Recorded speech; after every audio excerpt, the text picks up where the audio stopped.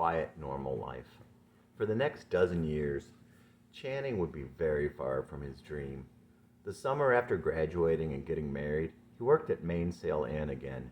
Not a good place for a young married person, especially one who drank and wasn't very grown up. It made for a rocky start to their marriage. Fortunately, he was hired by Chase Technologies near the end of the summer. He started working at CTI at Chase Park when the day and the month and both digits of the year were all the same, and even at the same hour.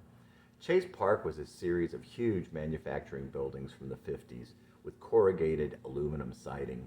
They were all pretty much filthy and fallen into disuse, except for the crappy office space in the front of each building and the few dirty remaining assembly lines. But it was a good place for him, and after a rough start, he felt like he fit in there. By Christmas, things had changed and their marriage was going pretty great. He bought Rachel a new car for Christmas, took her out to his mother's garage, and there it was, with a huge red bow he'd gotten from the dealer. They moved into a house the next summer and to another house on a quiet court 2 years later. They lived in their happy house on McKendree Place, where David was born in the October of the fourth year of their marriage, and Ashley was born on their fifth anniversary. They probably never should have moved from that neighborhood, but they would only stay there 5 years. They moved to a brand new house when Ashley was barely a year old. They would move from there just 2 years later to a house in a completely unfriendly neighborhood. They felt bad vibes from the moment they moved in and stayed only a few months. After that, they moved to another happy ranch on a quiet cul-de-sac. They lived in their house on Birchwood Court for another 5 years. Channing couldn't explain to people just how sweet his children were. He could always hear little David saying, "Gimme gown," when Channing left him in the high chair while he cleaned the kitchen. Or almost I did when you asked him a question about something and the answer was kinda no. Or the times when he was much older when Channing would ask him, "Is you is or is you ain't my boy?" "Is I is, Daddy, is I is." And he couldn't tell people all the ways that Rachel had stayed by him and made a happy home for their family. She was so sweet and giving, but also so much fun. The way Rachel liked to have a house full of people. The way she liked to go places and do things. The way she would smile when Channing would fill David's sippy cups with margaritas in the Mexican restaurant down the street so he could take some to go. Here in his place, I look to the clouds at night and my heart perks up. I feel the breath of God blow the hair across my face. Clouds flash the way that the sun lights just a piece of each wave. Like a hug on the inside, I find each star in its place. Halo round the moon, through the trees a lake of green. On the wind you hear a tune, something there but seldom seen. In the eyes of any child, the light of God shines through. God's love in my children, and I'm here in his place. Halo round the moon, through the trees a lake of green. On the wind you hear a tune, something there but seldom seen. I look to the clouds at night, and my heart perks up. I feel the breath of God blow the hair across my face. Channing Matthews. He wrote the chorus of Here in His Place after he had ridden his bike to Breckenridge one night when he was 16. He remembered still the look of the grass through the trees in the moonlight. It looked like a green lake. One night on their deck at their house on Birchwood, he was looking up at the glorious clouds sailing across the sky. As the moonlight hit them, just a part of the cloud would flash, just like a wave kissed by the sun. The night wind blew his bangs across his eyes. He could feel God all around. Chandler could feel God hugging him. He could feel the hug inside. Partly it came from the stars. He thought, it is amazing that he hangs the same millions of stars in the same place night after night for me. He is always out there, but we seldom see him because we seldom look. What a shame. Jim Morrison said that no eternal reward will forgive us now for wasting the dawn. Pretty right on for a pagan. As parents, God puts us here in his place. Think of it. What an amazing honor, privilege, and responsibility. We are here to show God to our children. We are here to show them his love. We are here in the place of their heavenly Father. No matter how much they screw up, their parents are God for them, and God Himself entrusts us with that great responsibility. They in turn show God to their parents through the love in their eyes. Channing's children had always been two little gods to him. In March, before Ashley turned a year, Channing was in the church service at Moordale Road Baptist Church with Rachel. They had been invited by the children's minister who had hired Rachel for the daycare. He had avoided going to a Baptist church. He joked that there would be snakes and rolling in the aisles. But it was not like that at all, and he could feel God calling him. Dear God, please take me. Please take all of me. I know that I committed myself to you only partially years ago. I understand why that could never work.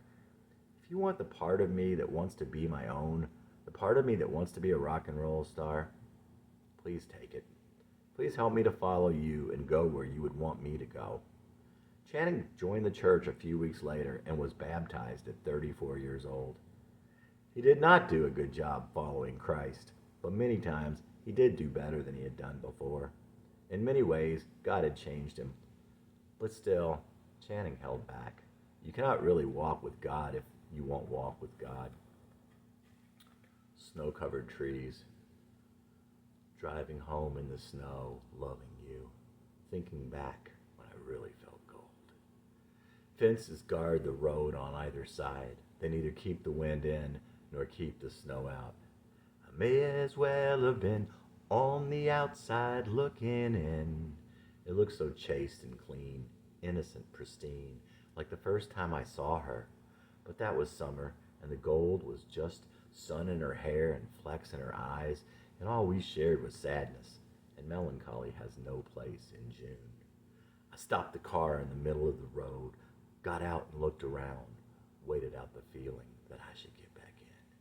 I turned around, looked down the road, and the crossroad was behind me, and I don't think I could find it going back. I know again, but can't choose when, some green side road will remind me of the road I didn't take and the sad, sweet youth I left behind me. I may as well have been on the outside looking in. Still I hang on as if my life depended to my past and being 12 and snow-covered trees that last only a day. Channing Matthews. Jesse had been an outsider his whole life. Even when others followed him, he was on the outside. He was sometimes like a poor waif out in the cold, looking through the frosted pane at the warm glow and happy people on the inside.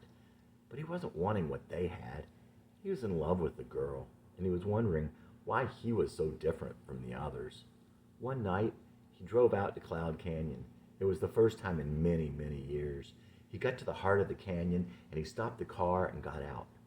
Immediately, he was driven to jump back in. You can't just stop in the middle of the road.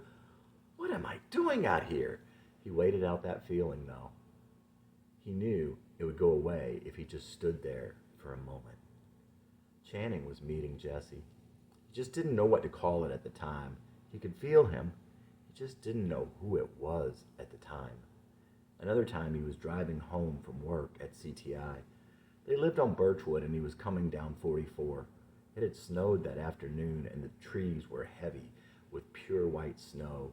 All the branches were covered and it was lovely. That's the only word for it. There were fences on both sides of the road and he was between them. The fences were moot as they could no more keep the snow off the road as they could trap the wind in. Channing was feeling so much love for Rachel, but also he was feeling how fleeting the moment was and how the snow would not be there on the branches in the morning. He felt that he was outside of his body, looking in at himself from the other side of the fences. Back where he used to be, he remembered how cold he felt. Channing thought of Carrie, how pure the memory, how clean and innocent the first time he saw her. He could picture the gold in her hair and the flecks and the gold and the flecks in her eyes, and he could remember how dazed he was. He also knew that they had a bond back then. It was sorrow. But sorrow doesn't have any place in children. It has to be hidden. Channing felt a great peace. He had so missed the sorrow of his youth and the loss of his innocence and the feeling that the path back was lost forever. No, he couldn't go find it, but one day he would, he would come upon it again. Chapter 61. Channing started a softball team made up of his peers at CTI. One of the best players was his friend at CTI. Phil played hockey and drank rum. He was somewhat of a man's man, but he was also like Channing in a lot of ways. Phil wouldn't have admitted it, but he knew he was. He thought his friend liked his freedom of spirit, but was a little afraid to open up. But anyway, they were able to talk about things that are difficult to talk about with some others. Channing was always one of the best hitters, probably had the best slugging percentage each of the years they played. He played third base. It was the only position that he could play passably. He threw the ball really hard, and he liked the hard hit balls that came to third. He was a pretty crappy fielder, though, and his arm was like a loose cannon at times. Phil would often play first because he was the only one who wasn't afraid of Channing's throws. The last season they played in a fall league. They were told it was a D league, but it was really an open league, as many fall leagues are. Some of the teams were like B teams. Anyway, all the other teams ate up Channing's team. Channing's team got run ruled, aka also known as mercy ruled, every game. But for the first half of the season, Channing hit the heck out of the ball. At that time, he was like slugging 900 and batting around 600. Channing and Phil would go to Forest Hills to a Mexican restaurant and drink margaritas after every game. But in the middle of the season, they had a brilliant idea. One day, one of them had to go somewhere after the game, so they decided to drink margaritas before the game. An amazing thing happened. Channing was now God's own third baseman and a fearless man that game. He stood about halfway up the line and gobbled up everything they would hit, and his throws were pretty accurate, but he also went 0 for 4. They decided that was so fun. They went for margaritas before the next game. Same thing happened to him at that game. And then they went for more margaritas after the game. That was the brilliant idea. They drink before and after the game. One night at the restaurant after the game, while Phil went to get his car, Channing peed in the bushes right in front of a giant plate glass window. From the outside, the way the light was, you couldn't see in. They got pretty drunk those last few games. They would flirt with a waitress named Marnie. There was a misprint on her name badge. It said Marine. Or was it the other way around? Anyway, they always called her Marnie. One night after the game, they were already wasted. Channing went over and sat in the opponent's bleachers next to some cute girl who was watching the next game. Phil came up and hit the bleacher with his bat. He was in a hurry to go over to the restaurant and drink more Ritas. The mean-looking lesbian chick next to the cute girl was already pissed. Channing thought she was going to beat them both up. He told her sorry, and they skedaddled. The long and short of it, other than he should have been arrested for drunk driving, and other than his obnoxious behavior unbecoming a Christian or anyone else for that matter, is that he didn't get a single hit the whole second half of the season. Not one. But he sure liked playing third base in his last season. Channing worked for Chase Technologies for most of that time, the better part of 12 years. He would be there until his 39th birthday. Most people thought he looked to be in his 20s, and emotionally he was still 12. Rick once said he stopped changing mentally when he was 20. Well, at least you're an adult. 3 years prior, Channing got a new manager after his previous boss went out on maternity leave. The new manager was 24 years old. At CTI, they prided themselves on identifying people with high potential and giving them challenging positions that are sometimes over their heads. They call them stretch assignments. At that time also, they were bringing in a lot of folks from the military. Things went well at first, but her priorities were in other areas, and she seemed increasingly arbitrary to Channing. Let's just say that they saw some things differently and some friction was growing. A time came when Channing asked her if he could send a certain email to one of their clients in another department, who was also a compensation analyst for their department. Basically, Channing was saying that the client was repeatedly sending them on wild goose chases and was mistaken in her thinking. His manager said it was fine. Whether she had read the email and after the fact decided to distance herself from it, or if she had not wanted to be bothered with reading it and just said fine, he'd never know. Anyway, he found himself in trouble for embarrassing one of their clients, a client who set salary metrics for their department, one who had been good to them over the years. His boss and he discussed the matter through email, and the email started breaking down. He finally sent her an email informing her that I cannot work for someone I can't trust. He arrived the following Monday to a note on his terminal to see their HR representative. His access had been suspended. The HR lady told him to take off the next few days and to come in to see their CIO at 10 on the next Thursday. Channing was devastated and drove straight to see Rachel at the daycare to tell her what had happened. The thought of telling her was horrible. He went through the details as best he could. It's okay, Channing. She hugged him, and he could feel her support. She had always been his anchor. God sent her to save his life and to save his soul, and she had been there for him ever since the day they met. He spent the days doing work around the house and errands till the appointed day came. It seemed like it would never come, but on the other hand, he didn't ever want it to come. He drove the 30 minutes to meet his doom. It was strange heading to work that time of day with everyone else already there. Obviously, he was going to get fired. That is what happens when you can't get along with your boss and do something inappropriate. He had been dreading it, and it was a huge shadow over his days and nights. He thought of it as the worst thing that could happen, at least the worst thing he could bring on his family at the time. Bringing home a good income seemed to be the only thing he could do right anyway. As Channing approached Chase Park, he turned the radio on. Charles Stanley was preaching. You'd have to be able to hear Charles Stanley preaching with his stately southern drawl to hear it the way that Channing heard it that morning. Sometimes God will put something in your way, and he will not remove it until you learn the lesson he wants you to learn. At that moment, instantly, Channing felt a huge relief.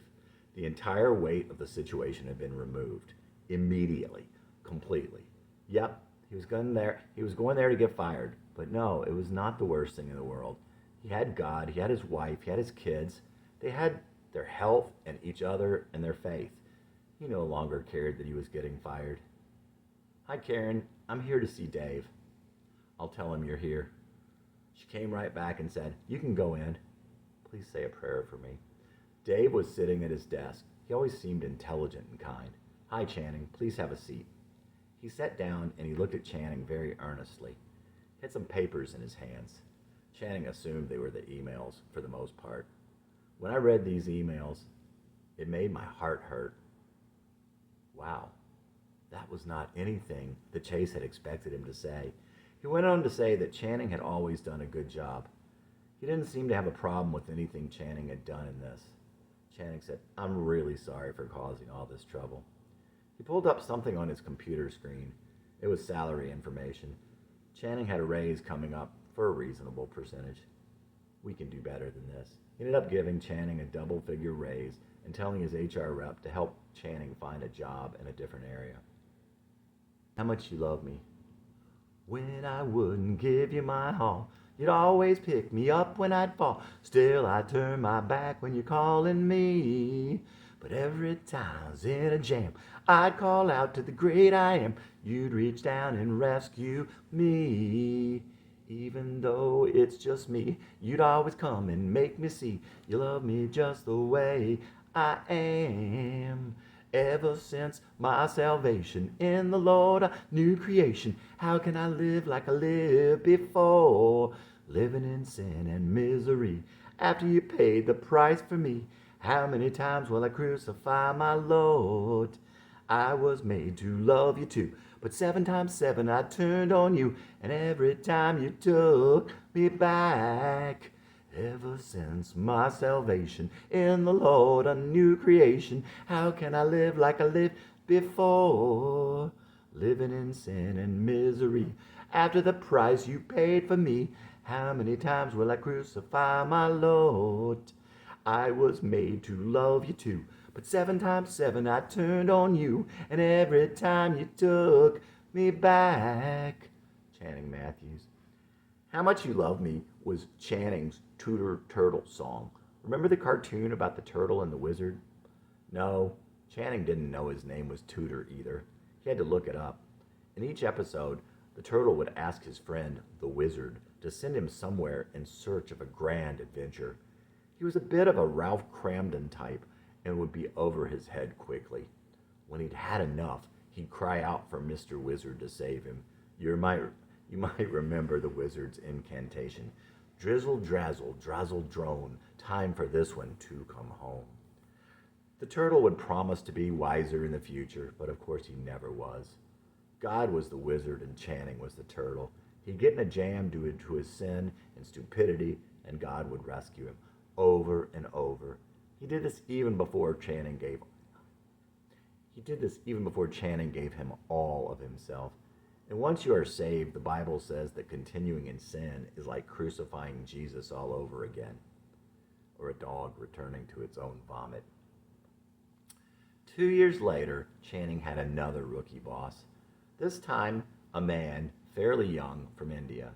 Again, he didn't seem to have the background, but in this case, he also lacked the aptitude. Things he wanted were often unnecessary, unwarranted, or random. He didn't understand IT. He didn't like or understand people. After he left, others also left, and eventually he was demoted. Anyway, they started to butt heads. Channing even yelled at him in his office one day, with the door open to all the others on the floor. Obviously, Channing was still refusing to be a grown-up and risking his job again. Channing's favorite sounds in the world were his kids laughing, Rachel laughing, the kids' voices, and music. That Valentine's Day, Ashley left a message on his answering machine at work. Daddy, it's Valentine's Day. Would you please come home? Pretty please come home. It was beautiful and heartbreaking. It wasn't long after that Channing left CTI. One day he went to pick up something off the shared printer. His boss had left a document on the printer with information about him all over it. Things he had done wrong, details of discussions he had had with others in the department and other managers about him and his performance. He was trying to fire Channing. Channing went to the HR lady himself, gave her a copy of the document from the printer, and told her everything. He had a book of emails from clients who loved him, documents from successful projects of his, and awards he had recently received from his clients. The people in that area had really rallied around him, but he felt like the damage had been done. Even though I know I'm doing a good job in this position, clearly the problem, or at least some of it, is me.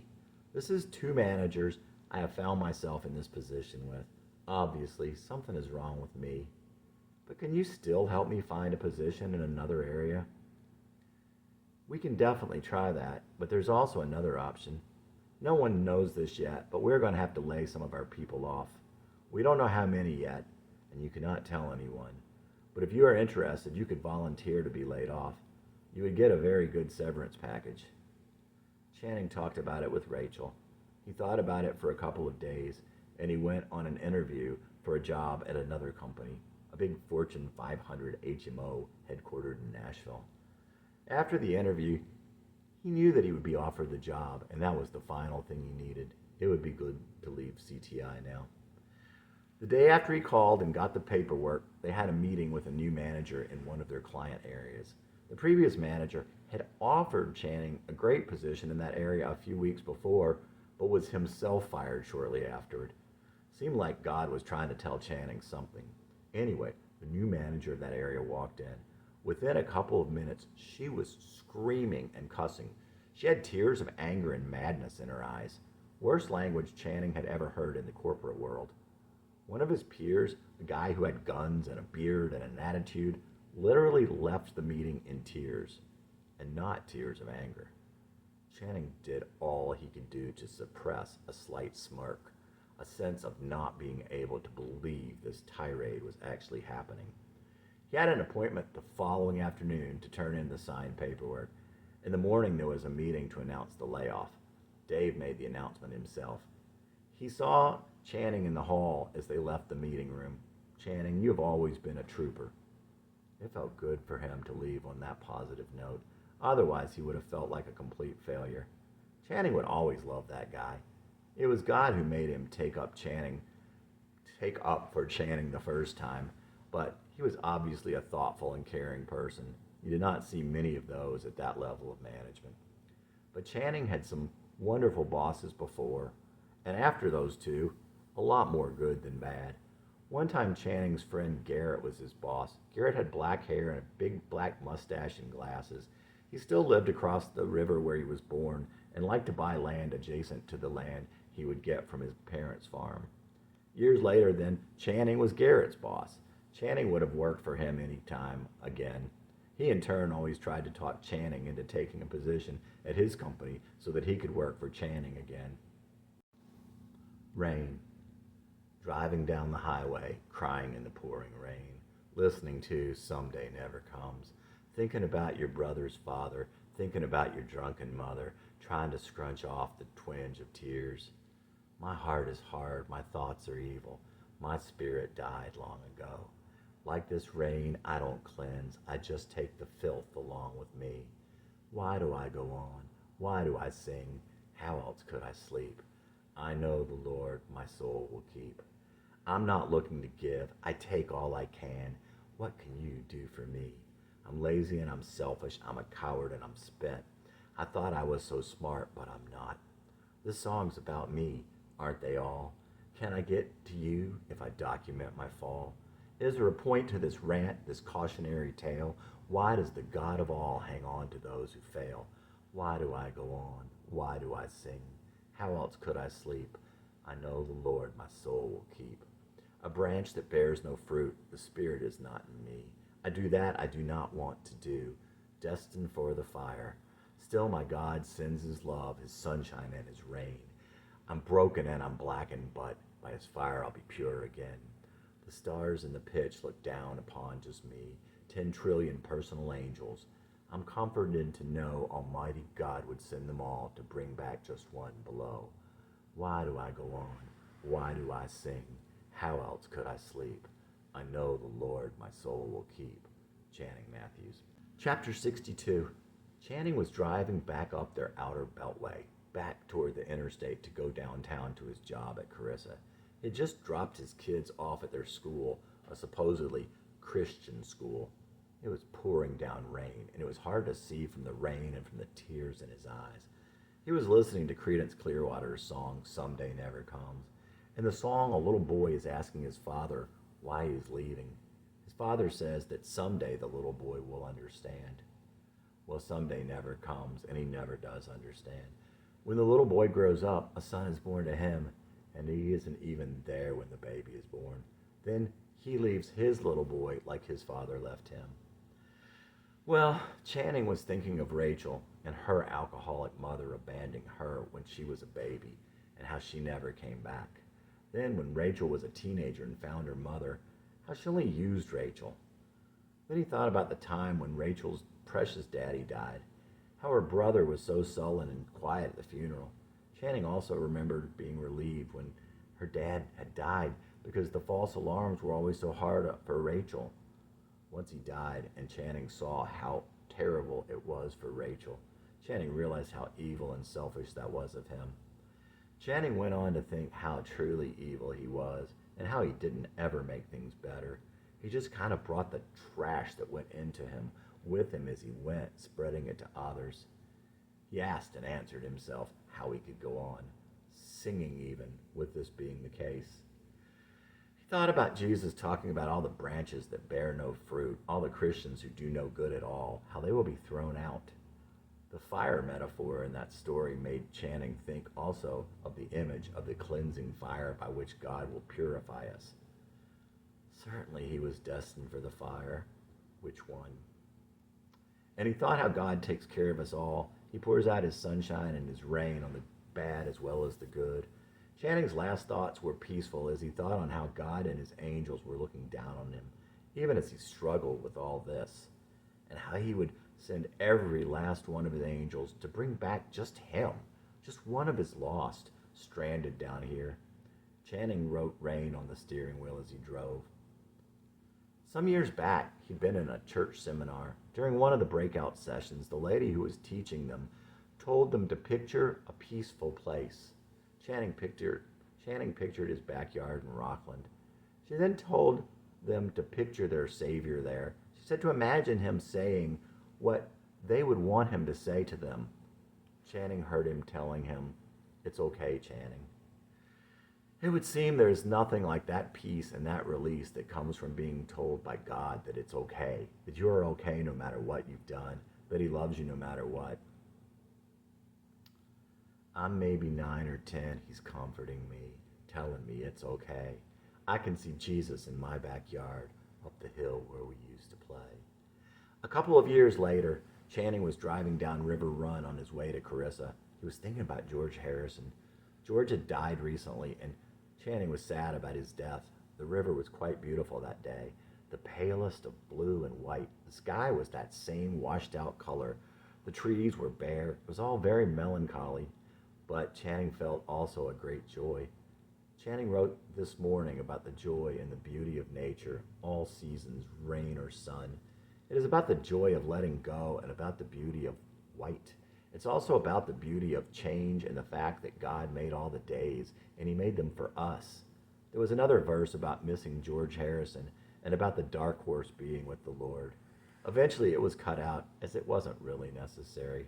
This morning the sky is the same as the river. There is no line, white, blue, more white than blue. The sky, the fog, and the river too. Everything is wet except for me. I breathe through my skin like a salamander. I love the sun, but I love the water more. I love the moist great day, and I love our Lord. This is the day the Lord has made. This morning the trees don't look the same. They don't mourn the leaves they could not keep. Skeleton shadows dance on the breeze, on this sky, on this day. This morning the sky is the same as the river. There is no line, white, blue, more white than blue. The sky, the fog, and the river too. Everything is wet except for me. I breathe through my skin like a salamander. I love the sun, but I love the water more. I love the most great day, and I love our Lord. This is the day the Lord has made. Channing Matthews. Channing's journal. Emmanuel means God with us. That is the very definition of Christianity. That's it. If someone tells you they cannot define Christianity for you, or it would take a long time, then they don't have the truth. The gospel, the good news, is love. That's all. The love of God for us in spite of everything is grace. The only saving response that we can give is to love God and love to others. Jesus left us only one command, for us to love unconditionally. This is his command: love each other. John 15:17. God does not like to suspend, Channing's journal. Emmanuel means God with us. That is the very definition of Christianity. That's it. If someone tells you that they cannot define Christianity for you, or it would take a long time, then they don't have the truth. The gospel, the good news, is love. That's all. The love of God for us in spite of everything is grace. The only saving response we can give is love to God and love to others. Jesus left us only one command, for us to love unconditionally. This is his command: love each other. John 15:17. God does not like to suspend his own laws of nature. He'd rather work within the system he created behind the scenes, which is equally miraculous and equally powerful. But he has been known to suspend the laws of nature on rare occasions. However, when it happens, most people would not even believe their own senses. There is an amazing drive to rationalize the miraculous after the fact. The thing that I don't get is this: if God can change me when I cannot change myself, nor could anyone or any power on earth change me. How could anything be more miraculous, more awesome, or more powerful? If you don't believe in God, no idiot like me, and certainly no apologist, is going to lead you to such a belief. That people spend their lives trying to prove God to others, while God himself is right there for the others to see with their own eyes, is ridiculous. If you want to know if God is there, ask him. God, I don't see you. Why should I believe in you when I don't see you? Show yourself to me. I believe with all my heart, mind, and soul that God will never let such a prayer go unanswered to those who truly seek him, ever. I do not know if creationists are apologists. If they are, then they are much misguided as to why people avoid God. If they are not, they seem to be misguided as to what Christ has commanded us. It is possible that many outside the church do not believe that God created everything. But I believe two things. First, that belief is not the major obstacle to them turning to Christ as their Savior. Second, that Christ did not ask that they repent of their scientific views and follow him. He asked that they turn away from the way they live and follow him. I consider creation science ridiculous and misguided. It is neither Christian nor is it science. Furthermore, I would question anyone who spends all their time and energies on creationism engaging in elaborate guessing games like trying to define what was on the ark. These people have created simplistic and fantastical facts between the lines of the Bible. They started by overinterpreting what was written.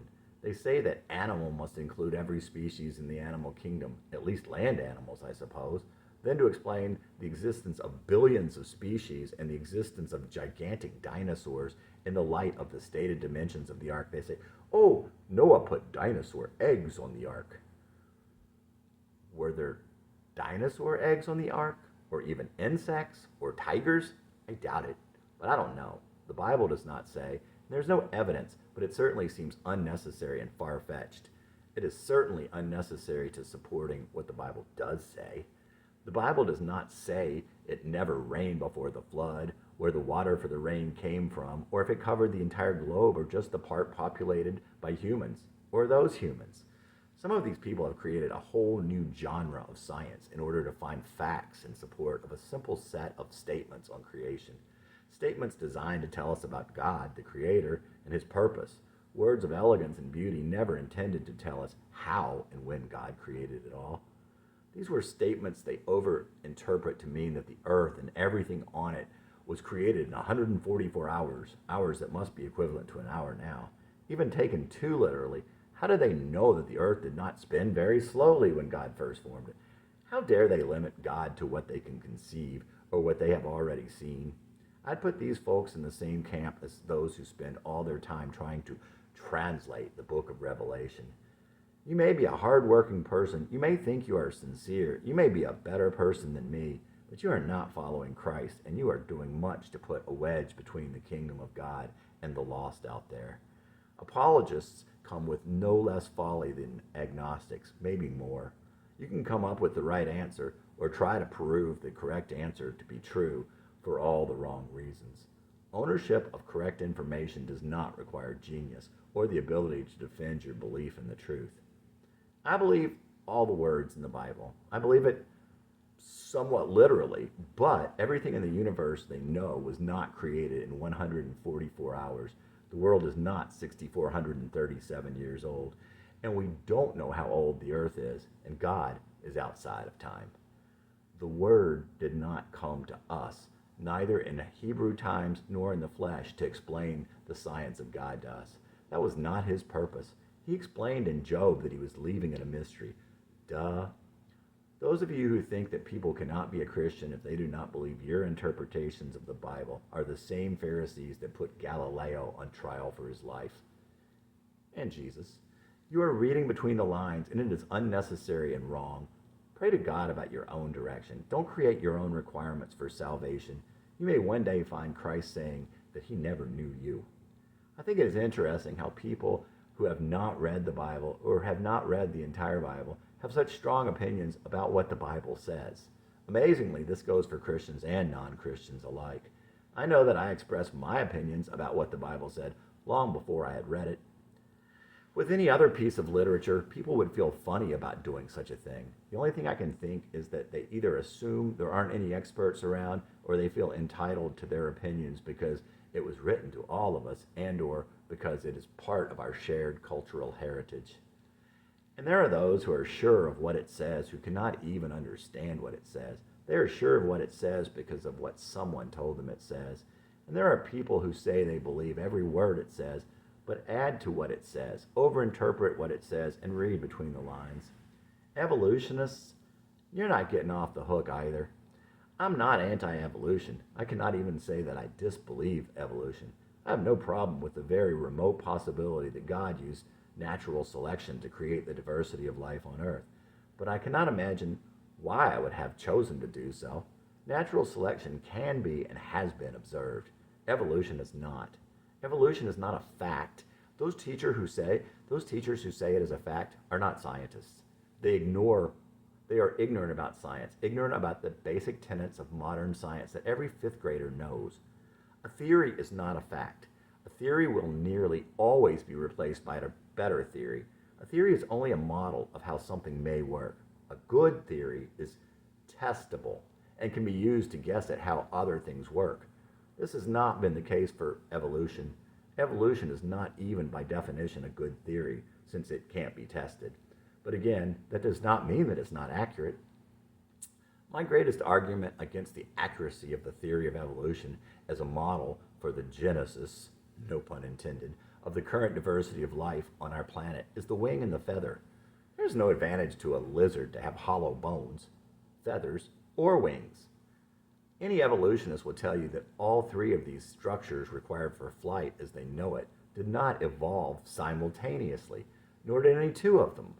The mutants that would have had exhibited the progenitors of such structures would have found themselves eaten long before reaching the age of reproduction.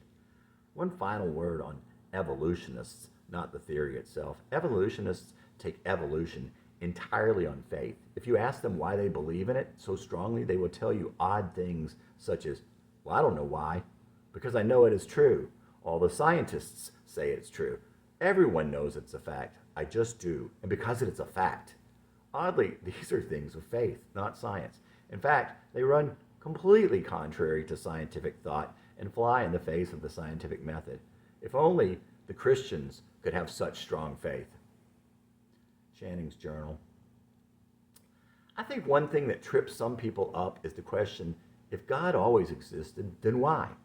But how is that different from the idea that the reality they see or some other precursor to this reality always existed? Any answers to these questions presuppose other things for which they have no answer. For this reason, it is folly to think the mind of man and the facts they have been given or those they can deduce for themselves are sufficient to understand the mind of God, or to think that God should explain himself in the words he has given us, or to give us the insight that we would need to be able to read between the lines in the Bible, creating other facts that simply have no right to produce. So, who or what created God? And if God always existed, then why? As Rachel has taught me to ask myself, why do I care? In other words, why is it important to you? And as is almost always the case, the answer is, it's not important. I know that God created us, and I believe that God always existed, and that therefore nothing created God. But I do not see how that concerns us or why it matters. To hinge faith and salvation on a doctrine of mechanics and timelines, and not on a relationship with and obedience to God, is the ultimate heresy. If God exists, but his existence cannot make a change for the better in your life, then the fact is moot. Only if God can make a change in the heart of man is God's existence of any consequence to that man. And the gospel of Christ is that God comes to do just that. But you have to be moved. How can someone tell you that something can change your heart and the belief remain in you for any time unless indeed your heart is changed? I can feel God. God moves me from within and shows himself to me from without. God's my only hope, and ultimately, I see no other hope in this world for anyone else. You're born, you die. These are things that the world is dying to hear. If someone loves this world and they cannot see that they are without hope, they will not seek God. They will not even want the message. God is, God is my God. God loves me and is completely and utterly good. The gospel is God's plan to reconcile our hearts to Him. Now, don't get me wrong here. I cannot stand it when people say, oh, they're going to hell because they're not Christians. Jesus said He came not to heal the well. I'm sick. God came to heal people like me. But there are, God says there's no one good, but there are good people out there, and there are people that may be talking to God, even though they don't know of our Jesus, of our God. So, like, for anyone to judge someone else and say, oh, they don't know, that's ridiculous. But salvation comes in the heart and not through the head. No, we are not saved by the good things we do. We are saved through God's grace, but we must accept His grace through our response, and our response must be love. Love is an action verb in the gospel. Those things I know. I know no others. I believe the Bible, and I believe it rather literally, but there is much that can only be understood by the individual through their heart and with time. Prove these? How could anyone possibly so much as even try? I cannot even answer the simple questions such as, if God always existed, then why? Such questions take my brain into unformed circuits where thoughts flow unseen by my conscience, and the answer returned is null. Channing's journal. I think part of the problem with our faith and our Christianity is that it is too easy for us. When I hear Christians whining about prejudice against Christians in America, I find it mind-boggling. Yes, things have changed, but for years, Christians have been in the majority, and all the prejudice has been against others. And when you look at places in the world and the early Christians, the ones that had the hard time, that all the prejudice against, they were the good ones. Something related is the Merry Christmas controversy. I have no problem with people stopping their employees from saying Merry Christmas to strangers who are customers in their stores. That certainly doesn't bother me. It should not bother Christians. Restrictions on Christianity shouldn't bother us at all. For one thing, true Christianity only thrives under adversity. The thing that does bother me is when Christians themselves, as part of the greater society, get embroiled in tying Christmas to rampant commercialism and consumerism. The Christmas season starting before Halloween, Christmas this and Christmas that, all the things that make it less special, all the things that take us away from what it means to us. I remember you. Chapter 63. Before they left their house on Birchwood, before Channing left CTI, he would sometimes be reminded of his past, of who he used to be, of the dreams that used to define him. One emissary of the past, his ghost of Christmas past, was not even a real person. It was his cartoon hero from Rockland, Kimba. Kimba the little white lion. Kimba the little Christ-like figure. Channing wondered what made him think of Kimba at that time, but in any event, he did. He searched the internet and found other folks who remembered the white lion. To Channing's great excitement, he also found that he could get videos. Channing began to go back in his mind. He started to think, wow, that part of me had been dead. And that somehow he may have needed some of that part of himself. These thoughts were mostly wrapped up around Kimba at that point. He wrote down his chaotic thoughts at the time. Reading them later, he realized something he hadn't before. When Channing was tired, Jesse became stronger. He was not as able to hold him down. Channing's journal. I remember the bluest skies in the entire world, and the breezes and the beautiful cool. I just floated up to heaven. It was magic. I was 8 or 10. I remember a Massachusetts day in very early autumn with the wind in the trees, the cool of the afternoon in the garden. Was there loss even then? But Kimba came, and I knew there was more, so much that I would not or could not be. I left it all behind. I tried to hold on so hard to the shadow that is loss, each time squeezing, as if I held it long enough I could see it and remember what it was. The feeling never lasted more than a few seconds, and then was gone. Hard to remember the feel of that feeling while searching my brain. It's like looking for a shadow with a flashlight. But I was weak and came to see myself not cute. Years went by and my life went from bad to worse. 12 was hell, but it would even get worse. Soon my soul felt it to be a ghetto, and then probably it was. I turned bad and then worse. I entered adulthood late, and eventually, I suppose, the fire went out. In church, I finally knew I could let God have all of me. I asked Jesus to take it all. I never wanted to give up me, but finally could. But that was not the fire I feared I'd lose. The fire was out. God wanted all of me to put the fire back in. I came more and more to trust in God, but still could get only so far. My will still in the way. Then God showed me Kimba again. Even though we cannot be good without God, your righteousness is as filthy rags. God could show us what goodness would look like and let us know he could take us there.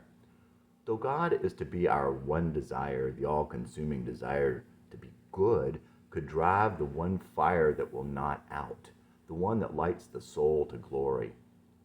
I know what I want to be. I've got it. Now I understand. When I first watched Kimba, that was the time I first knew the pain of knowing what I could be. Channing's journal.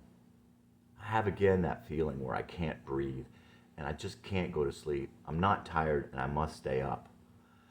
I know now how to describe it. It's like time is passing me by. It's like I'm getting old, even though I used to feel the same thing when I was 20.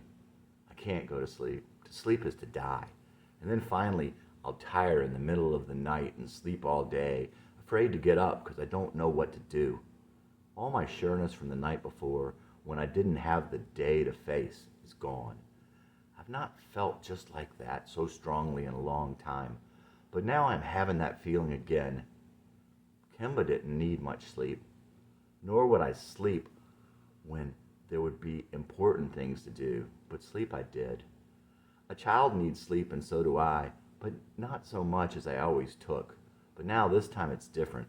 The day doesn't scare me, even though I still don't know what to do. Yes, I have my wife and kids and a purpose, but more than that, I have God and my trust in him. And now, he has brought Kimba back to me, now that I can understand and trust God to help me get there. Now that I know what I really want, and what's most important to me about Kimba, what I could be. It's been so long since I have gone out at night and looked at the stars. Lord God, thank you for bringing me back from the dead. My spirit is reborn and stronger than it ever was. Lord God, I love you. Amen. Channing's journal. I can't sleep again. It's 11 p.m. and I'm so wide awake. My God, that Channing is back. No longer just my songs and some scars. The me I used to know is back. God, how I desperately wanted to be Kimba. My God, how I had forgotten. How desperately again I want to be Kimba. But now I am not desperate. Now I know you more. I have your word. I have asked Jesus in and given all to him. Now I know I can be. Lord, I know you're leading me. People will think I'm insane. But Lord God, I know you were leading me then, even though I was a coward, and even when I was bad. You brought Kimba to me when I was 8 or 9. I strayed, came back to you, and you brought Kimba back again. God, how I desperately wanted to be him. My God, how I had forgotten. I look out on the snow and the wet road in front of my comfortable house, feel the quiet, the awakeness, the emptiness of the nothing I do, the fullness of my 2 wonderful children and my perfect wife. This only makes me lazy. Selfish existence hurt even more. Sometimes too warm, too safe, too protected, I can't breathe. I feel smothered and somehow sick. It is a family feeling and lonely and weak. It is as though I'm dying and wasting my life, of no value, wanting what I could be, lazy, turning to mush and evil. Maybe it is from the loss of my home when I was with God in perfect innocence, the unspoiled beauty of complete cuteness, love, and self-unawareness. But even then, perhaps, I had not tasted courage and self-sacrifice. And Kimba, all of these, complete, perfect bravery, Yet so cute, that voice, those eyes, that little body, often hurt and winning against such giant foes. So funny how he was cuter and more appealing when he was hurt or when he was sad and self-doubting. My self-doubting was never appealing, never cute. I was often afraid to be brave for fear I'd be hit in the face and even be uglier. His self-sacrificing bravery always multiplied his appeal. So ironic. I want to be cute like that. I guess Jesus wasn't? And perfect and pure, I know Jesus was. Jesus put on this earth. God in a ruined world could not be cuteness and light. Innocent, yes, in his perfect goodness, but innocence in the other sense would have doomed us all. Heaven forbade. And so we will be remade. Our courage and selflessness, we came here to get in the midst of pure evil props. Once attained in this ugly crucible we'll leave behind, we'll be given perfect bodies and perfect hearts and innocence, again reborn as Kimba, cute and good and innocent, but now with Kimba's brave and serving heart. I must not continue to do wrong and keep the Holy Spirit from turning me into Kimba. I'll think before every little sin that this could keep me from going home to innocence again. The cute that has escaped me and my goodness I've searched for. Pray, God made me selfless. God make me selfless. Pray, God make me selfless and give me the courage I've been lacking. I know what's been missing in my life, and it's not being a rock and roll star. I know what death I died when my fire turned cold. It's not my meaningless job, not just my trivial pursuit of material things. It's not a girl I left behind, not just my lazy ways or cruel mind. My heart is harder now, but it was never soft, and I quit feeling those moments of loss. But even then, I never got close. I know what's been missing in these past years. It's Kimba. It's me wanting to be Kimba. Sometimes I thought I wanted to be a girl. I often want to be a man. Sometimes a little girl, a child better than I am. But no, I want to be that little white lion cub. I want so badly to be that cute. But I would never know. So self-unaware, so innocent, so brave, selfless, giving, loving, so strong, so wise with all that innocence. I want to be Kimba. In God, all things are possible, and so I will be. I will be in the world to come, but I must start now. He was born that way, but I must make my way there, and then I will be reborn that way. It's all so much. Please, Lord, help me be a little more like him every day. Please help me follow through. I've never followed through before in my life, but then again, I've never trusted you to help me to follow through before. Allow me to go to sleep instead of thinking about it all night, knowing I will wake up still thinking it, following through instead of lazily fearing life. The cute and good are so wonderful to see, such a joy, and it's such a gift that Kimber brings to me. To see him, to feel for him in my heart, to be with him in my soul, to be his friend in my mind.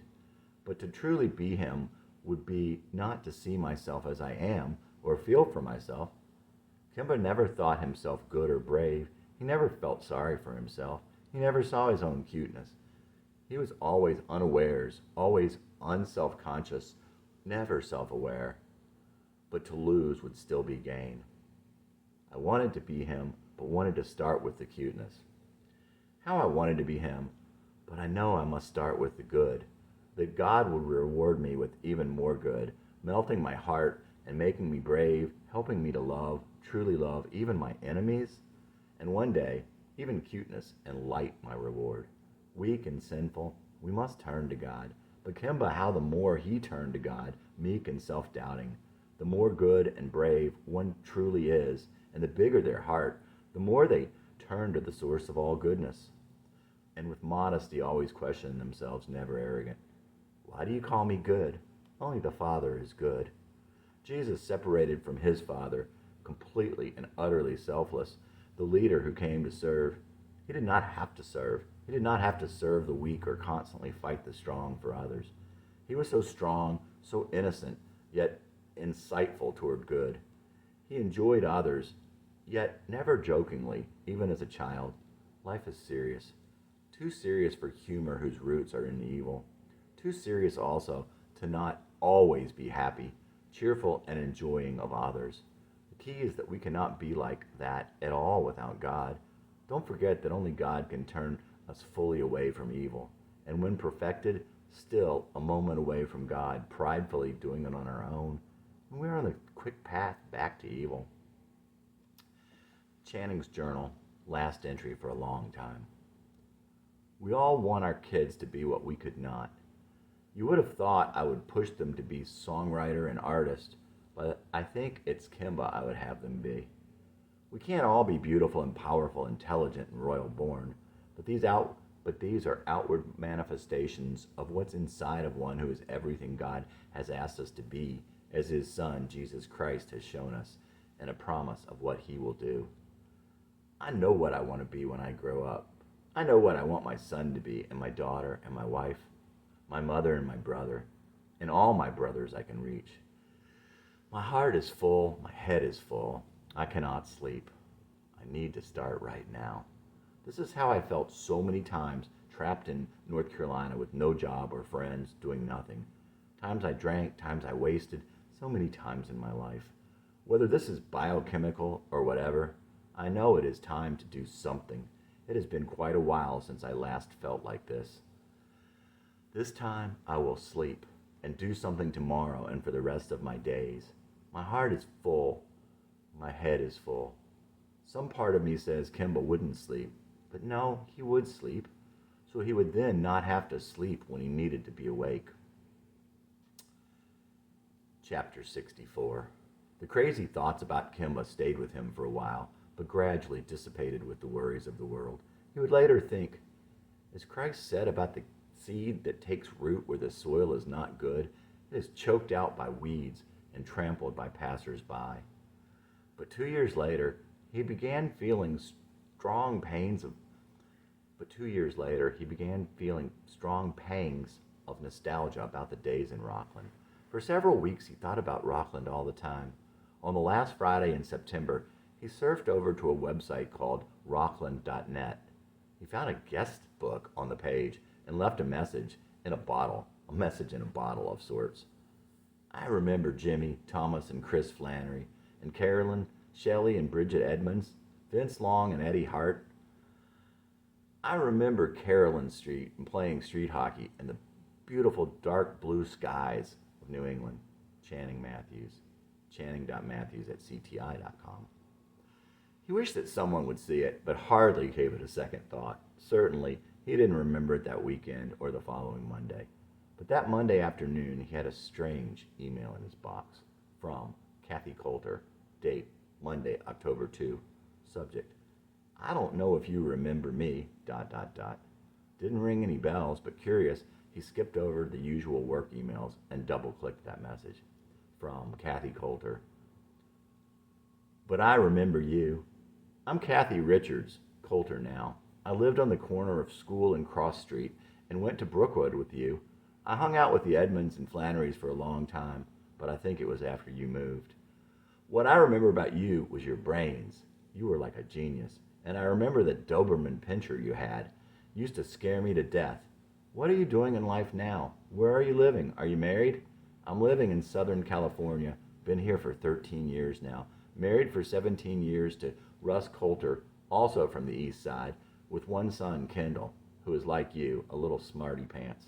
He's in the GATE program, Gifted and Talented Education. He's 8 years old and can't help but tease me all the time about the fact that his IQ is 137 and mine is only 134. Smart ass. I work part-time as a legal clerk for a large law firm and own my own photography business, which is my primary job, but the law office keeps me insured, health, dental, etc. I'd love to hear from you. By the way, I got your email address off the rockland.net site. Email me, Kathy Richards Coulter. No, he could not say that he did remember Kathy at first, but the excitement and twinges of longing for those days were almost unbearable. He could not type fast enough. From Channing Matthews. Monday, 3 p.m. Neat. I didn't have a Doberman, but I remember a boxer on the street. I think the people's name was Bagwell. Maybe the people that moved in after we left had the Doberman. We lived on 124 Carolyn Street, on the corner also, right at the bottom of the hill. Guess you walked by our old house to get to everyone else's. I remember Carolyn had a friend named Megan, but I don't remember her last name. I remember going to a Halloween party at her house, and I was the only boy there. I don't know my IQ, but I do know that 134 is up there, so you must be a genius also. I'm so glad my son, he's 8 also, isn't like me. I don't think I ever had a teacher that liked me, was always in trouble, and probably everybody thought I was a little smarty pants. The first part never did change. Anyway, Brandon's smart, but he's also sweet and gets along with everyone. Even teachers like him. I loved Rockland and have fond memories. Everything I see and hear now sounds like it isn't the best of places. Don't know if it went downhill or I just never noticed. A lot of it was pretty, and I really liked the people I knew as a kid. Everyone was nice. I work for CTI and Systems. Been married for 12 years. I'd rather be in music. I write songs and play guitar. Too bad I don't have any talent.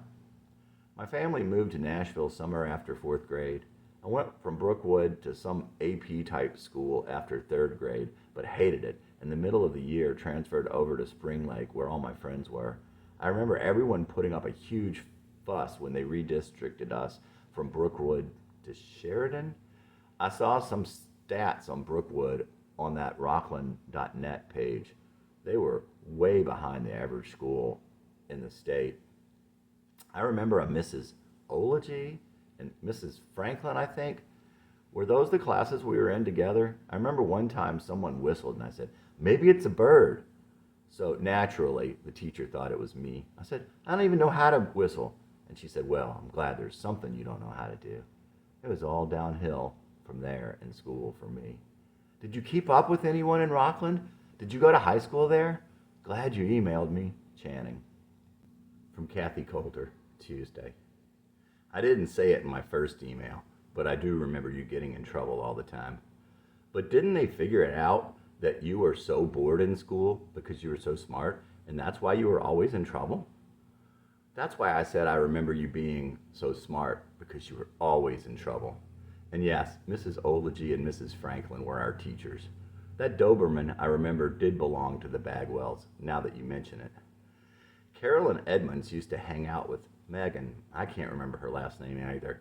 And I hung out with them sometimes too, but more later in the years around high school. Do you ever go back to Massachusetts to visit? I was back there twice this summer. Once as a family vacation, and then I went back again in late August for my 20-year high school reunion. I did go to Rockland High. When we graduated with about 1,500 kids, but only 75 showed up for the union, which was very different than the 15-year reunion where about 600 came. The 15-year was a blast. The 20-year would have been awesome if more people showed up. It was held down on the Cape at a very expensive resort, so most people didn't bother going. I flew out there and shared a room at the resort with a few friends, and we had a really good time. The Cape is still beautiful. Rockland, on the other hand, has gone so far downhill, it's frightening to drive through. They keep working on fixing it up, but it's still a scary place to be. I saw Jeffrey Reynolds, remember him, and Carolyn Edmonds at the 15-year reunion, and they were living together in a house in the old neighborhood right at the end of Cross Street. Jeffrey had always had a big crush on Carolyn, and I guess his persistence paid off. They're together now, or at least they were 5 years ago. Donnie Cranston, do you remember him? He lived on the corner of Michael Street and Cross Street. He was my best friend when we were really, really young. He's married with a couple of kids, and I believe he is into construction, like his dad was. His dad died about 10 years ago. He just collapsed on the sidewalk and died. Teresa Cranston got sick of being called fat, went on a diet, grew her hair long, and last I saw her, about 10 years ago, was absolutely beautiful. I guess all our teasing paid off for her. It's great to hear from you. If you have any pictures, email me one. Actually, I'm going to attach to this email a picture of Kendall and a picture of my husband and me, but it's about 2 years old. I've straightened my hair since then. I'd love to see what you look like now. Kathy. His house was on the corner of Carolyn Street and Michael Street. School Street was up the short hill from his house. Jesse's mom would often tell him it was a dangerous road. It wasn't really very busy, but was the main road to those neighborhoods with a curve and a 45-mile-per-hour speed limit. He wasn't supposed to be on it, but how else was he to get to the Blackberry Patch, the fields north of School Street, and Sutter's Pond, where he also wasn't allowed? Cross Street was the road that ran parallel to Michael's Street. Cross Street Woods had a little woods on one end that was always quiet and peaceful, and no one ever went there but Jesse. From Channing Matthews, Tuesday, 4 p.m. Wow, neat. Thanks for the excuses. I need some excuses for current behavior also. I've been dying to go back. I was going to go when I was 18, but never followed through. Been wanting to go for a vacation the last few years, but keep caving and going to the Gulf. In addition to David, I have a daughter, Ashley, who is 5. I know they would both love it, and kids always like to know about when you were a kid. Funny thing, I've been emailing my best friend from college days, and he lives in San Diego now. I also have been emailing with a friend that I went to school with from 6th through graduation, who also lives in Southern California. I hadn't talked to her in 20 years. Kind of coincidental. That's terrible about Rockland. Is our neighborhood the same as it was, or did it go downhill also? I talked to some guy one time from Massachusetts who told me everyone he knew from Rockland was a pimp or a bookie. I remember Donnie and Teresa because they were almost catty-cornered with us. She was a lot younger, I thought, and I can remember her being pudgy. I remember trying to fly a kite with Donnie one time, but didn't know him very well. Can't remember who he hung out with then. I don't remember Jeffrey Reynolds. I hope Carolyn is doing well. She was my best friend when we were like 5 and 6 and 7. I'd have to try and look up Carolyn and the Flannerys if I am able. I'd have to try and look up Carolyn and the Flannerys if I am ever able to get up there. You and your husband look like a lot of fun. You have to look us up if you are ever in the Midwest. What does your husband do? Photography is a great thing to be into. I wish I did something more creative, but you can always change, right? You look great. I think your hair would be even better straight. Kendall looks like he is 10. Here is a very old picture of my kids. I promised several long-distance friends that I would scan something new in or get some digital ones. I have one of me also, but have none of my wife scanned in. Need to fix that also. Thanks so much for emailing me, Channing. From Kathy, Friday. Thanks for the picture. Thanks for the pictures. Your kids are very cute. My husband, Russ, owns his own graphics company. He's a graphic artist, and then we both own the photography company together. It's a fun business. What could be better than to take fun action pictures of kids all day? We have a website, but we're ashamed of it. A friend of ours, a computer geek, put it together for us, and we need to fix it and put some of our new products on there. There's one of Kendall on the site. You'll see it. What do you and your wife do? I don't know if you told me about you. I can't remember. It must be age. But I know you didn't tell me about your wife. When I go back to Massachusetts, we usually try to go once a year because all our families are still back there. I always check out the old neighborhood. And to drive through it, it's still the same, just a little rundown. But do you remember how huge State Street seemed to be? It seems so small now. I can remember not being allowed to cross that street until I was a little older, and now it's funny to look at. Do you remember Cardinal Rainy Hill on State Street? Boy, does it look different. It looks so small. I can remember sledding down Michael Street right by your house. The good old days, huh? You got to go back sometime. The Cape is absolutely beautiful, and Boston is a blast to walk around for the day. The kids would love it, seeing all that history, going to the top of the Hancock building, etc. Kendall had a blast. It's a great vacation. And if you go back in the summer, stay at the Ocean Edge Resort on the Cape for a couple of nights. There's a lot for the kids to do there. You have several pools, tennis courts. It's right on the beach, several restaurants, a gym, etc. That's where the 20-year reunion was held. It's so neat that you've been chatting with old friends. I've been doing a lot of the same. I found some old friends on classmates.com. That's a fun site. Check it out. Well, I better get to work right now. Got lots to do. Have a great weekend and keep the emails coming. This is fun. From Channing. Friday, 11 a.m. This is harder than I thought. I missed it so much when we left, but with time everything fades a little. Definitely all coming back now. That's great about your business. I think my friend in San Diego needs a graphic artist, but if you all are too busy, you might not need the business. He's taking his business, a really successful computer supply company, to the web, and I've been giving him the occasional advice. I work in info technology for Chase Technologies. Not a gearhead, though. My wife is director of a large church daycare, our church actually. Her job actually brought us to the church. It's an unbelievably hard but rewarding job. Always puts my job in perspective. I always hope she'll stop working for a while and maybe sometime start a business from home. Of course, I always wish that I could afford and was good enough to leave my job and get into music. I play guitar and write songs. I have to go back to the old neighborhood. I have pretty vivid memories and still miss it and the kids and a whole lot of stuff from Rockland and New England. After talking to you, I would get in the car and go now if I could. I remember going and exploring. I remember a big field with nothing but power lines and catwalks. Seems like it was behind Michael's Street. I remember it had 3 creeks running through it, and back then was a long way from one side to the other. And there was a woods at the back of the neighborhood and one on the side. I think maybe the last time Carolyn and I hung out was when I dragged her way back there, and she probably wanted to turn around and I didn't. I kept going and she wouldn't, and she went home. I definitely remember the sledding. That always got everyone out, and street hockey.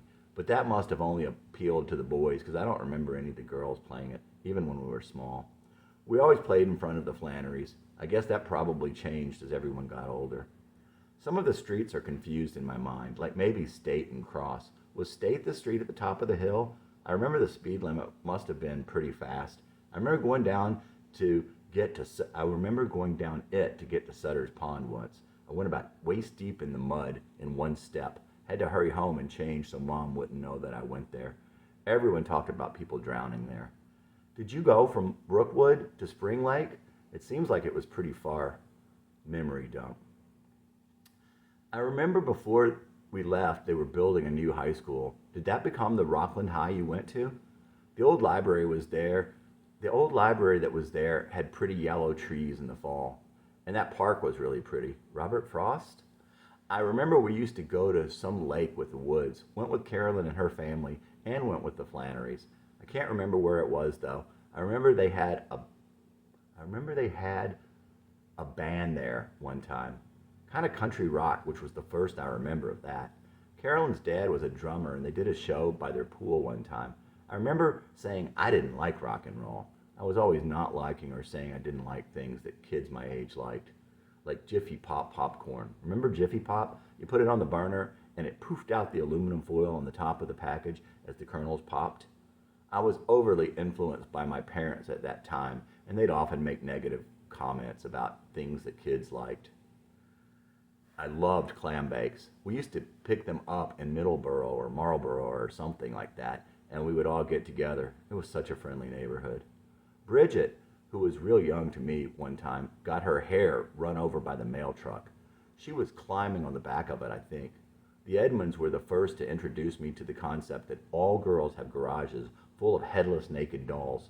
Never saw them play with them. Now my daughter takes all the clothes off her dolls. Doesn't behead them, though.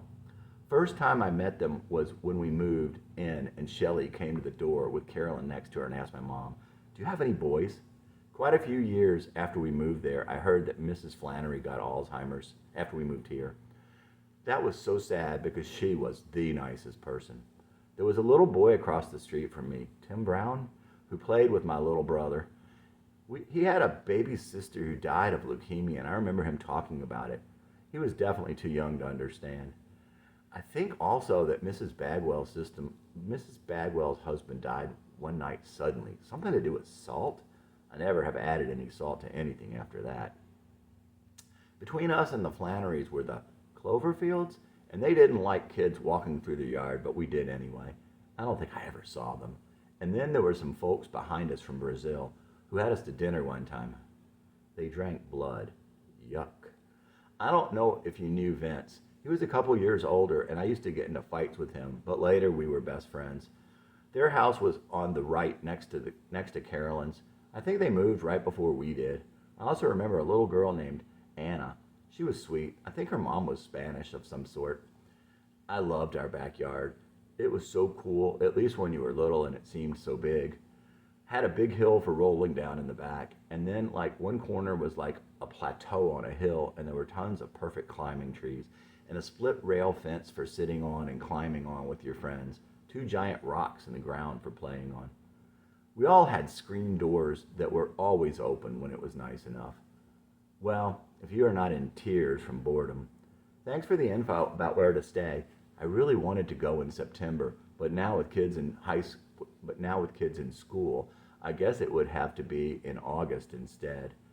When would you recommend going? When are you all going next year? Thanks so much for emailing me. I was really looking forward to hearing from you again.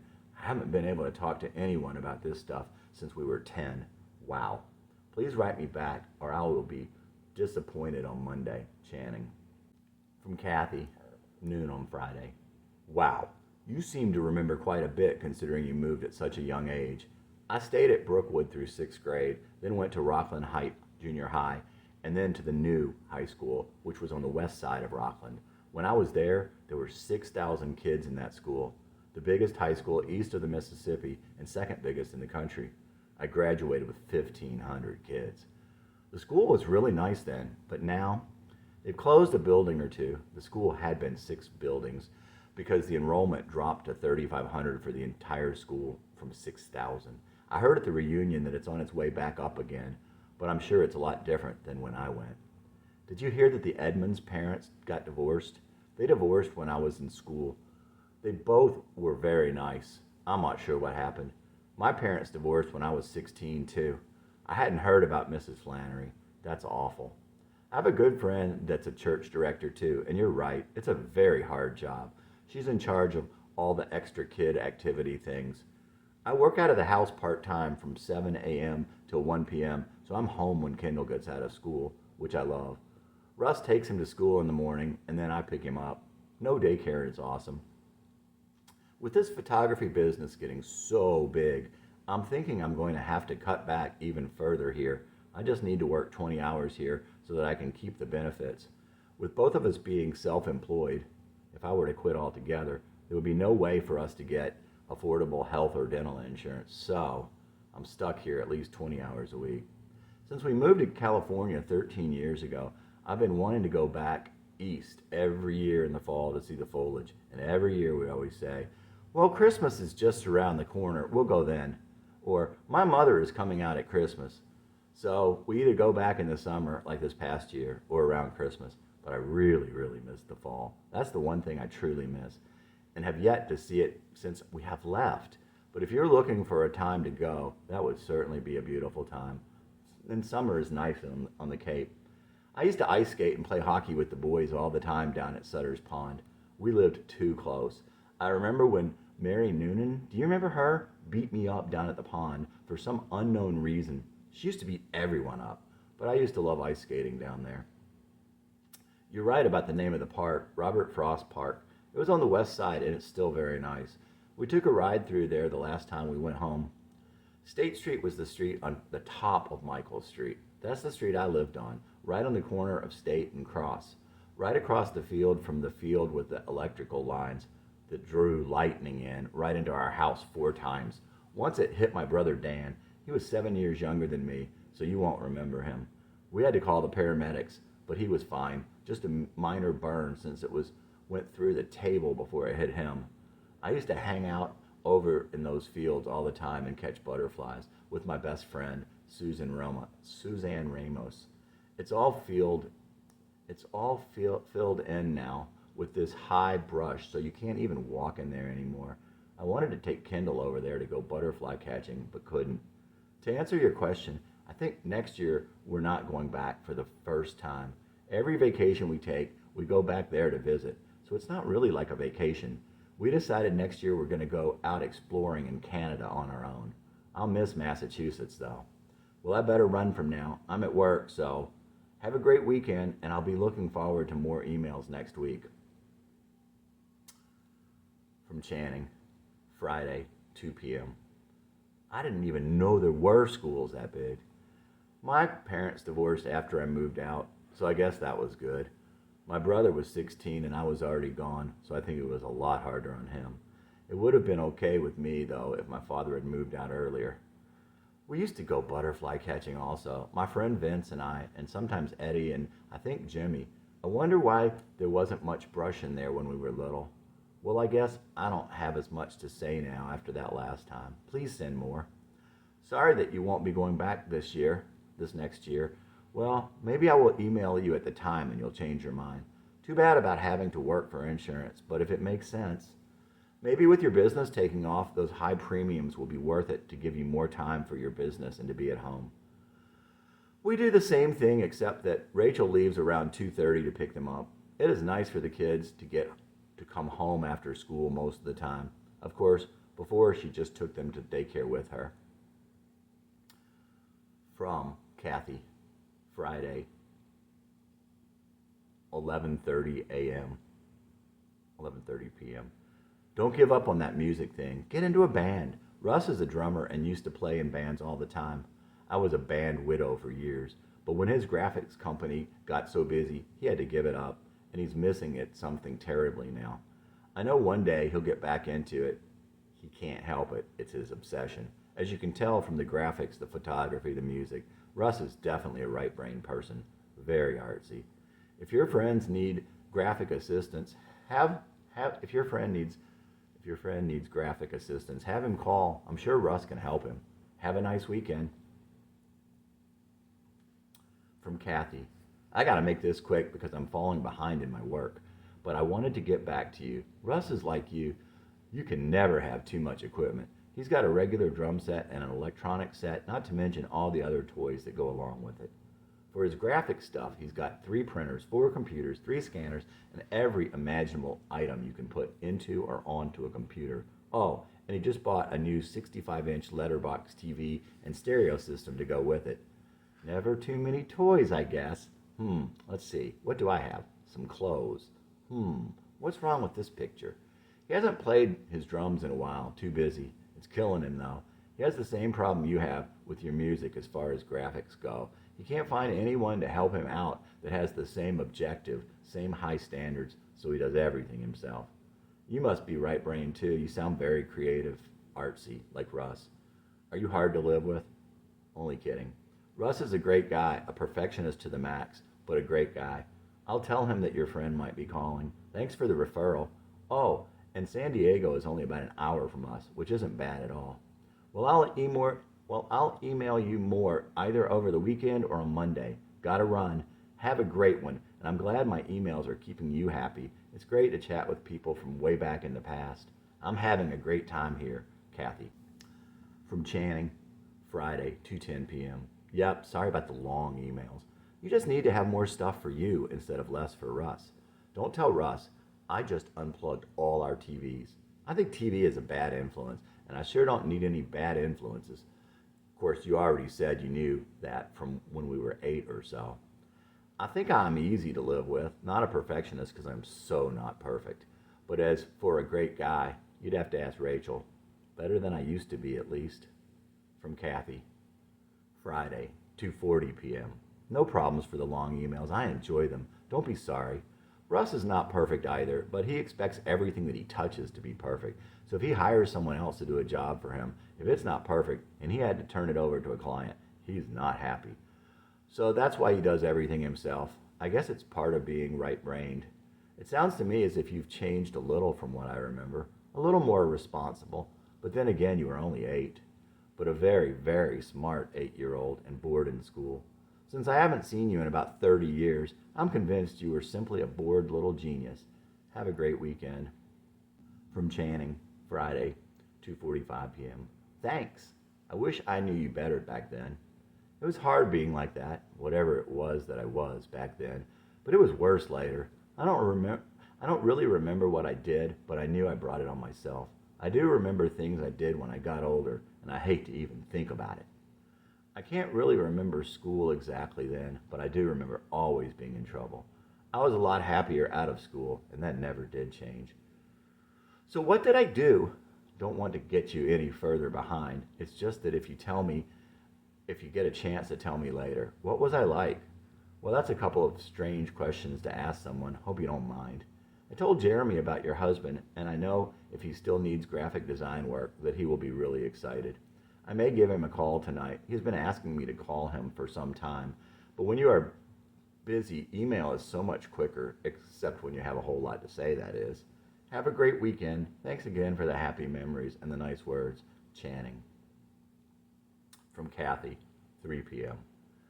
I'm going to a meeting now, but all I can remember is that you disrupted the class, but I don't remember exactly how. Talking, maybe? Because you already knew everything the teacher was talking about. Obviously, it was nothing major, or else I would remember it. Have a great weekend. Gotta run. Kathy.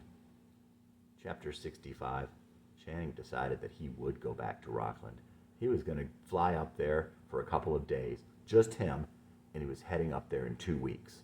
He couldn't wait 6 months or a year, and he didn't want to miss going in October.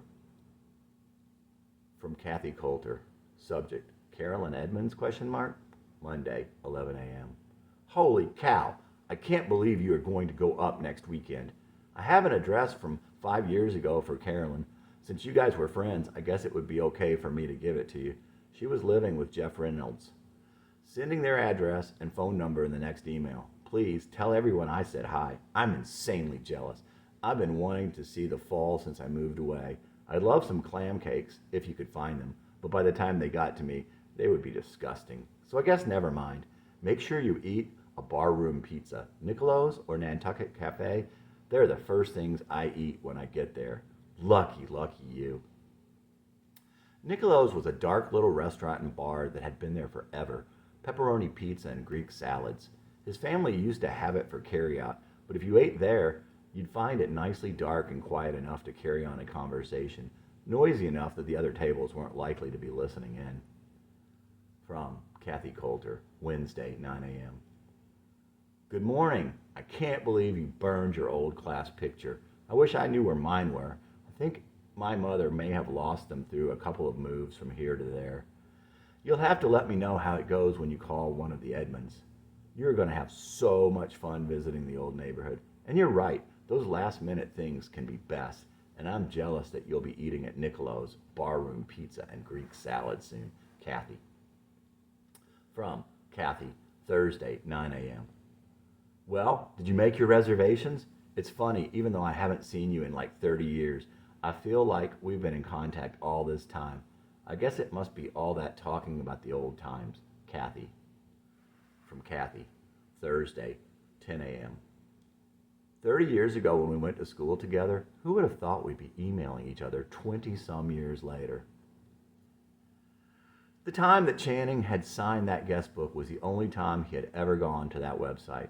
The very next day, when Kathy had seen his message in a bottle, was the only time she had been there. It was clearly a divine appointment. From Kathy, Thursday, 10:15 a.m. I'd love to get a CD and some pics from you. Looking forward to it. The main thing I remember about Shelley Edmonds is that when she sneezed, she always sneezed 13 times. Never once or twice, but 13. We used to count. I think you're remembering Linda Flannery pretty much like I do. A real good kid. I don't remember too much about Bridget, other than she was just a nuisance to us. Older kids, because she was younger. I think I'm different from when I was 7. When I was 7, I was very quiet. Never said a word. But now, watch out. People have been known to laugh at me because I talk so much. I wonder if that's where my son gets it from. He never shuts up. I was very shy, and I'm not anymore. But I'm still the same caring person I was back then. That hasn't changed. I'm very thoughtful. I was always a goody two-shoes, and I guess I am still. I don't do too much that I shouldn't. I actually won a game that I saw on some sitcom called I'm the Most Boring Person in the World Because, where you get a bunch of people together and everyone has the same amount of pennies, nickels, whatever. You say something that you've never done that you think everyone else has, and everyone that has done it gives you one of their pennies. I've never tried pot, for example. You go around and around the table until you get sick of playing or run out of time. And whoever has the most pennies wins the game, if you want to call it winning. Well, I won. I had a big stack of pennies. So I guess that part of me hasn't changed either. Kathy. From Kathy, Thursday, 10:45 a.m. I used to hang out with the kids on Carolyn Street in 9th and 10th grade, but that was it. I never kept up with them after that. My mom and dad got divorced, and my life kind of fell apart when I was 16. But I came through it okay. I dated Russ in junior high school. We met in band. I used to play guitar and bass, and Russ, of course, played the drums. We dated for about 6 months and then broke up during high school. We each had our own boyfriends, girlfriends during high school, and got back together after high school. Kathy. Channing thought, I think I remember Kathy now. A pretty girl, very straight-laced, sweet girl. He remembered how all the kids thought he was an artist. Then Channing seemed to remember a time in art class when a girl came up to him.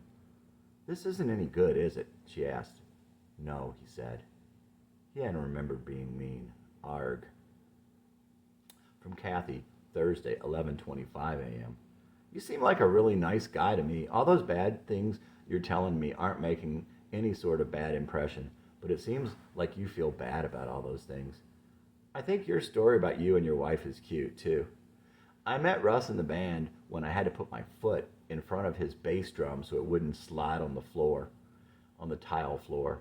I used to play guitar when I was young, then switched to bass when I got older, but haven't touched one, nor do I own one anymore since we moved to California. I was never any good, just did it for fun." Kathy. "Leave me a message," said the male voice on the answering machine. "Carolyn, this is Channing Matthews from when we were kids. I'm going to come up this weekend, and I was hoping you'd have some time to get together. Please give me a call back if you get a chance." Wow. The adrenaline was flowing. He'd be high and tense until he got the call back or until he left. Late that evening, his cell phone rang. The caller ID said Massachusetts. Channing's heart was pumping pure adrenaline as he answered. "This is Channing. Channing, this is Carolyn. Hey, I was hoping you'd call." That was an understatement. Jeffrey and I were wondering who would call us from area code 502. We were trying to figure out where that was. How did you get our number? Kathy gave it to me. She said she saw you and Jeffrey 5 years ago at the reunion. She said she figured it would be okay to give it to me since we had been friends. Will you have time to get together with me this weekend? You can bring Jeffrey and anyone else who would like to come. Shelley and Bridget, any stray Flannerys that might be around, or anyone else who'd like to come. Sure, I work Friday, but we should be able to get together Friday night. None of the Flannerys live in Rockland anymore, but I can give you their numbers. You can meet me at the copycat printing where I work when you get in, and we can make plans from there. Sounds good. I'll see you Friday then. There in heaven. When we were 6 years old, you were my best friend. Big blue eyes and freckles and dark hair in the wind. We just slipped away. I never saw you again. Now I've got something to say. I'll always be your friend, and it's the least I can do. Finally catch up to you. Tell you I want you to be there in heaven with me.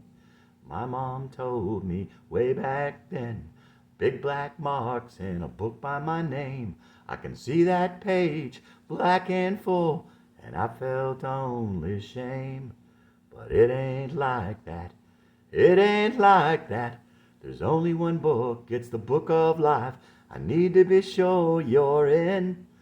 I remember cool green glass, blue New England skies, sitting on a split rail fence. I first saw God in your eyes. Kinda remember how it felt, never had to say a word. Can't remember what changed or when, but I remember you watching me go. Now it's the least I can do, finally catch up to you. Tell you I want you to be there in heaven with me. When we were 6 years old, you were my best friend. Bright blue eyes and freckles and dark hair in the wind. I may be 9 or 10, he's comforting me, telling me it's okay. I can see Jesus in my backyard, up the hill where we used to play. Now it's the least I can do, finally catch up to you. Tell you I want you to be there in heaven with me. Channing Matthews. written about that time. From Kathy, Thursday, 9 a.m., Thursday, October 17, 9 a.m. Almost time. Hi, Channing. Only 2 more days. Lucky you. Did Carolyn ever call you back? I wonder if she still has that number. From what I remember about Jeffrey, an outgoing message like, leave a message, could have been him. I hope you find someone. But like you said, even if you don't, you'll still have fun. Stay away from downtown Rockland. Well, I take that back. You have to see it. Just drive quickly. They are doing a lot of renovations around City Hall, which looks nice these days, but the rest of downtown is still scary. Are you going to check out Sutter's Pond? Every time I go back, we drive by it, but I haven't got out of the car to go check it out. I remember it being so beautiful this time of year. My mother says the leaves are changing and it's really getting pretty now. The only thing I would really want from back there is a Nantucket Cafe pizza. But obviously that can't be done. But thanks so much for the offer. If you have time, take a quick drive to the Cape and check it out. Even if you don't go far onto the Cape, just the drive over the canals is pretty enough. But I just fell in love with the Cape when I was there in August for the reunion. Email me and let me know if you were able to reach anyone. From Kathy, 10 a.m. No. I'm sure they don't remember you as a snot. Like I said in the beginning, I just remember you as a bored child because you were so smart. Nothing more. Jeffrey lived next to Donnie, but on State Street, 2 houses up from me. He had 2 little sisters, Terry, who I hung out with sometime, and Cheryl, who was really, really little. I'm so glad you reached Carolyn. Tell both of them I said congratulations on getting married. Do they still live on Cross Street? Jeffrey used to be a bratty little kid. Don't tell him I said that. And yes, he was our age and our grade. He once called my father a bug when my father told him not to hit the car with the sticks anymore. But as he grew up, he turned out to be a nice guy. When I saw him at the 15-year reunion, it was great talking to him. He looked nothing like he did as a kid, but it could have been the facial hair he had at the time. He turned out to be pretty good looking. Carolyn looked exactly the same. Nicolo's is certainly not a dive, but I guess if you live there and go to Nicolo's all the time, it would get old. There's a place I fell in love with and went there 2 to 3 times in July when we went back in Abington called the Ale House on Route 18. The food was delicious. It's a casual place, like a kind of quieter, nicer TGI Fridays. Do you have them near you? The menu is very diverse. I would highly recommend it. I remember Carolyn's father working at the Minuteman Press when I was little. Now that you mention it, now they own one of their own? That's pretty cool. From Kathy, Wednesday, October 18th, 11 a.m. Subject, regarding. Thanks again for Carolyn's phone number. I do remember Mr. Edmonds playing the drums too. Actually, my dad and I went to see Elvis with the Edmonds just 2 months before he died. My mom was supposed to go to the concert, but she was sick, so I got to go. It was an unbelievably awesome concert, but he certainly didn't look good. Sounded great though. We had great seats, and the girl right in front of me caught one of the scarves he used to throw out into the audience after he wiped his sweat off his face. I'm sure you're going to have an awesome time while you're back there. I think that would be pretty funny to sneak into Minuteman and just start asking her dumb questions and see if it clicks, see if she remembers you. When I saw her last, she still had the freckles and dark straight hair, although it was short, not quite shoulder length, but that was 5 years ago. It could be down to her waist again. Kathy. There all that time. First grade class picture, 1968. We all lived right by Carolyn Street. Carolyn and I were friends before we started school. I had long blonde hair and liked to explore. With Carolyn's bright face right beside me. Kathy was quiet and reserved, pretty as a girl can be. School was tough for Dave, and it was tough for me. And Carolyn only got cuter.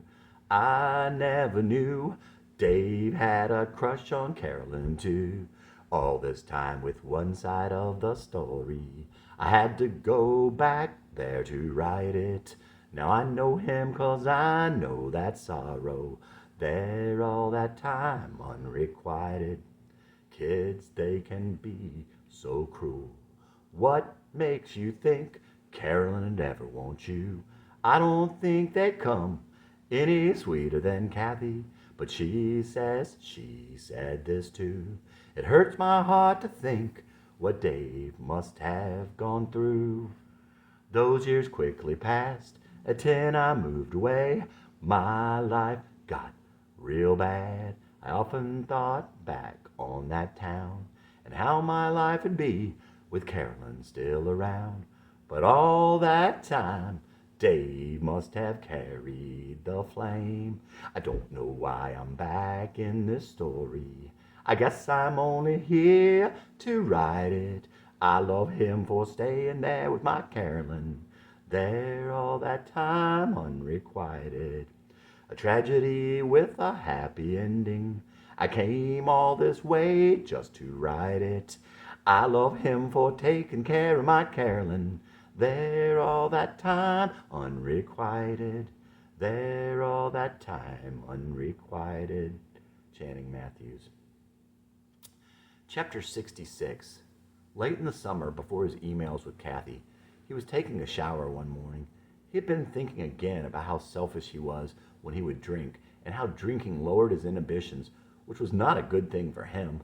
He had never been able to quit drinking, even in the days when he really needed to. He didn't have as much reason to now, but he knew that he should. God, he prayed, please take this away from me.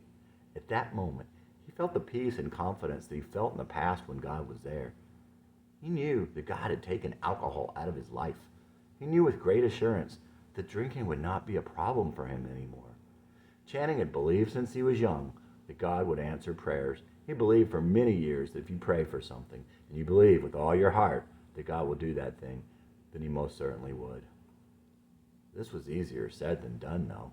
But this time Channing knew it had been done, and so it was that he did not drink when he went to Rockland. Channing thought later things would have been much different had he been drinking.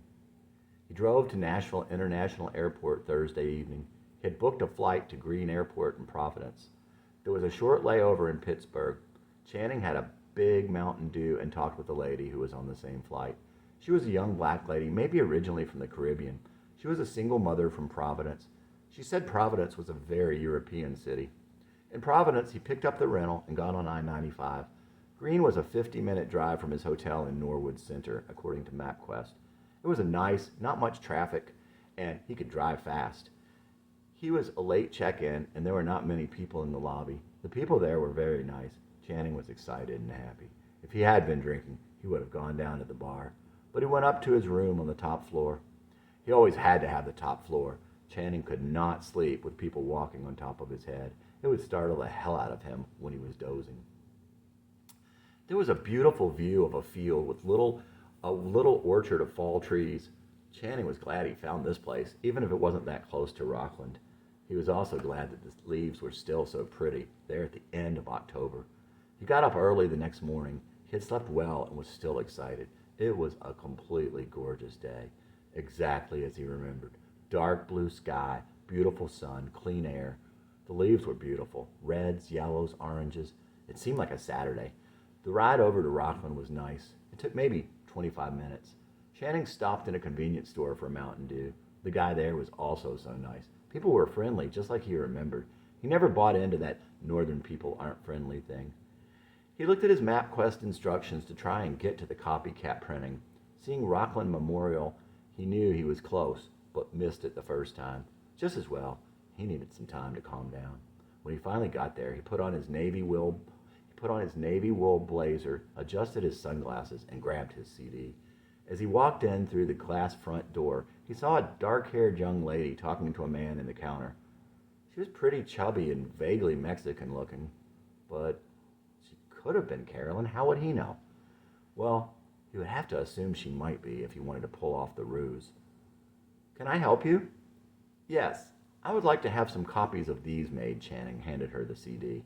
"Okay, we can make copies of the artwork."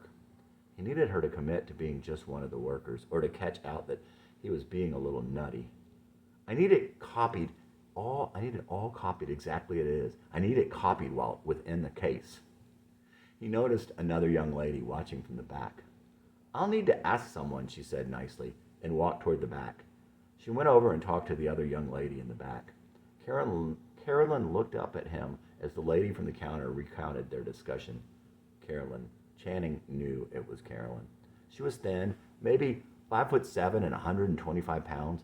She had long, soft, thick black-brown hair and blue eyes, and freckles. She still looked sweet. "Can I help you?" she asked expectantly. Channing handed her the CD with a smile. The name of the CD was Wanting to Go Back Home. "Hi, Carolyn," he smiled. "I thought it might be you when you first walked in the door." They would be meeting at her mom's house on Carolyn Street that evening at 6:30. Bridget wanted to go also, so it would be Carolyn and Jeffrey and Bridget and Josh and him. They were going to Nantucket Pizza.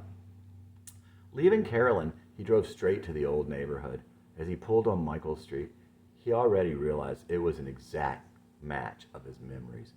Nothing had changed.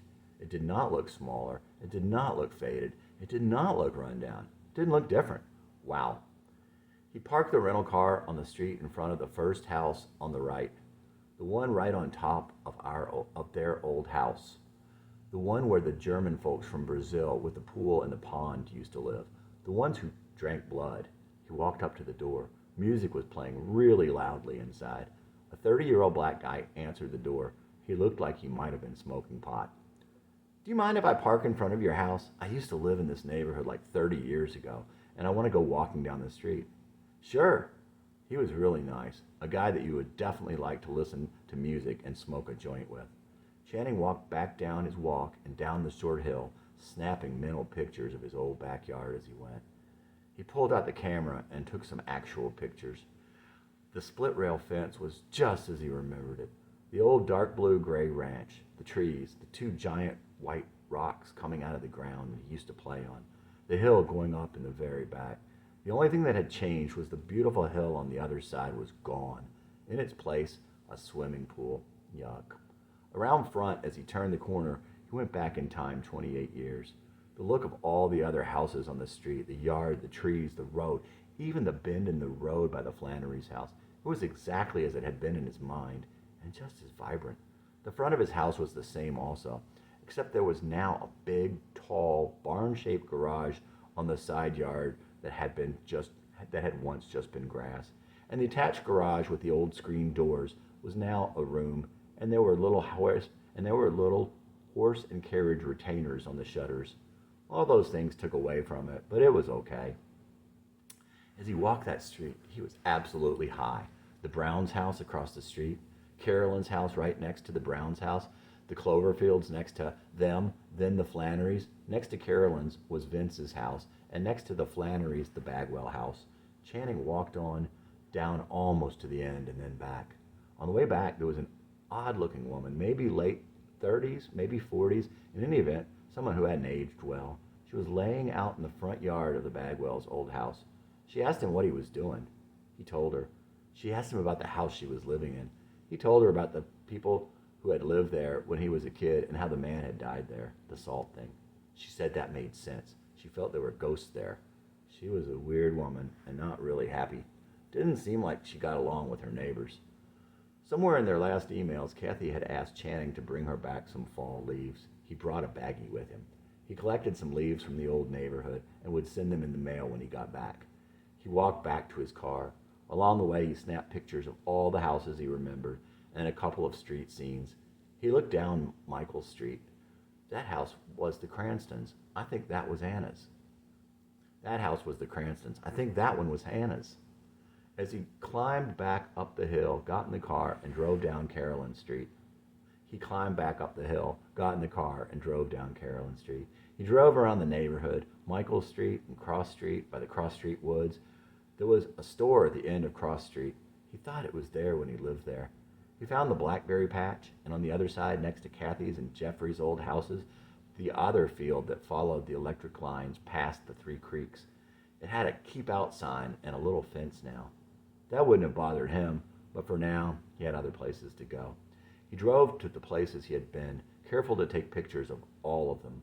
He found the old library with the great yellow maples, Nicolo's, Bradley's, and Stop and Shop, Spring Lake with the line of trees at the side, Sheridan and Bell and Brookwood. He saw the big rock where he had pushed the kids off. There was some sort of memorial there to a football player who had been killed somehow. There was a big chain link fence around the front of the school, which was really odd, but otherwise, like all the other places, it was exactly as he remembered it.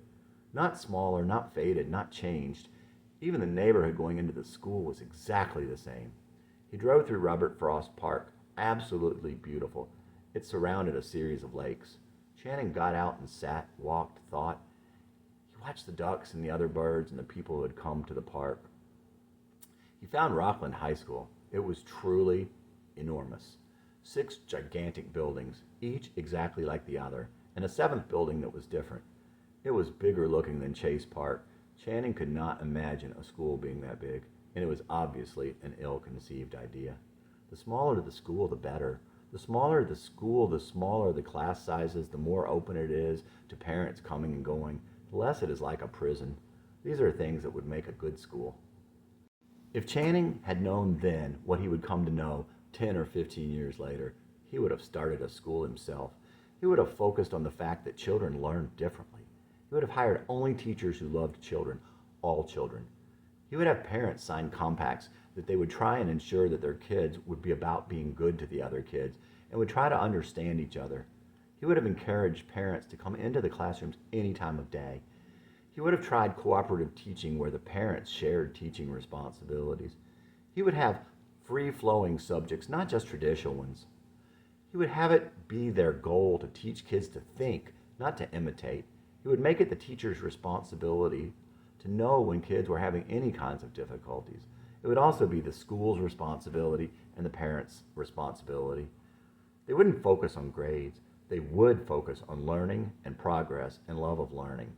Sports would be fun. Music and art would be the kinds of music and art that kids love. They would teach Christianity as an elective that the kids could choose to elect to take. Around 4, Channing went back to the hotel for another shower. He took his time getting ready and blow-dried his hair. He definitely looked like Channing. He pulled up to the house on 117 Carolyn Street and parked on the street. Carolyn was already there. Her white Honda CRV was also parked on the street. He knocked on the open front door, and Cherry answered. He didn't think she had changed much either. She was a nice-looking woman of around 60, with a bright, smiling face. He guessed that's where Carolyn got it from.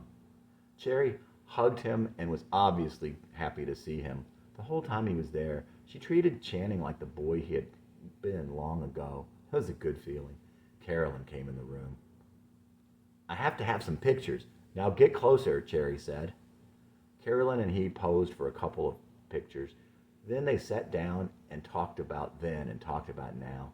"Do you have pictures of your family?" Cherry asked. "Sure." He had an envelope with pictures. "David looks just like you did. Look at that blonde hair. He looks so sweet." "He is. I'm so lucky to have such wonderful kids. They could have been like me. And I'm so lucky to have a wonderful wife who puts up with the way I am." "Rachel's so pretty. You couldn't have been that bad and have such a sweet-looking wife." They told him about Shelley and her 5 kids and about Bridget and her boyfriend. Carolyn and Jeffrey had gotten married the past August. They told him where all the Flannerys were, and Carolyn gave him a piece of paper with all their phone numbers. Bridget arrived and gave him a hug. She had been pretty little when he had lived there. They said bye to Cherry and walked out to the cars. Bridget was in her own car, another CRV. "You can ride with me if you want, if you don't mind my driving. Never been a great driver, and it's a crappy rental car." Carolyn said she didn't mind. They got to the bar, and Jeffrey and Josh were already there waiting for them. They sat down in the booth. Bridget glanced at Carolyn and surreptitiously handed Carolyn Channing's CD. She didn't say anything, though. Oh. He thought how they must have thought it was weird and sucked. Later he would come to think that the look and the silence were about there in heaven. The case broke open as she tried to put it in her purse. "That happens," he said, and fixed it for her. Carolyn said, "The mellow sounds of Channing Matthews." He was kind of embarrassed. He couldn't sing to save his life. "Who else is singing on there?" Carolyn asked. "Oh, it's just me. I double-tracked some of the vocals. Did you think I would get someone else who sings? Did you think I would get someone else who sucks to sing with me?" he said mockingly. He He hadn't meant to say it like that. Jeez. You don't remember me? Jeffrey asked. Well, not so much. I kind of do. Jeffrey handed him a couple of 8.5 by 11 photos. I highlighted you and me and Carolyn. It was their first grade class picture, the one he had burned. Wow. Jeffrey looked kind of familiar. That's you and me in my backyard. The other picture showed Jeffrey in the foreground, looking at the photographer. He was a cute kid, short, dark hair, holding a baseball with a glove on the other hand. Serious, but maybe a little prone to trouble. Channing was leaning against a tree in the backyard. Long hair, not so light blonde at that point. They were both wearing shorts. Channing had no baseball glove on, but they had obviously been playing catch. There was one of those aluminum circular pools, maybe 3 feet tall, also in the picture. He didn't really remember. Oh, cool. Channing handed him back the pictures. No, go ahead and keep them. I made them for you. Thanks. I'd thrown out the class picture because I looked so goofy in it. You do look pretty goofy with the shorts and the belt. No, he doesn't. Look at you with... Channing could take the abuse. He was sure he was goofy. I remember you finding bugs and stuff. I used to look over your shoulder and I was fascinated. And I remember you liking dinosaurs. Do you remember one time in first grade you had been really sick and missed a couple of days of school? I left a bag of dinosaurs on your porch with a note. I remember seeing you in school when you got back and you said, "You sure write messy." That was mean, Bridget said. Nah, she wasn't trying to be mean, and it was true. I'd actually written it, I think, in the dark and with crayons. The people in Rockland are so nice. I couldn't believe it. Everywhere I went, people were really nice to me. Because of your accent. You think so? I don't know. Either way, they all thought it was because of the accent. Channing didn't know how it came up, but he mentioned the fight he had with Vince. So they were all saying, Hatcher couldn't make Channing cry. Carlin couldn't make him cry, but Vince did. You know, I was crying because he was supposed to be my friend. Kind of gay, I guess. Anyway, great. I was known for bugs and dinosaurs and getting beat up. Daniel Hatcher? Yeah, that was the guy. He was a tough guy. Everyone drank a few beers with the pizza. Channing had 3 or 4 O'Douls. Drinking them fast with all the adrenaline, it seemed like he could feel a little buzz. He wasn't sure that was possible with 1% alcohol. He'd feel a little that way again in the future, but not so much. Channing insisted on paying the check and they all thanked him. It's the least I can do. I really appreciate you all coming with me. I wouldn't have seen anyone otherwise. Bridget and Josh were going to go on a leaf drive up through Vermont the next day. Jeffrey had to work, and Carolyn was going to be packing all day. They were moving the day after. He took Carolyn back to her mom's to get her car. Would you be able to go to lunch with me tomorrow? I want to go to Nicolo's. I could go alone, I don't mind, but it would be way better if I got to talk to you again. Okay, meet me at my mom's house at 11:30. Channing drove back to his hotel, watched something on TV, and went to sleep fairly early again. Chapter 67. The next day, he took his time getting ready and made his way back to Rockland via the side roads. It was very beautiful. There was a town called Carolyn, and that was particularly peaceful. Nice houses on big lots with quaint churches and lots of trees. A perfect New England town. When he got to Rockland, he drove over to the mall. He wanted to get Carolyn and Jeffrey a wedding present. He looked around for a long time and finally decided on a fountain like one they had at home, and he had it gift wrapped. He also got a gift certificate in case they didn't like the fountain. When he got out, he had no idea where he parked his car or even what entrance he had come in. Same old Channing. He walked around the whole mall. The fountain weighed a ton. Channing was tired, hot, and sweaty. Finally, he stopped a security car. A security car. Trey, embarrassing. But he asked the security guy if he could drive Channing around to find his car, like a poor little old lady. The guy was very nice, maybe in his 50s, a man's man, but if he thought Channing was a goof or a wuss, he didn't show it. He told Channing he was a retired Rockland firefighter. He didn't live in Rockland, though. He lived in a neighboring town. Channing called Rockland a nice town, and the guy corrected him, city. Okay. Thanks to his kindness, Channing finally found the car. Damn rental, they all look alike. When he got to Cherry's, She and Carolyn were across the street at the Flannery's old house, standing in the driveway. The people who lived there were having a garage sale. Well, Carolyn sure is beautiful, he said with intentional ambiguity. She sure is, Jerry replied. I meant the town. With Carolyn, it goes without saying, he laughed back. It's so good you all got together. Somehow Jerry seemed happier about it than Carolyn. She seemed really happy that they were reunited. They walked across the street and he told Carolyn he had a present for her. She thanked him and said he shouldn't have. Well, since I missed your wedding. She opened it there, even though it would have been fine with him if she had waited. I don't know if you'll like this, so I got you a gift certificate also. I'm sorry it's so heavy. That kind of sucks when you're moving. She assured him she really did like it and didn't mind the weight as she put it in her car. At Nicolo's, the waitress had to be at least in her late 60s. Last time I was here was 20 years ago, Channing told the waitress as she took their orders. I think she was here the last time I was, Channing laughed as the waitress walked away. Carolyn thought that was funny. I've been wanting a pepperoni pizza and a Greek salad, but get up whatever you want. It's on me since you're doing me another favor and blessing me with your presence. Otherwise, I'd be eating alone. That sounds good to me. They talked about their lives and how they came to be where they were. Carolyn said, I started school, but I quit.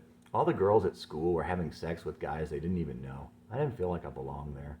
Carolyn told him that she and Jeffrey had been married in August. When you said last August, I thought you meant last year. Wow, so it was just a couple months ago? Yep. Kathy told me that Dave had a crush on you when you were in elementary and that you all dated in high school but broke up. We did. After high school, he joined the Army. I didn't see him for years. Then one day, he called me and said, I got married. Channing could hear the sorrow in Carolyn's voice. It made him sad. Well, they got divorced and he moved back. We started going out and he moved in with me 5 years ago. And now you all are married, like 30 years later. They talked and he felt like he was really getting to know his long-lost little friend. I remember you all having pool parties when we were kids. Your dad had a band and played drums. Actually, he played guitar. My dad still keeps a guitar at work. He pulls it out and plays it sometimes when he is stressed, I think. My grandmother said that she thought that I played guitar to relieve tension. My father was a wonderful dad. He was the kind who played with all the neighborhood kids. I have such good memories of that. He and my mom just couldn't get along.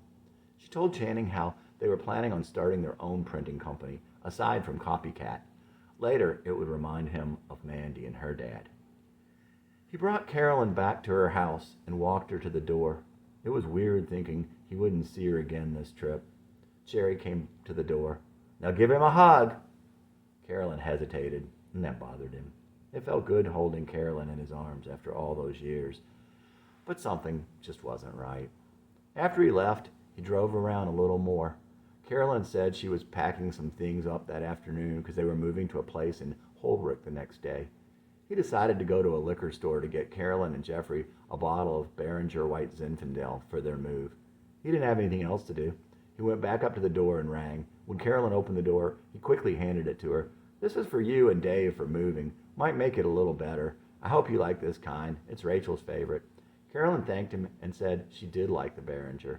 Anyway, I don't want to take up any more of your time. You take care. It was great seeing you.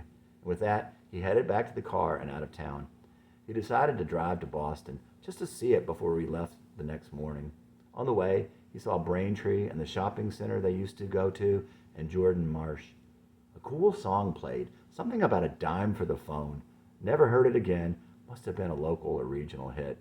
He saw the Big Dig and took a couple pictures of Boston while being stuck on a huge long overpass. He got past Boston on I-95 and decided to get off. Once he was off the interstate, he decided to take a non-interstate road back. He got lost somewhere on the way back, but it was a nice lost. It was another beautiful night. He pulled into a little park, got out of the car, and peed. When he got back to the hotel, he set the alarm for 4:45 and called the desk for a 5 a.m. wake-up call. He slept okay, but woke up somewhere between 3:30 and 4, and he was wide awake when the alarm went off. He quickly showered and got ready and was able to drive 80 all the way to Providence. Never again. Dave left Carolyn and that story. He'd have to go back there to write it. She knows him 'cause she knows that sorrow. Left there all that time unrequited. 1 year he came back and he called her just to say he'd gotten married. When she told me I could hear her sorrow. She'd lost him again unrequited. 30 years have passed in this story. Dave and Carolyn finally married. This tragedy has a happy ending. They'll never be again unrequited. Never again unrequited. Never again unrequited. Channing Matthews. From Kathy Coulter, Tuesday, October 23rd, 10 a.m. Thanks for the feedback. That is so funny. You told him the stick story and that I thought he was good looking now? I bet he laughed. I hope he does send me that first grade picture. I would love to see it. You shouldn't be so hard on yourself. I don't remember you being goofy looking. Not at all. You were kind of cute with that straight blonde hair. I wish I could have been there for that dinner you guys had. I'll bet it was a lot of fun. Did Carolyn have pictures of her sisters? What do they look like now? And what are they doing? Did you surprise her at Minuteman Press? What did you think of Rockland? What about the old neighborhood? From Kathy. Tuesday, 11:30 a.m. Okay, I'll have to email them guys now. I want Jeffrey to email that picture to me. I can't believe Shelley has 5 kids. Holy cow, what are people thinking when they do that? I just can't imagine having 5 kids. Can you? Are Carolyn and Jeffrey planning on having any? I think it's so great that they got married. I remember Jeffrey being in love with Carolyn when we were just little kids. You know, those little elementary school crushes. I think that's so cute. It only took 30 years, but his dream finally came true. Where did you guys end up going to eat? From Kathy. Tuesday, October 23rd, noon. I don't remember exactly how little Jeffrey was when he liked her. I just remember him being really, really young, but I can't pinpoint it. I remember some of us teasing him saying, "No way, you'll never get Carolyn. Why would she like you?" Kids are mean, aren't they? Well, I guess Jeffrey showed us all. 30 years of determination paid off. From Kathy, Tuesday, 11:30. I can't wait to get this picture from Jeffrey. I can't believe your picture is anywhere near as bad as you're making it out to be. Like I said, I remember you being a cute kid with the long, straight blonde hair. From Kathy, Tuesday, 2 p.m. Oh my gosh, looking at the picture of David reminds me so much of you. That's what I remember you looking like. It's so funny to look at that. I keep looking. Ashley looks like a little doll. She's so cute. So is David. The pictures came through just fine and they are really clear. So I'll be sitting here anxiously awaiting the next ones. I'll have to scan in some current ones of us, if I can find some, and send them to you. Give me some time. If I can't find any, I'll take some this weekend. It's not like I'm not taking a million pictures every weekend anyway. I have plenty of Kindle, but none of Russ or me. From Kathy, 2:10 p.m. Like I said, just like you, only your hair was longer. From Kathy, Tuesday, 3:30 p.m. Rachel looks very sweet and innocent looking. See, you can't be nearly so bad as you think if you are to have such a sweet looking wife. From Kathy, Wednesday, 11 p.m. All of this is really kind of strange. Like I said, who would have thought after all these years? It's great though. I'm glad I found you on that Rockland site. This has been fun. Just think, if this was 25 years ago, none of us would have ever communicated again. I found out about our reunion on the internet also. I don't remember where I found the 15-year information, but I got the 20-year information on classmates.com. I'm the one that told my friends back east about the reunions, both the 15 and the 20-year. And I'm about 3,000 miles away. Chapter 68. That last night in the hotel, Channing wrote Carolyn a letter. He wrote more on the airplane. Something was wrong with him. Channing was shook up by the trip. It was a great trip, but something just didn't seem right. He wrote that he was upset that she hesitated to give him a hug. He wrote that she didn't look like he remembered her. What he really meant was that he could sometimes feel the connection and sometimes not. Obviously, no one would look much like they did at 10. When he got back to work, he emailed it to her. That was a huge mistake. It was so goofy and so emotional, over the top. They were just little kids. That felt really wrong. So Channing called her. He was nervous and he shouldn't have called. Email is impersonal, which is better in a case like that. He could not think of the word for what Carolyn was, but she obviously felt that things had taken a bad turn. He was too emotional, being that close to Jessie and the things that Jessie had loved. And she had only been married 8 weeks earlier. Poor Carolyn. Channing sure knew how to make something so simple go so wrong.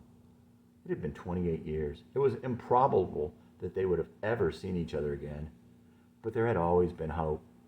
Now God had brought them together against all the odds. The tough part had been overcome. After all that, now it was likely they would never see each other again. Later he would wonder if Carolyn thought about that she would never see him again. Would it make her sad? He wished that he could explain what he was feeling, but it would only sound crazy. Memories of us as kids. There's just something about my memories of us as kids. No specific things that we said or did. How long you stayed with me or even why you did. Kind of strong, I know, but that's just me. Had 2 dreams about you. They were both the same. We didn't say a word and no one said your name. We were both older and I can't recall your face, but I knew you and I felt warm for days. This has to be hard to understand. Gotta finally tell you, after all this time, all those years you never knew that you were on my mind. Hadn't seen or talked to you through summer into fall. We were only small most of the time. It was spring when I left you there, but for a while, those dreams kept me alive. How do I make you realize? It's like I need to get back to when I just started out. Need to reconcile myself with the boy that I was then. Back when you made whoever I was seem okay, I never felt acceptable again. And that held me a lot of years ago. Gotta find the words that you might understand. All the years I waited for you to hold my hand. Gotta finally tell you, after all this time, all those years you never knew that you were on my mind. You have a bright and sharing spirit shining through. I see it in my pictures and memories of you. All of us, in the end, maybe we will see. All that seems so out of place makes sense eventually. And the best parts of our spirit will shine through. Know that song, Kodachrome? It's like that for me too. Strange to think of someone who meant a lot to you. That you'd never see or hear from them again. Could it be I won't see you again? Would you miss me if you thought of it that way? Gotta finally tell you, after all this time, all those years you never knew that you were on my mind. Gotta find the words that you might understand, all the years I waited for you to hold my hand. Gotta finally tell you, after all this time, all those years you never knew that you were on my mind. Channing Matthews. But that was the least of his problems. Before he left on the trip, things were strained at home, and it wasn't a lot better when he got back. My poor long-suffering angel, Channing thought. Fortunately, that next weekend, he and Rachel got to go out on a date. You never mentioned her before, and now it's like you all are soulmates. I didn't marry Carolyn. He didn't know if she had seen or heard the lyrics to There in Heaven, if she had seen the lyrics to Never Again, or if she had found the letter he had written. He hoped and suspected it was There in Heaven, but certainly wasn't going to ask. He had played and recorded that song a couple days before he went on the trip, and probably left the handheld recorder and maybe the lyrics lying around the house. I'm an artist in the sense that I get very in touch with emotions that aren't all of me. I guess to some extent, my feelings get very exaggerated at times, overstated, especially when it gets on paper. And it was all very emotional for me. That was such a good time in my life, and after I left, it got so bad. I have really good memories of Carolyn, and she was someone who accepted me as I was. But we were like 5, 6, and 7 at the time. I left when we were 10. It's not a romantic thing. It's a different kind of connection for me. He didn't talk about it to Rachel at the time, but he knew there was something wrong with him. Okay, there's something else wrong with me, he would think. He He would have these exaggerated feelings, and he would think of something like writing a letter to someone from his past. His common sense would kick in, and he would think, "That's crazy. Why would I do something like that? I would never do that." Later, he would think about it again, and it would seem like something he wanted to do. It seemed perfectly reasonable. At best, he could barely hear the voice that said no way, and he'd do that thing that he would never do. Sometime later, often the next day, he would think back on it, and he would think again, "That's crazy. Why would I have done such a stupid thing? Why can't I make a decision and stick to it?" It's like there were two people in his head. Sometimes it seemed like some sort of self-sabotage, like the inability to pick a path and stay on it, the sleepwalking effect. It seemed like he was missing some sort of executive function of the mind. But other times, he wondered if the one voice was his passion, his heart, and it was only crazy by worldly definitions. And then sometimes he wondered if one of the voices was Jesse. And he wondered if he was fully in control sometimes. Rachel was an angel in every way, and like so many things from Channing, she let it go and forgave him his insanity and his insensitivity. Still asleep. Chapter 69. Years ago, he lost his mind, but nobody knew. How was that? And did it come fast or slow? These are things he never thought about or even considered before. He came to think the only way on earth to know is to examine what's left behind. He guessed the journal would document his fall from grace. At times, Channing knew Jesse was looking for someone to save him. At times, Jesse thought, how can people just walk right by when they see someone drowning? Channing used to wonder the same thing, but he also came to realize that people are afraid that they will be dragged down with the drowning person. Everyone knows that no one can save you. No one can live your life for you. No one can even walk with you when you are heading toward destruction. The best they can do is to care, to pray, to sit with you when you are on the ledge. But just because we know that. Channing coached upward basketball for several years. One time, the director asked him to give a talk to the kids at the halftime of each game that day. Channing didn't believe in watering down the truth, and he decided to tell them exactly what he believed. He would also end up sharing the same talk with David and Ashley's classes the next year. It didn't really differ much from what he would have told someone of any age, of his own age. Channing's upward halftime talk. Have you ever been scared? Have you ever been sad and angry and confused when someone you loved died? Have you ever felt like no one liked you or no one loved you? Have you ever felt like you were bad? I think you have all felt some of these things, but if you haven't, one day you will. Sin is a word that means doing bad. The Bible teaches us that we have all sinned and failed to be the angels that God created us to be. Let's start there. God created us all, and He created us to be like Him, loving and perfect. He created us to live forever with Him. But God gave man a choice, because you can't make someone love you. Long ago, our fathers' fathers chose to love evil instead of good. They chose to love money and things instead of God, and to do wicked things to each other.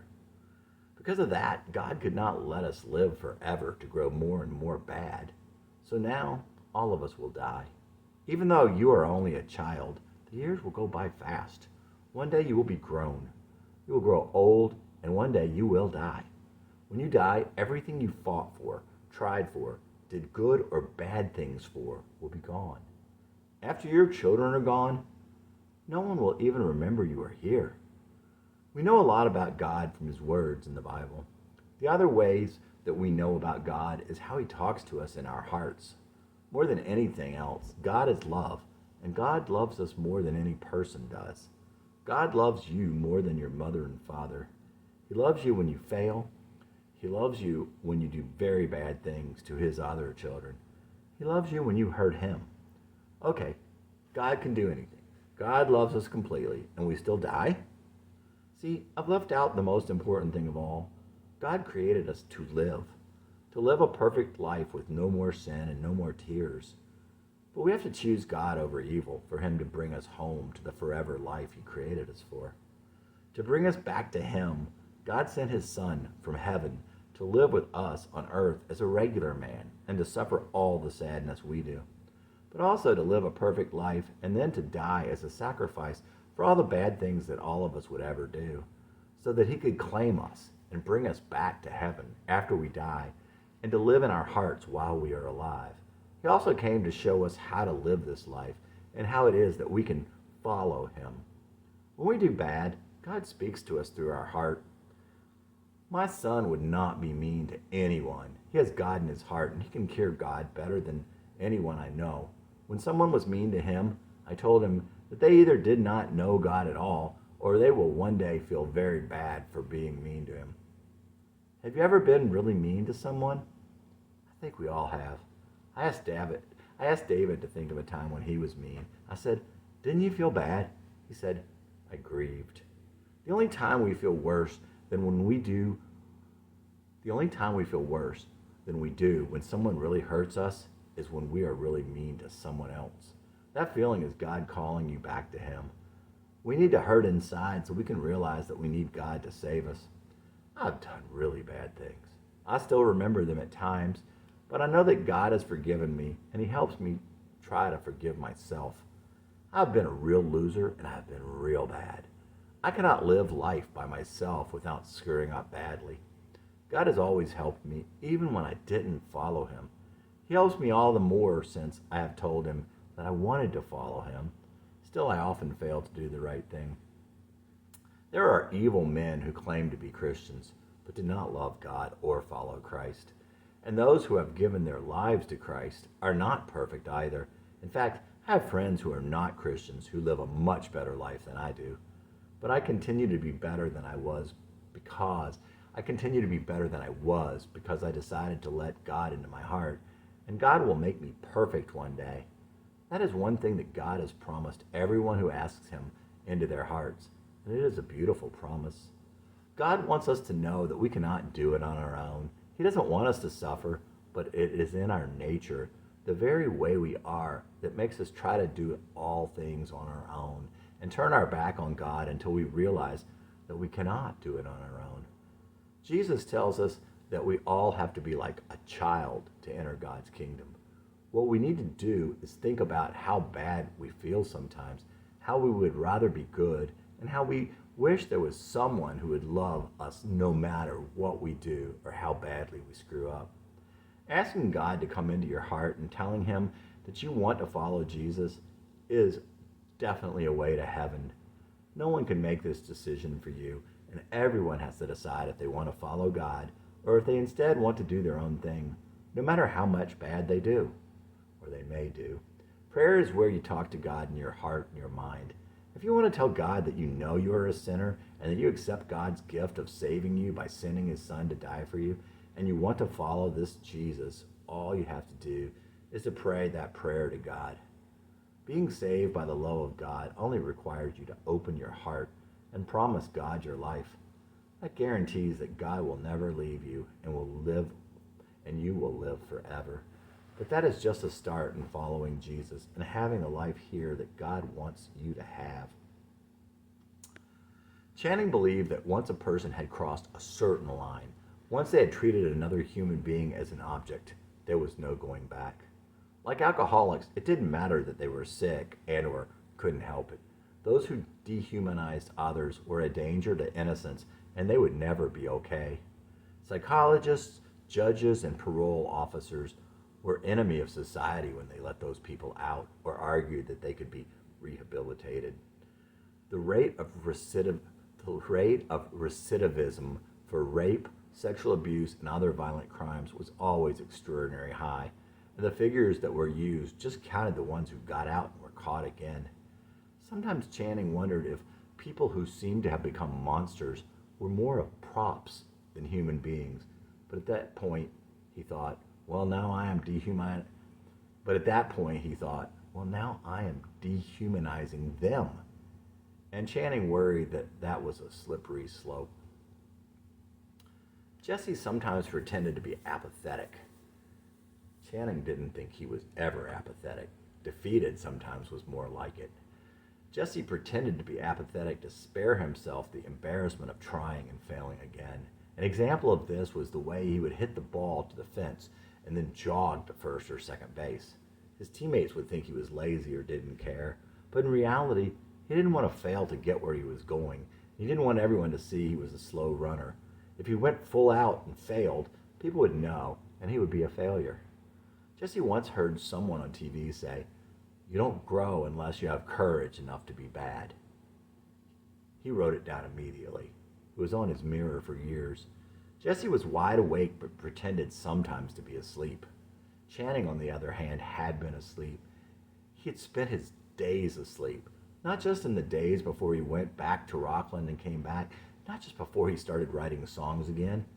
He continued to sleep even in the years after his trip back to Jesse's birthplace.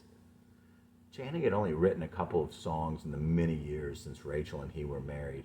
Basically, after Jesse, there hadn't been any songs for 15 years. Channing often thought that you cannot write songs if you are content. What he found out, however, is that you can always tap into that sorrow and melancholy. But Channing didn't play Jesse's songs, and he had not played them. That was another lifetime. He started writing again after the Rockland trip. He guessed he brought some of Jesse back with him. Over the course of 6 years, he wrote 7 or 8 dozen songs. He also had his friend Brett at Carissa to thank for this.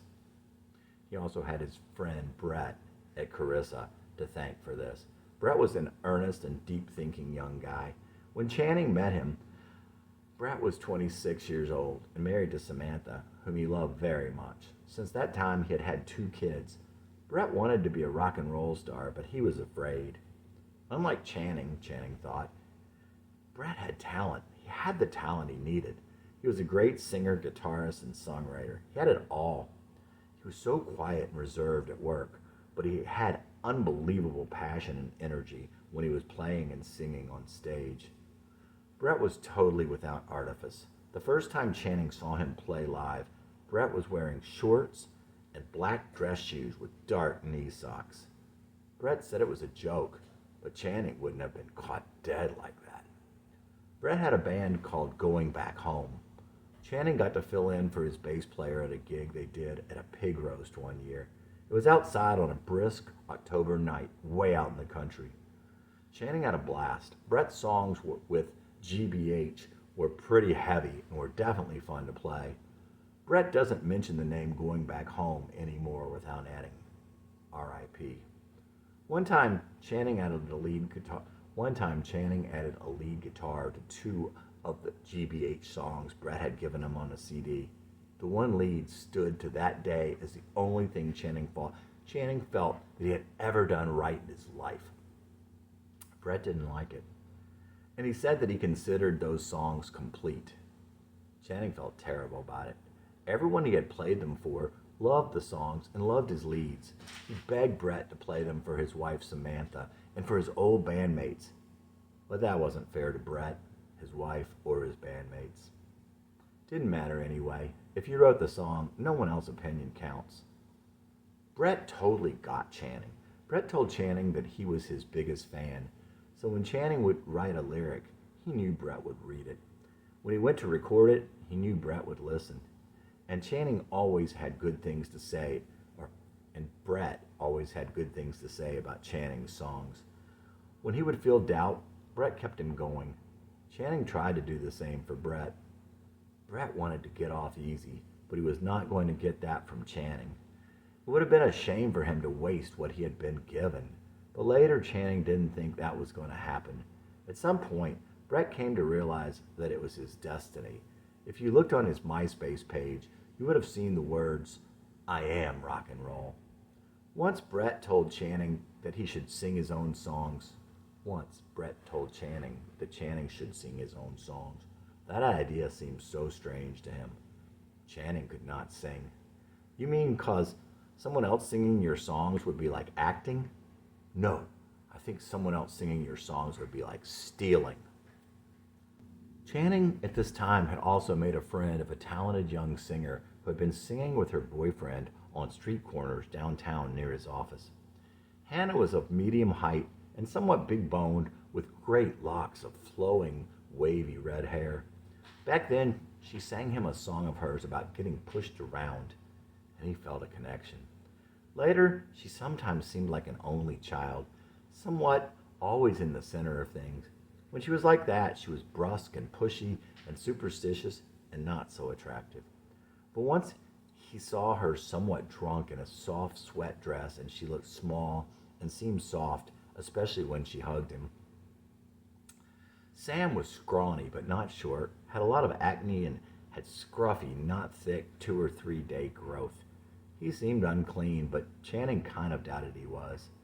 Sam had an amazing voice and presence, but was by far best when he sang with Hannah. He had definite ideas of where he wanted to go. He wanted to be recorded on $10,000 microphones, and how he might get someone to pay for it, lawyers who saw him on the street. Channing had thought Sam was married to Hannah, and he wondered if Sam was the one who had pushed her around, even though she was kind of bigger than he was. Channing wanted them to sing his songs, and gave Hannah a CD of his. She didn't seem interested in recording his songs, so he told her about what Brett had said. Hannah at hannahmusic.com. Brett is right. You should sing your own songs, or at least have a plan of sending a demo or something to some record company in Nashville to try to sell your songs if you don't want to do them yourself. I'm not really interested in recording your songs, not because I don't like them, but because I really need to record my own songs before I start doing other people's songs. I think finding a band is a great idea, because then at least you'll have lots of other ideas coming at you all the time. Suggestions, thoughts, even other people's mistakes sometimes turn out to be exactly what a song is missing. I'm glad you're so inspired, though. Anyway, the Nashville Music News and the NMS both have a special section devoted to people looking for musicians. Meanwhile, Sam runs the open stage at Fallen Angels every Wednesday, so please come out and play if you ever want to. Things usually get started around 10, which I know is late, but pretty standard for bars. I'm glad you found a plan. Come out and share some songs sometime. Hannah. Fallen Angels was part local tavern, part rock bar, and part pool bar. There were locals, there were college students, and there were bikers. Email. Channing at Channing Songs. Thanks, Hannah. So sad you won't be doing my songs, though. You are great. But you've got your plan, and that's the key.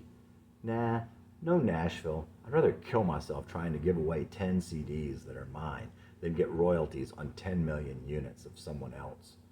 You singing on an album of my stuff that I sequence and arrange is still mine to me, but maybe me trying to sing with someone else is even better. I always had a plan, and Nashville or selling songs was never part of it. I know, I'm crazy. Thanks about Fallen Angels. I would like that, but we'll wait till I'm comfortable that I won't sound like I do on that CD I gave you. But I won't wait long. I think the time is right. Bars were never part of my plan either, but I think amateur hour is a bit different. Not so much pressure to do what people want, or to have to provide a soundtrack to what they are doing, which isn't listening to music. My brother-in-law has played over there a few times with some folks. Tall young guy with dark short hair that sings and plays harmonica, with a couple of guys playing guitar. Dead Flowers, Dylan, CCR sort of stuff. His name is Aaron, and he is a great guy if you ever run into him. I'll try and look you all up sometime. Thanks again, Channing. Brett also talked Channing into sending a demo CD to a record label. Channing sent the demos to an indie label that Brett liked called Velvet Blue Records. Their instructions said to attach a biography. Dear Velvet Blue, here are 2 of my CDs. Thanks, this is very cool. Biographical information? I've had to live with myself for a lot of years now. I still cannot figure out where the rudder is on this vessel. An autobiography seems like an opportunity to manipulate the way others see me, which is difficult, as I find it hard to see myself. Our lives are not even a speck in the eye of eternity, Our time here is so short and so flawed, and eternity so long and so perfect. And yet, quite possibly the most important part of our perfect eternity is that flawed flash on earth. If we were angels and we decided to sign up to be born to this suffering, sin, and humiliation, could it be that we did so because only in that way we can choose to love God, choose love? Otherwise, we would be just beautiful drones whose beautiful thoughts are nothing but script. Is it this life in which we overcome? When we die, after our children's children are gone, no one will even remember we lived. The only thing that survives is how we lived our lives. Jackson Brown. My music will certainly not survive. The same worms that will devour my body will devour my creation. The ripples of my life will fall into larger ripples and eventually be indistinguishable from the rest of forever. It will be as if I had never lived. I love music. I love to create. I create to reach out to connect with others. If I die and my music dies with me, it would all be in vain. But I would not regret the creation, only the missed opportunity. To me, art is all about that connection. I wish that I could touch people. I particularly wish that those I write about and write to will understand completely. But if only one person out there can understand my words, then I'll be happy about it. I live in Nashville, Tennessee. God has put me in his place physically in the lives of my two beautiful children. I have a wonderful wife who God sent to me to keep me alive and to direct me back to him. I fail them all constantly. I pray all the time for God to help me. I don't spend a lot of time furthering God's kingdom. I make music only as time permits. I earn a very good living at my work that is meaningless to me. I have never wavered in my firm conviction that all this will change. I am no less a dreamer than I was the day I began. I am not much of an adult, but get along in this strange world just fine. God indeed takes care of dreamers and fools. I have often felt like Joseph, but without the goodness. Well, I hope this serves as some sort of biography. Anyone else could write a better one after listening to a couple of my CDs. Anyone else could certainly know me better. Take care, and remember that God is with us always. Channing. Channing never heard back from Velvet Blue, but that was okay by him. He ended up making 4 full-length demo CDs and a best-of CD. He used the songs he had written in the years since he had returned to Rockland and started writing again. He called that period the Chan Songs years now, and he called the compilation the best of the Chan Songs years. That period was over, but he was still writing again. He was just waiting for the next step. He thought that it involved Jessie. Channing wrote a great majority of these songs on his steering wheel. Scary. He thought it was possible to write a lifetime of songs on your steering wheel without killing yourself. But he didn't think it was possible to write a book on your steering wheel without some kind of death. In a documentary from around that time, the narrator talked about a man who was killed by a bear, and the narrator said, "It was a good death." A friend of Channing's postulated that being mauled to death by a bear was probably not a good death. It would probably be an agonizing, prolonged, horrible, frightening death. Channing was not sure you'd stay a man the whole time, but a good death? The only good death, thought Channing, was a martyrdom, even if it came through natural causes at the end of your life. A good death that came at the end of a life spent on that thing for which you were meant to spend your life. One where you gave your life for that which you were meant to give your life. We all give our lives for something. One time in school, Jesse's teacher had on the wall, "Be not merely good, be good for something." Jesse wondered how that fit in with him being good for nothing. Channing wondered if when the spirit leaves the body, it leaves some kind of rift in the fabric. Maybe that's why people could sometimes feel the presence of the departed at the place where they left this world. And maybe that's one reason for that feeling of a sense of place there. Maybe through that same rift, they could come back, and that's why their presence could be felt there. In any event, people feel the need to demarcate and memorialize the site. There was something that became important about that site to the ones who loved those who left from there. Channing always felt sorry for the man responsible for the deaths of the kids in the school bus accident with a drunken driver and for the injuries to the kids who were burned badly in the tragedy. Supposedly, the driver who collided into the bus while driving on the wrong side of the road never drank anything other than beer and had never had a DUI. For some reason, that night he did something he had never done before. Channing thought that maybe he was getting over a girl. Channing couldn't recall the exact circumstances, but he remembered that the guy had been with a friend and they were drinking bourbon. The guy got really wasted, and that it wasn't like him. And of course, no one should have allowed him to drive. Obviously, it was far worse for the victims' families. To lose those you loved like that would tear you apart, especially since they were young kids. Still, Channing didn't see how there could be anything worse than being responsible for the death of innocents. Had he not been punished, the lack of justice would have been unbearable for some of the families of the victims and friends. But the punishment of carrying the guilt with him for the rest of his life would have been huge, and it would seem that would have been enough. On the other hand, Channing thought, the driver would be carrying the tremendous weight of the guilt, and he obviously already had some sort of problem. So maybe he would have ended up falling farther. He could have ended up sliding into the abyss and could have done other terrible things. Maybe jail was the place for him, but Channing still couldn't help but feel sorry for him. And obviously, there before the grace of God go I, thought Channing. Paul says we should pray to God, thanking him for the suffering in our lives. Channing knew that we should thank God for the bad things in our lives that are ultimately for our good. But when he would pray to God, he still prayed for God to take it away. He prayed for God to protect him. He knew that wasn't right, but he also knew that God honored those prayers because for Channing, that's what he needed, at least at that time. And Channing guessed one of the things that he was most grateful for along those lines is that God never let him kill anyone.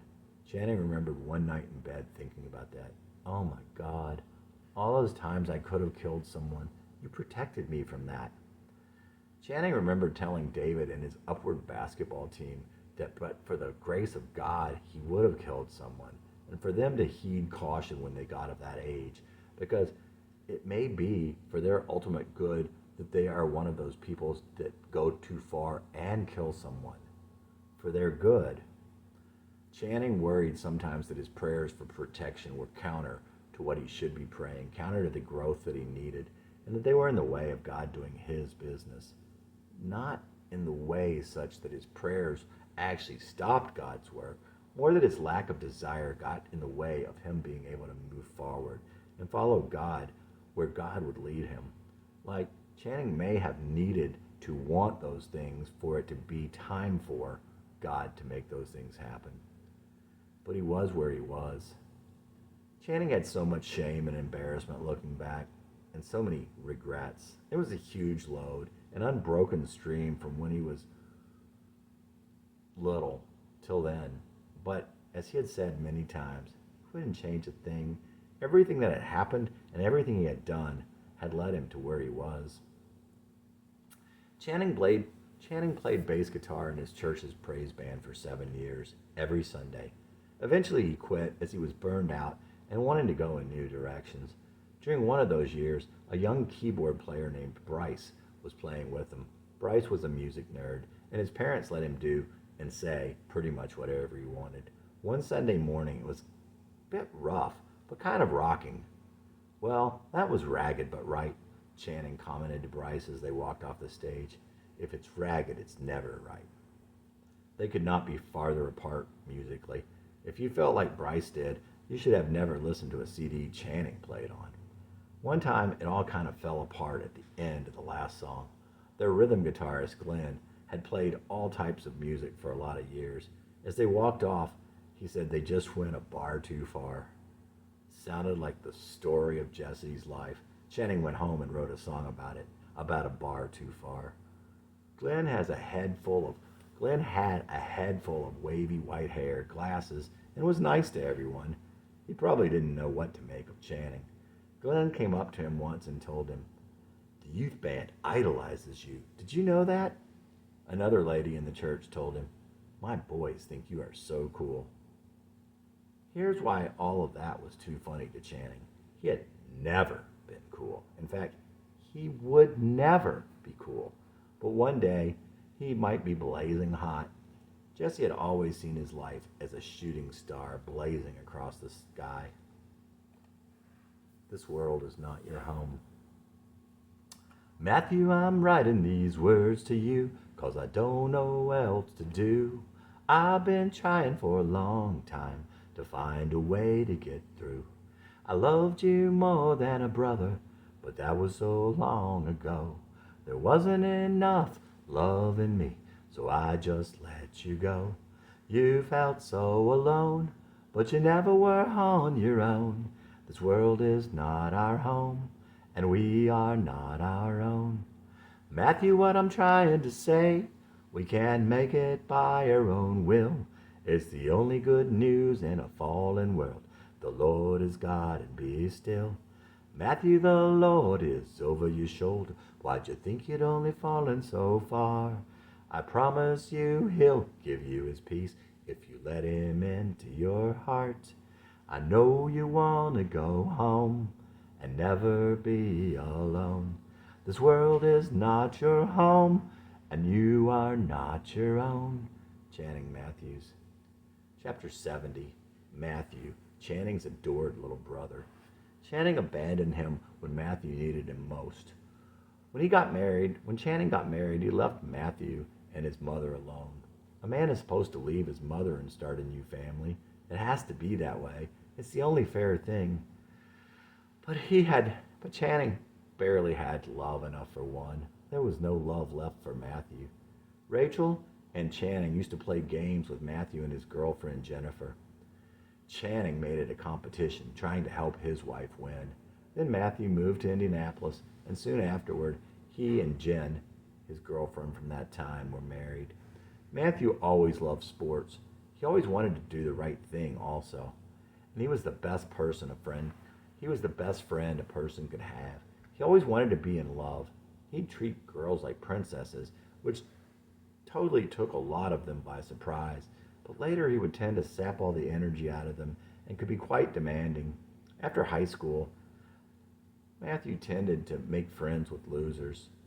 Jennifer always had to outdo everyone around her. If someone told a story about how bad their husband was, she would come back with, "Matthew is the worst husband."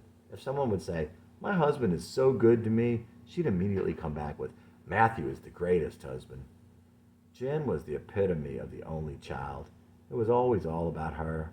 But an only child with some dark in her childhood, she was quite insecure below the surface and prone to bipolar mood swings. It was a miserable time for Matthew, but Channing didn't know. Matthew's marriage was horrible, and his job was pretty bad also. Channing just thought he was one grumpy asshole. Did Channing care enough to know? The time came when he left his wife for what he thought was his one shot of love. He had reason to leave her. She had nothing for him, and he could not live like that.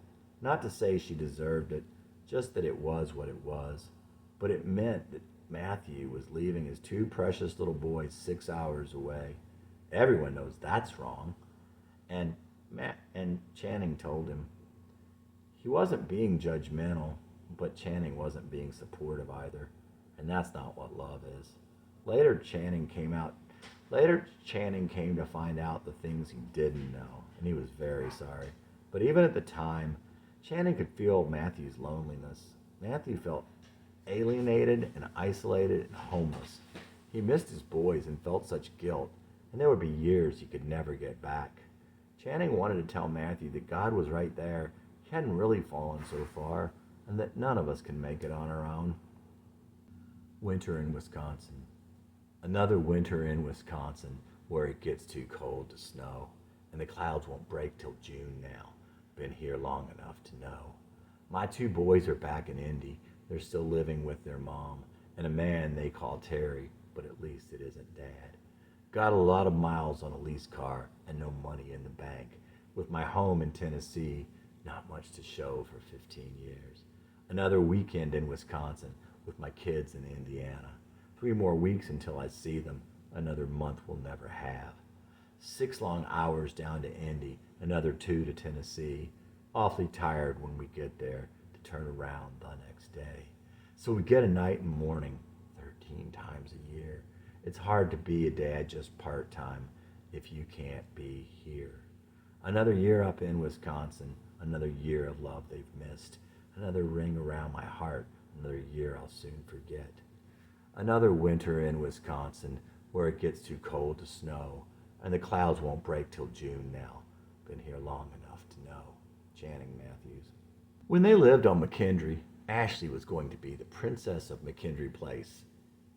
Catherine McCormick, the mother of the previous princess, told them. Catherine may have always been overweight, but she knew how to dress for it in big, long, thick cotton dresses. She was very pretty and open. You always felt good in her presence. Both she and her house always said, Southern living to Channing. They had a happy life on McKendree Place, and they had really good neighbors. They all ended up moving, and that was too bad. But all things must pass. Anyway, the past princess of McKendree Place was named Elizabeth. Sometime after they had moved, Beth had a boyfriend named Ryan. Channing met him a couple of times when they were visiting. Ryan was pretty short with black wavy hair. He was kind of quiet, a musician and an artist. He was a really nice and cool kid. But the time came for Beth to move on. She still loved him, but there was someone else for Beth. Beth's brother Brady was born the same year as David. Brady would be David's first best friend. Brady was a sort of skinny and pretty laid-back skater kid with long eyelashes. Everyone liked Brady. Had the McCormicks not moved, they would have been a couple of amazingly popular kids, especially with the girls. By all rights, they should have been best friends from those times through forever. Channing carried much of the blame in why they were not. But in spite of the distance, 500 miles, they shared a close bond even then. Rachel and Catherine and Channing were picking up David and Brady from camp one summer, some years after they had moved. Channing was in the middle seats of the van, and they were talking in the front seat. Catherine told Rachel that Ryan had been killed while riding his motorcycle in California. A few months earlier, he had come to Tennessee for a visit, and he had told Beth that he didn't think he would ever see her again. She cried. He also told Catherine that Beth was the love of his life. When he died, Ryan was still wearing the ring he had given Beth. Ryan sung. Mrs. McCormick, I'll never get married. Beth was the love of my life. That time he came home to meet her new love was the hardest thing he'd ever done. Ryan, this is your song. Beth, you can sing along. He always said you sang like an angel. I know he's waiting for you there. Up there where life is more fair, and you can be loved by more than one. I don't think this song will break your heart. That happened when you heard the news. So let the healing start. Sometimes it ain't all bad to sing the blues. He said, I don't think I'll ever see you again. She cried and cried. He still had her ring on when he died. His face was untouched, but his chest was crushed inside. Ryan, this is your song. Beth, you can sing along. He always said you sang like an angel. I know he's waiting for you there. Up there where life is more fair, and you can be loved by more than one. I don't think this song will break your heart. That happened when you heard the news. So let the healing start. Sometimes it ain't all bad to sing the blues. Channing Matthews. Another tragic thing happened during that time.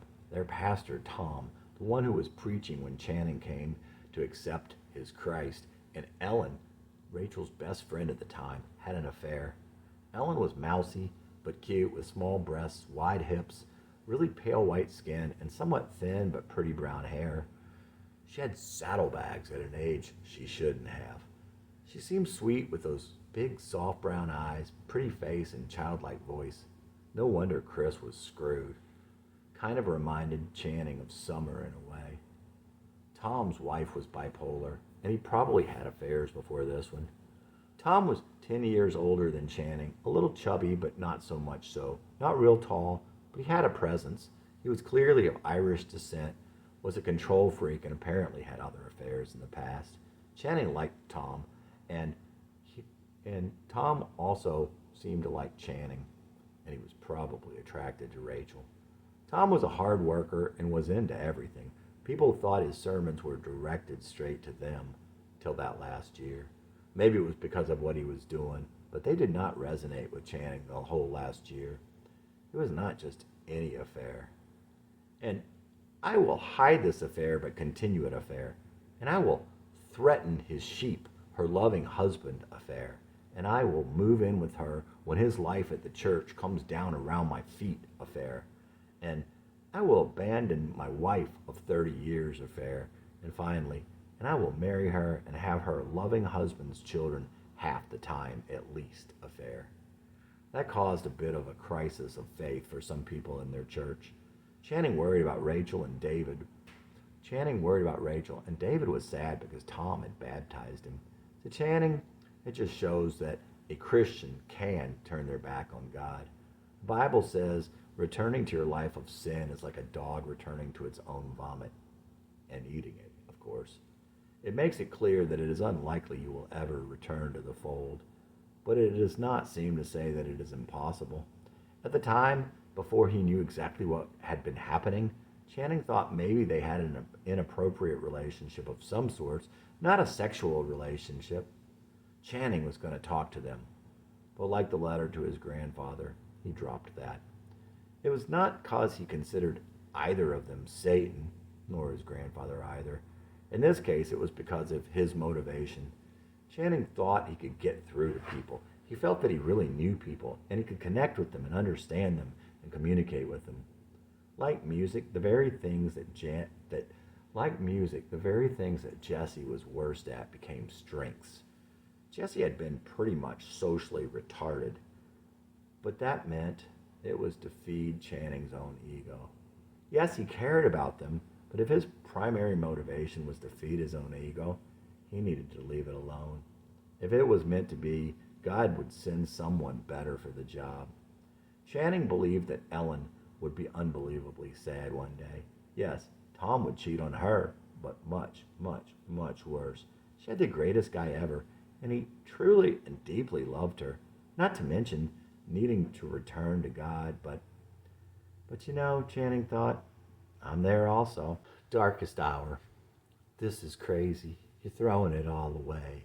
Everything that makes your life worthwhile. Can't you remember that special smile he never gave to anyone but you? Oh Lord, please don't let this song be sung in vain. I don't want to spend my life making art out of pain. Oh Lord, give me more of your power. Touch me with your healing hand. Come to me in my darkest hour. Show me what it is to be a man. Your pretty little daydream, a terrible beauty, but only if you walk away. Don't spend your life bringing two men down and filling up your children's life with rain. Oh Lord, please don't let this song be sung in vain. I don't want to spend my life making art out of pain. Oh Lord, give me more of your power. Touch them with your healing hand. Come to us in our darkest hour. Show me what it is to be a man. Make me not afraid to be a man. Channing Matthews. The same pastor who ran off with one of the church members once said that he knew Jesus was a type A personality. Tom had preached a lot of good sermons, but Channing believed he was off his rocker there. In fact, that was in the last year, and Channing didn't recall any good sermons during that time. He didn't think God was with Tom, in church or otherwise. Channing thought, if you run from God, God will not be with you. He will still be there for you, but God is not going to follow you into your sin. You'll need to turn to see him. The shortest verse in the Bible is Jesus wept. There is not a shorter verse that says Jesus ran. And yet, he was always exactly where God wanted him to be. And all things come in due God's time. In The Fate of Saints, Jesse wrote that he felt as though the fate of saints had rested on the sinner. Sometimes he wondered, does God need us in order to accomplish his will? And Channing thought, there are those that would say no, that flies in the face of God being omnipotent. He didn't know. Why would that be? God created the laws for the good of all. Maybe it is required to be this way. Maybe not. But if they are necessary, that sure puts things in a different light. If the fate of if the fate of sinners rested on you, wouldn't you be different? Channing's journal. Is God omnipotent? Omnipotent as in having all the power? Nothing is even a test or requires effort? Not omnipotent as the most powerful. Most Christians would say that God does have all the power. So again, if God is omnipotent, how can he need me to save others? Some would say that he does not need me, but it is in his plan to use me. I can understand how that would help me, so the plan would be good. Not that God asks me to approve his plans, to judge that which I cannot understand, but I'm good with that. But what if he did need me? Wouldn't there be an urgency then? An urgency that may or may not exist if he did not? It would certainly be about life and death. If God is omnipotent, why was there a war in heaven? Why not immediately banish Lucifer and his angels? Yes, it could be part of his plan, and if it were, it wouldn't be about good, for God is completely good.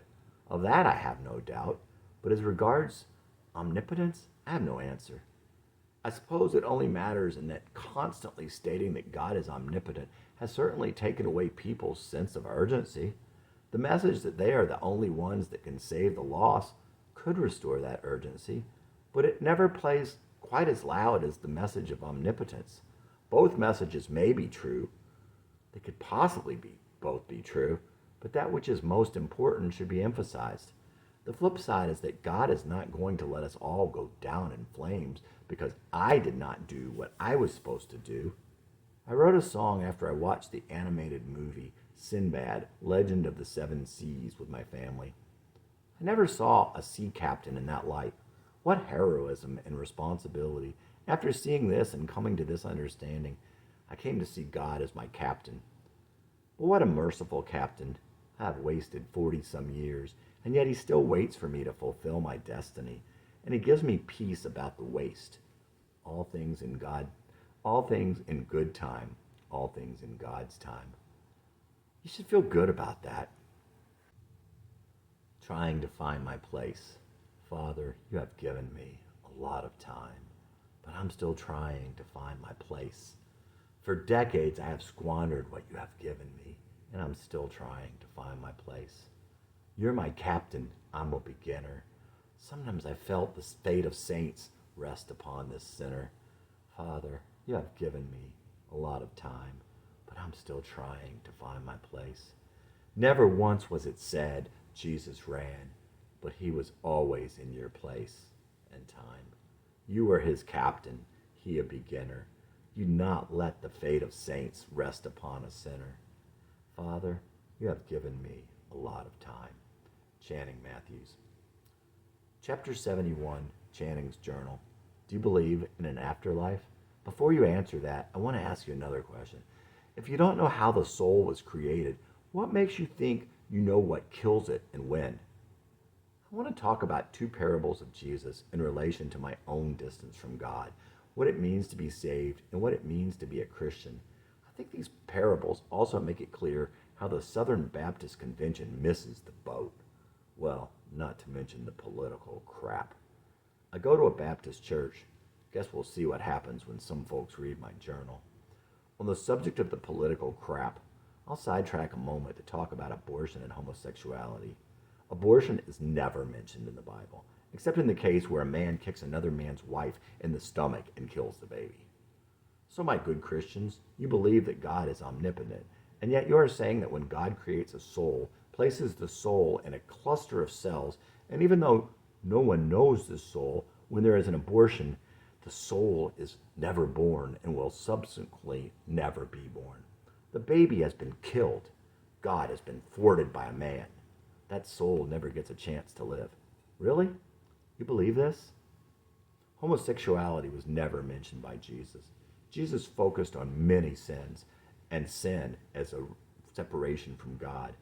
Why should his disciples now spend so much time focusing on one aspect of man that Jesus did not consider worth talking about? Homosexuality was mentioned twice in the Old Testament. It was mentioned only once by Paul in the New Testament. He was talking to the church, not those outside of the church. In fact, Paul also stated that it is not for those in the church to judge those outside the church. See 1 Corinthians 5:12. Should a heterosexual male hierarchy continue in their sin while focusing on things that do not apply to them? You also notice that none of the disciples made it their business to worry about the law or the government. You cannot put the flag of your nation on the altar of your God. I'm not saying that you cannot be patriotic, nor that you cannot get involved in politics. I am saying that Jesus told us which kingdom to put first. Back to the two parables of Jesus that speak to my own distance from God and what it means to follow Christ. First and easiest, the parable of the talents. A manager was given 1 talent, a sum of money, to manage while his master was away. Think of the master as the owner of a business, some sort of client or some upper-level manager. Another manager was given 5 talents, and a third manager was given 10. The managers with the 5 and 10 talents doubled the money in the time the master was away. When the master returned, he gave them each more money to manage for him and told them what a good job they had done. Because you have been faithful to my trust in small things, I will trust you with big things. Then it came time for the first manager to account for his managing of his master's money. I know that you are a real hard ass, so I locked it up. Here you go. And he handed the talent back. The master fired him, took away the one he had. Jesus says, you know what? That's the way it is in God's kingdom. If you are faithful with a little, he will give you a lot. But if you don't do anything with the things that God entrusts to you, he will even take those things away from you. The church needs to hammer this home. If you aren't doing anything for the good of God and man, you aren't part of God's church. You are missing the message and you might as well stay home. It's no longer what we did, it's what we didn't do. That was the easy one. Now to the difficult one, the story of the sheep and the goats. Jesus says at the end, he will have to judge us. He doesn't desire to be our judge, but he has been appointed to do so. He will divide us into 2 groups, the sheep and the goats. Some of us will say, hi, Jesus, old buddy. And he will say to us, who are you? I don't know you. We will say, look, we went to church and we told people we were Christians. You know, we even had Christian businesses that prospered. And we only sold our stuff to good Christian people. We went to Bible study. We bought fish and put them on our cars. Jesus says that he will say, look, guys, I was hungry and you didn't feed me. I didn't have any clothes, but you never gave me any clothes or money. And when I was in prison, you never came. But Jesus, dude, we never even saw you. When were you hungry or naked or in prison? What you did to the lowest people who needed you in the world, that's what you did to me. Go, you are goats, and you must leave heaven. He will tell some others who will be equally surprised. Come, my children, enter into heaven with me. I was hungry and you fed me. I didn't have any clothes and you gave me clothes and money. You even gave me what you yourselves could have used. And when I was in prison and in places others refused to go, you visited me. But Jesus, Lord, we never even saw you. When were you hungry or naked or in prison? What you did to the people who needed you in the world, that's what you did to me. Come, you are my sheep, and you will live with me in heaven. I am now, as I write to you, a goat. And there are many who read this who think they are among the elect, but they are goats. What that means, I'm not positive. I refuse to read between the lines of a Bible I believe completely and somewhat literally. I do know that Charles Stanley has said that it is of Satan to make us doubt our salvation, and I think very highly of him, so I don't know. But I do know that the sheep and the goats, like Jesus' command to love as he first loved, are a key to the gospel. If you don't want the key to the gospel, what are you doing in church? For you non-believers, I want to admit something to you. Anything you name after the fact and separate from the fact is a myth. The Greek gods, evolution, gravity, they are all myths. The only way to know that the truth of Christianity is not a myth is from the inside. To you believers, I would say this: only by changes in the present can our Christianity overcome being mere Christianity. Counter song. We have forgotten our Geppetto, giver of all good things. It could be said we are nothing more than puppets made of meat. Before the womb now I name you. I have sent my son to claim you. You are more to me than dust and clay. Sin our strings, bound by Satan, Lord of the air, the puppet master. Enough strings, tangle of lies, a web by another name. Not too much for you to bear. I have sent a helper there. I have sent him there to break you free. Death will sting, meat will rot, flesh needs blood to live. Blood was given, but the lie deceives and leads to death. I have made the sacrifice. I came down to save your life. Now, my child, you don't have to die. Here we stand. We feel so tall in all our glory. Darkness, the light that shines on us, revealing corpses end to end. There's a blood that conquers death. There's a light that sets you free. I didn't send you here just to die. Enough strings, tangle of lies, death by another name. One more string, one more lie. The spider awaits his prey. Channing Matthews. Channing's journal. I'm not sure what to tell you. I told you that the gospel can be wrapped up in one word, love. I told you about the sheep and the goats and the parable of the talents. Past that, my entire theology can be wrapped up in this song I wrote a few years back. I play the guitar in drop C, and that sets the right tone. I would hope the verses are creepy and the choruses anthemic. One thing that I think being a Christian has allowed me to do, one way that God has changed me and Christ has softened my heart is this. I have peace about my Father. I know he did the best he could do given where he came from. Also, and this is key, I know he needs me. It doesn't matter what I need. I appreciate that he set our family on the road to recovery. The usual path would have been for him to be an even worse father than his own father. Finally, in the words of Don Henley and those who came before him, I think it's about forgiveness. And when I say think, I mean no. It is about forgiveness. There is something very related. Unlike my feelings toward my father, it happened long ago. It is something that makes me know that there is a God, know that he is the God described in the Bible, and know that he came to change us. Jesus tells us about and promises a peace beyond understanding. That's what I'm talking about. I used to spend a lot of time thinking about abused kids, of evil colliding with innocence, of rape, of injustice. I used to ponder taxi driver-like scenarios. I would go round and round trying to figure out what to do, how to feel, how to deal with it. It would turn my heart into fire and mush. It was the very opposite of peace, and there was no answer, no solution. I could not live with it, and I couldn't change it. After becoming a Christian, when I think of these things, I am able to give them over to God and know that he will take care of it. I'm not talking about not trying to change things. I'm not making excuses. I'm not talking about the victims. I'm talking about that gift of peace. It is a beautiful thing, and it does come from anything, and it does not come from anything of this world. Channing believed that God will rectify all these things, that he has the power to make it like it never happened. How? Channing didn't know.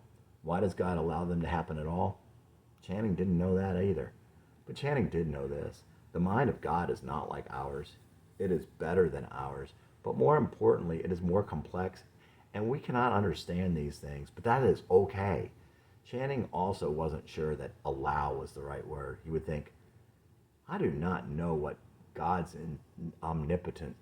Channing would think, I do not know what God's Channing would think, I do not know what God's omnipotence entails. Do you? Channing sat in church one morning and realized that God can make him feel like a little kid, and that God was bending down to tie his shoes. God wasn't telling him, you should know how to do this yourself. Channing was his little angel, and he was tying Channing's shoes. Tie my shoes. My God ties my shoes, and I'm 5 years old. How can I feel peace when evil collides with innocence? How can I feel good inside when I know my heart? My God, he tied my shoes, and I'm 5 years old. You must receive your God as a child to inherit the kingdom. Let the children come to me, for the kingdom is theirs. My God, you tie my shoes, and I'm 5 years old. Channing Matthews. Wes and Jackie Thompson went to their church during that time. They both loved Wes and Jackie. Wes was the kind of guy people trust from the moment they meet him. Those people are few and far between, and just the kind of guy people would want to have for a friend. He had a hard childhood, but he always maintained and never let it bring him down. Jackie was sweet and insecure, but she knows on whom she has believed. She was a college basketball player. Wes and Jackie were in the military when they met. Wes told them that he knew he wanted to go out with Jackie from the time he saw her put a whole sandwich in her mouth. Jackie said she did it to impress Wes. They always brought Channing a smile. Channing had always liked almost all of Rachel's friends, but this was the first couple he really loved. For years after they left, Channing always felt he would give them both a hug if they walked up at any time. He really missed them. For a while there, it seemed like they would become such close friends. They even scheduled a regular date at a coffee shop in Brentwood. They all four really looked forward to those times. But Wes and Jackie moved, and they lost track. Why did they lose track? They were only 2 hours away. Channing thought Rachel was hurt when they moved, hurt that they had moved. Wes and Jackie kept up with their other friends in Nashville, seeing them when they came in, but Rachel and Channing never managed to go, and they didn't write each other. Channing? He figured he was just too lazy, but he would try to start talking to them again. He still hoped that they would someday pick up where they had left off. People need friends, close friends. They can keep us from going crazy, and we need to hold out hope that God will send someone to us. Channing hadn't had many close friends, and he knew he was worse off for it. Chapter 72. During all this time, Rachel had been Channing's helper and companion. She had made them a family, and she had kept them together. She had been the perfect wife and a wonderful mother. Channing felt his kids needed that because he had not been the best of fathers. Still, somehow, they were the sweetest children on the planet. When he'd say she was a perfect wife, he meant this. She had supported him in the hard times. She had accepted him through all times. She had let things go. She was the most beautiful girl in the world, and she was still 23 in his eyes. If you could see her, you would also think she was in her 20s. She was so loving and giving. She was so smart and so thoughtful and so competent. She was very funny and so completely sweet. She was in all ways his angel. Those who are given to us need us, not someone else. Rachel married Channing, and she stayed with him, and she loved him. In the past several years, he had regressed and become exactly what he didn't want to be. In fact, in some ways, he had become a worse person than he ever was. He would get angry, he would hate, he would curse, he would beat his head on bad stuff and dwell on evil things. But worst of all, until the past year, he'd been jumping down his kids' throats. Not that there was ever a good reason to do such a thing, but he did it each time for no reason. Channing's children had never done one thing wrong. Not one that mattered, not one that they were not sorry for, but every time he would explode at them, he was even wrong about what had happened. There were many times. My life passing by, 10 years old in my pajamas, peeking out the blinds, at everyone outside. The first I felt that feeling of something passing by. The thing that held me back, the breath I could not catch, the weakness I felt so strong, the loss and the regret. Something I was losing even then, felt I'd never know again. Something I once had in the place I'd been before, something I must have lost along the way. Thought back on that feeling many times. Every time I did, I'd feel it all again. But I could never see what it was till now. How could I not know the feeling of my life passing by? There I was, 19, drinking away my youth, a fog in my thinking every day. So much waste I can still see her face, but I couldn't see it slip away. Time spent drunk instead of living, instead of being me. Stayed away from those I should have seen. There's There's a time I lost, a life I couldn't have. I know I'll not get back. I was losing something, somewhere I should have been. I should have done but didn't do. Thought back on that feeling many times. Every time I did, I'd feel it all again. But I could never see what it was till now. How could I not know the feeling of my life passing by? Suddenly I'm 35, their childhood passing by. Things I could have shown my kids, time we could have spent, but I continued wasting time, theirs as well as mine. The future is dead, I'm stuck in the now. Missed the time I was merely whelmed, while it seemed there would still be time. There's a time I lost, a life I could have had, I will not get back. I'm still losing something, somewhere I should be, something I should be but don't know how. Thinking back on that feeling all the time, every time I do, I see it all again, but I could never see what it was till now. How could I not know the feeling of my life passing by? Channing Matthews. My life passing by. 10 years old in my pajamas, peeking out the blinds at everyone outside. The first I felt that feeling of something passing by. The thing that held me back, the breath I could not catch, the weakness I felt so strong, the loss and the regret. Something I was losing even then, felt I'd never know again.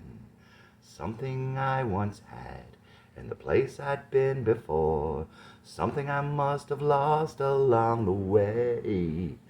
Thought back on that feeling many times.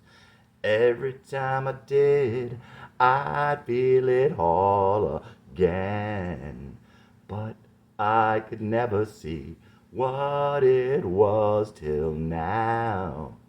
How could I not know the feeling of my life passing by?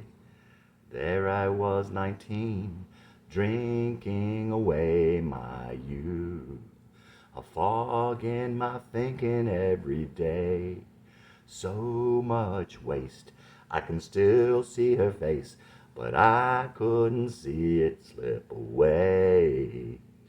Time spent drunk, instead of living, instead of being me. Stayed away from those I should have seen.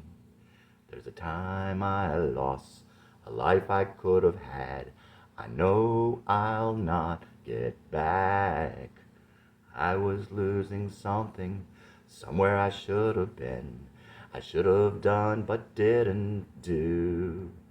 Thought back on that feeling many times. Every time I did, I'd feel it all again. But I could never see what it was till now. How could I not know the feeling of my life passing by? Suddenly I'm 35, their childhood passing by. Things I could have shown my kids, time we could have spent, but I continued wasting time, theirs as well as mine. The future is dead, I'm stuck in the now, missed the time I was merely whelmed. While it still seemed there would still be time. There's a time I lost, a life I could have had. I will not get back. I'm still losing something, somewhere I should be. Something I should be, but don't know how. Think back on that feeling all the time. Every time I do, I feel it all again. But I could never see what it was till now. How could I not know the feeling of my life passing by? Channing Matthews. Channing could sentence himself to hell for this, but there were mitigating factors, extenuating circumstances. Furthermore, his children forgave him for anything he didn't do. Those last 3 years could have almost competed with his middle school years as the worst 3 years of his life. He did not fully fathom it at the time, but his life was hell. There were 3 reasons. First of all, they lived for part of the first of those 3 years in a neighborhood in Brentwood. Brentwood is a somewhat tony area where most of the houses are big, but there is something aggressive and not quite genteel about the place. Culture is expected, but the surface manners are thin and shrill. In the neighborhood they lived in, the people were truly, you could never think of the right word. He would just tell people that when you lived in that neighborhood and were driving past your neighbors and you waved, they would look over at you and then look away. Same thing if you were walking and they were driving. Not too bad, he guessed, but there were other reasons that house lacked peace. The street was loud and busy at all hours of day and night, even though it was in a subdivision, 25 miles an hour and stop signs. And the house itself totally lacked privacy. You need privacy at home. At least Channing did. Still, he thought, not a lot to whine about. They did have a warm, safe, and comfortable place to live. The second thing was the fact that his boss was a demon. She was sadistic and cruel and sought out to break people down. She would actually brag to Channing and presumably others when she treated people like shit. She was by far the worst boss he had ever seen and was mentally and verbally abusive. Okay, even adding together thing one and thing two, not so bad, he supposed. People deal with so much worse. Thing three is what was eating him up inside. They sent their kids to a Christian school. Channing's mother had taught at that school when it was located in an older building, one that was not so nice, modern, and fancy. He brought her something to school a couple of times when he was young. He was shocked at how nice the kids were to each other. When they were looking for a school for David, she confirmed what he thought about the school. It was such an incredible blessing that they could send their kids there. He did have a bit of a bad vibe when Channing saw the new layout of the new campus. It seemed as if they were focusing on being the best. With some people, there was an attitude that they are Christians, so they are the best. We should be the best at sports, they thought. They should have the most expensive campus, and they should win at everything. God is on our side, and we are doing this for God. We want people to see how strong God is. But where else would they send their kids? Besides, Channing knew it was a good place because of what he had seen years ago. That school was the most evil institution he had ever known. His kids were bullied, and the teachers didn't care. Channing would end up believing that they didn't care anything about the kids. Neither did the administration. They cared about two things: being the best and turning out kids as similar to one another as possible. There were a couple of incidents that happened when his daughter was in 3rd grade. Ashley was one of the sweetest, gentlest girls you will ever know, not to mention, because Channing would know what you're thinking here. She was pretty, thin, and with it. She was a good student, all A's, rule follower, but she would never tell on another kid. A boy pushed her down the stairs when she was in line with her class. A boy and a girl took the string from her hoodie and tried to strangle her with it on the playground. What did the school do? Nothing. Were they concerned that there was evil in the hearts of their students there? No. Her teacher was loathsome, didn't even know Ashley's name near the end of the school year. A real class act. Clearly just wanted an easy job, didn't care about the kids. They sent David to that school for 7.5 years, and Channing hoped David would forgive him. David was such an unbelievably sweet and innocent boy. Channing didn't want him picked on. That's why he sent him there in the first place. They transferred David to a public school in the middle of his 7th grade year, and almost immediately, David became one of the most popular kids there. No one picked on him, and he wasn't afraid of anyone. Channing was not sure how it was for David's first 4 or 5 years. He and Ashley both later told him that their kindergarten teacher was mean. Why would a kindergarten teacher be one if they didn't like kids? How could that be? Why would a Christian school hire such a person for that job and keep her there? By 4th grade, David didn't seem real popular. Even earlier than that, there had been kids he would befriend who would later turn on him with more popular kids. And Channing could see that the teachers were far more concerned with grades and rules than with the children or any kind of real learning. Channing just didn't want to believe what was going on because he didn't know what to do. By fifth grade, David was being bullied by at least one or two kids. Intervention made it worse, of course. At the end of the year, they found out that some of the girls in David's class had been hazed mercilessly by the other girls. That was when Ashley was in third grade. They pulled Ashley out at that time. They took their concerns to the school. The school did not seem reasonably concerned. The school was glad they pulled Ashley out. Their belief was the victim was the one that didn't fit in. No victim, no problem. Everyone should be alike. Christianity in America at that time. The school was probably right that Rachel and Channing's kids did not belong there, and it would be easier for the school and the other kids and the other parents and their kids if they were not there. Sixth grade was the living hell for David that middle school had been for Channing. Channing came to realize that David's hell had started way earlier than his, and it was really bad. Additionally, the teachers were treating him like shit, and the administration was pressuring Rachel and Channing over his grades. If he left a paper in his locker and told the teacher, they would let him get the paper during or after class, and it was still a 0. All they cared about was their rules. They did not give a crap if the kid was learning. They didn't care if the kid was miserable. Channing told them that David clearly had attention deficit disorder. They told Channing to go to some clinic to get it diagnosed, and then maybe they could do something. Channing doubted they had any such intention. Why did they leave him there? Channing's answer was, because I'm an idiot. Furthermore, he thought he knew something. Channing knew nothing, and when you realize that, it can lead to paralysis. Channing thought that if David was getting this there, it would be worse in public school. Channing thought this because he had had such a bad time. But guess what Channing thought? He had deserved it. David was nothing like Jesse. He had a great heart. He knew people. He wasn't a pussy, and he was cool. Seventh grade for David was worse than you can imagine. All the kids, boys and girls, were attacking him verbally all day long. Boys were pushing him around. A huge kid was slamming him into the locker. He was being threatened constantly. Adults in the real world, would be going to jail. What did the administration of the school do? Nothing. They literally told Rachel and Channing that it might be good if they pulled him out. But it's the middle of the year. Most schools won't take a child in the middle of the year. Do you have any suggestions, or could you help? No, sorry. The principal, vice principal, and counselor met with him. The sum total of their kindness and brain power yielded this. Rachel and Channing should read a book by someone named Frank Capra. The vice principal said he sympathized because he, the vice principal, had been a bully when he was a kid. Pussy bastard, Channing thought. The school was highly relieved when they took David out.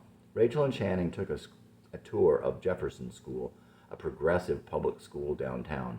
The guide was the girls' volleyball coach. She said their girls hated playing against that Christian school. The kids were mean and had some kind of killer instinct. She said she had seen it and would not send any kid there. Then when they went to enroll David at Moordale Middle, the counselor there said the same thing. All over town, every person he talked to, in or out of education, who knew anything about that school, had at least heard the same thing. Mean-spirited, bullying. And he talked to a lot of people about the school. Channing cared about kids. They also personally ran into dozens of parents who had pulled their kids out of that school for the same reason, not to mention the ones they knew from that time. Channing's journal. Frank Capra? Poor bastard. He had some horrible birth defect and was picked on in public school in Canada when he was a kid. His church was the only place where people were nice to him. So his book basically says that Christian schools are the best because they hang the 10 Commandments. He has no experience in Christian schools and had no advice on how they could have stopped our kids from being bullied. The book is a ripoff. Unless it is given to the teachers and administrator at a school like our old school, and then it won't do any good unless they see that they are the bad school. I promise you that the counselor who suggested they read it had not read it himself. Geez, how can an educator suggest a book they hadn't read themselves? The public schools in our area are attuned to bullying. Have they slowed it down? I don't know, but at least they care. So that constant stress was the reason Channing had been mean to his kids when they needed him most. His stress level was past the point of stroke for a very, very long time. A lousy excuse, he would later think, but at least he knew how he had gone there, and he knew what to look for if he ever showed those kinds of symptoms again. Channing put David in the Christian school to protect him. God used that to show Channing how he just didn't know anything. They ended up moving him in the middle of the year to a public school with a really bad reputation. Channing had a tremendous fear about moving him there. God showed him again, Channing, you know nothing.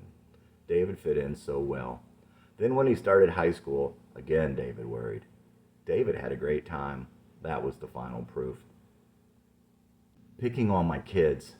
When I was in school, you picked on me and made me feel so bad. Now all your kids are picking on my kids, and I can't live with that. I used to think it was my fault, all that hell back then. But now all your kids are picking on my angels, and I know that's a sin.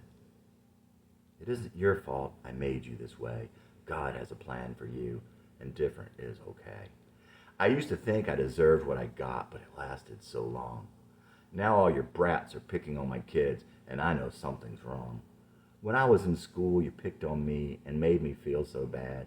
Now all your kids are picking on mine, and I can't live with that. It wasn't your fault, says the Lord your God. It wasn't your fault. I made you like that. Channing Matthews. Fire Drill, Part 1, Gathering Wood. What's that? What's that sound? Why do I hear a siren when it's not even raining outside? There is no fire in my house, and no one is stirring at all. It comes to me to know that it is not a test. Is this the moment you have been waiting? Have I been waiting all my life? Take what you can, all you can carry. I scurry around, gathering, grabbing, picking up pieces of pain. Rejection, my old friend, you bastard, where you been? Yell fire, I know the drill. Yell fire, get wood. Your brain is your home, but temporary. You only stay here so long. That was part of the deal. You can't take it all with you, the furniture and furnishings, the trappings and the traps, the detritus of a lifetime. You can only take a little, only carry out so much. God, would you want to take it all? So hard to get rid of anything at all while you still live in here. So this is the opportunity, or is this just another madness? Am I really leaving this time? I scramble and I scurry. Is it what I choose to take or in what I leave behind? This is the chance of a lifetime, here after everything, desperately searching for pain. Rejection, my old friend, you bastard, where you been? Yell fire, I know the drill. Yell fire, get wood. Rejection, my old friend, you bastard, where you been? Yell fire, I know the drill, and feel the pain. I run around spinning, pockets filled with gold, all the weight of a lifetime loaded with ingots of pain. Isn't there something more valuable on which we all would agree? That's a good thing. I would take it. That's what I'd take were it me. My courage, my integrity, some hard-earned knowledge or some wisdom, some love, some joy, anything but pieces of pain. Rejection, my old friend, you bastard, where you been? Yell fire, I know the drill. Yell fire, get wood. Channing Matthews.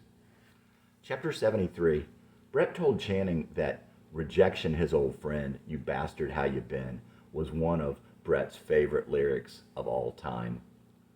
Through all the stress and strain his life had acquired in recent years, the ideas that he was wasting his life and letting his family down were pushed aside. Channing was getting his heart back, but the things he seemed to value, the things he focused on, seemed to involve the hurt of the past. He was obviously drawn to the pain and aloneness from rejection. Well, anyway, at least once he got it, he would wallow in it. It occurred to Channing that the memories that had caused him the most pain were the memories that he most held on to. That was an amazing revelation. Why? Wouldn't anything be better than those feelings and memories? What about love and courage and wisdom? Geez. So pretty much I am sounding the alarm. But after everyone is out of sight, I throw more wood on the fire. Suppose there was a fire and you had to leave. What would you take? In the answer to that, you would see what you truly value. My new life. I'm writing the song of my new life. I'm picturing the way it should be. I can see it so clear in my mind. I'm holding on to the fact that I'm the biggest loser who lived. I'm still holding on, but not with my life. I'm telling you I'm the outsider, the one who never fit in. Even the other outsiders saw me losing to win. Now I'm the one the others are watching, dancing on the outskirts of town. I'm living, I'm loving, I'm crying. I'm thanking Jesus for bringing me down. And I hear that same old voice inside, but it's different now. I hear it clear as a bell. Be free now, be free. I could never picture myself comfortable in my own skin. I could talk it but never see me outside the rut I lived in. But now I see it like I see the way I've always been. My kids are not bound by the things of my past. I'm not sinning that warm fuzzy sin. I'm loving my I'm loving my wife out loud. I'm laughing the kids around the yard. I'm the person that I should be. I'm living out loud and I'm free. We're talking and we're sharing. My kids can see in my blind spot. I'm kissing my wife before I leave home. We're living out loud and we're free. And I hear that same old voice inside, but it's different now. I hear it clear as a bell. Live out loud and be free. I'm not just a crab in a bucket, pulling the rogue one back in, hating his love of freedom, dragging us all to our deaths. Let go, child, and be free. They're all behind you. I cannot hear them now. I'm not waiting for some circumstance, something so obvious. I'm doing it now, and I can feel heaven more. The beggar threw away his cloak before he received his sight. Before Jesus even asked what he wanted to be free. I hear that same old voice inside, but it's different now. I hear it clear as a bell.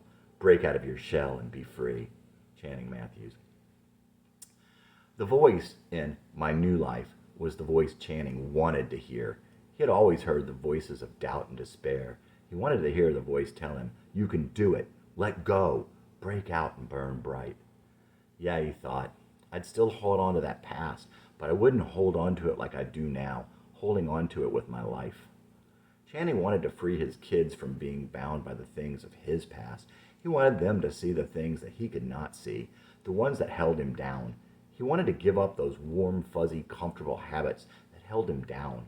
He wanted to love his wife and kids with freedom and joy, like they deserve. He wanted them to share the deepest things. He wanted to live loudly and triumphantly, not meekly and carefully. There are only 3 treasures you can give your children: your faith, your love, and your time. And those are the same things you owe them. Treasures. I look around at a lot of the things that I love, and I realize they're the ones I hold in my hand.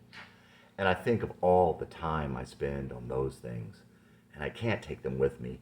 I can't take them with me. I'll have to leave them all when I go. I look around at the things I've given my loves, and I realize they'll have to leave them all behind. How have I saddled my family with things that hold them down? Because they can't take them with them. They can't take them with them. They'll have to leave them all when they go. Channing Matthews. Channing felt that he had saddled his family with things that hold them down. It was sad, but it was true. One day they took a day trip with some friends to Fall County, Indiana. The county seat, Lexington, was a pretty little town in the valley with nothing but boutiques, craft shops, and restaurants, and hundreds of people enjoying the fresh, clean air. Late in the afternoon, Channing was outside the shops waiting for Rachel and her friend Deborah. Deborah's husband, Dale, was also off doing something. It occurred to Channing very clearly that 15 years had gone by, and his legacy to Rachel and his children was that he pulled them away from God and put material things in his place. Channing led them to value those things above other things as he had. Nothing else had he given them. Channing wrote treasures right then and there. When he met Rachel, she was the kindest and sweetest person in the world. She still was, but the years with him had eroded some of her generosity and openness. She was so close to the kingdom. Channing felt that he had done nothing but drag her away. At times, she realized the damage that had been done through his resentment, materialism, and cynicism, and she would try to get back to how she used to be. Fire Drill Part 2, Lost on the Way. Pieces of pain that connect me to some loss. Something I had before I came, something I lost when I came, something I lost on the way. Did I know you before? Like I couldn't hear? Did you know the me I can't explain? Was that what I left? Was that the source of my pain? Could I take it this time, what I last left behind? Could I take it with me? Could I take it if I gathered all the pain? Rejection, my old friend, you bastard, where you been? Yell fire, I know the drill, yell fire, get wood. This was only a drill, only a test. Were you ready? Did you die? Be ready now, he comes like a thief in the night. Rejection, my old friend, you bastard, where you been? Yell fire, I know the drill, yell fire, get wood. Channing Matthews. What if such a fire drill had happened in our past, when we were in that home we longed for, the one we could almost glimpse out of the corner of our eye, the one for which we feel that huge, inexplicable sense of loss over? Why do we feel such connections to each other? Why the sense of connection to certain other people? Did we know them before? We brought something with us when we left, but it wasn't enough. What if we grabbed all the pain this time?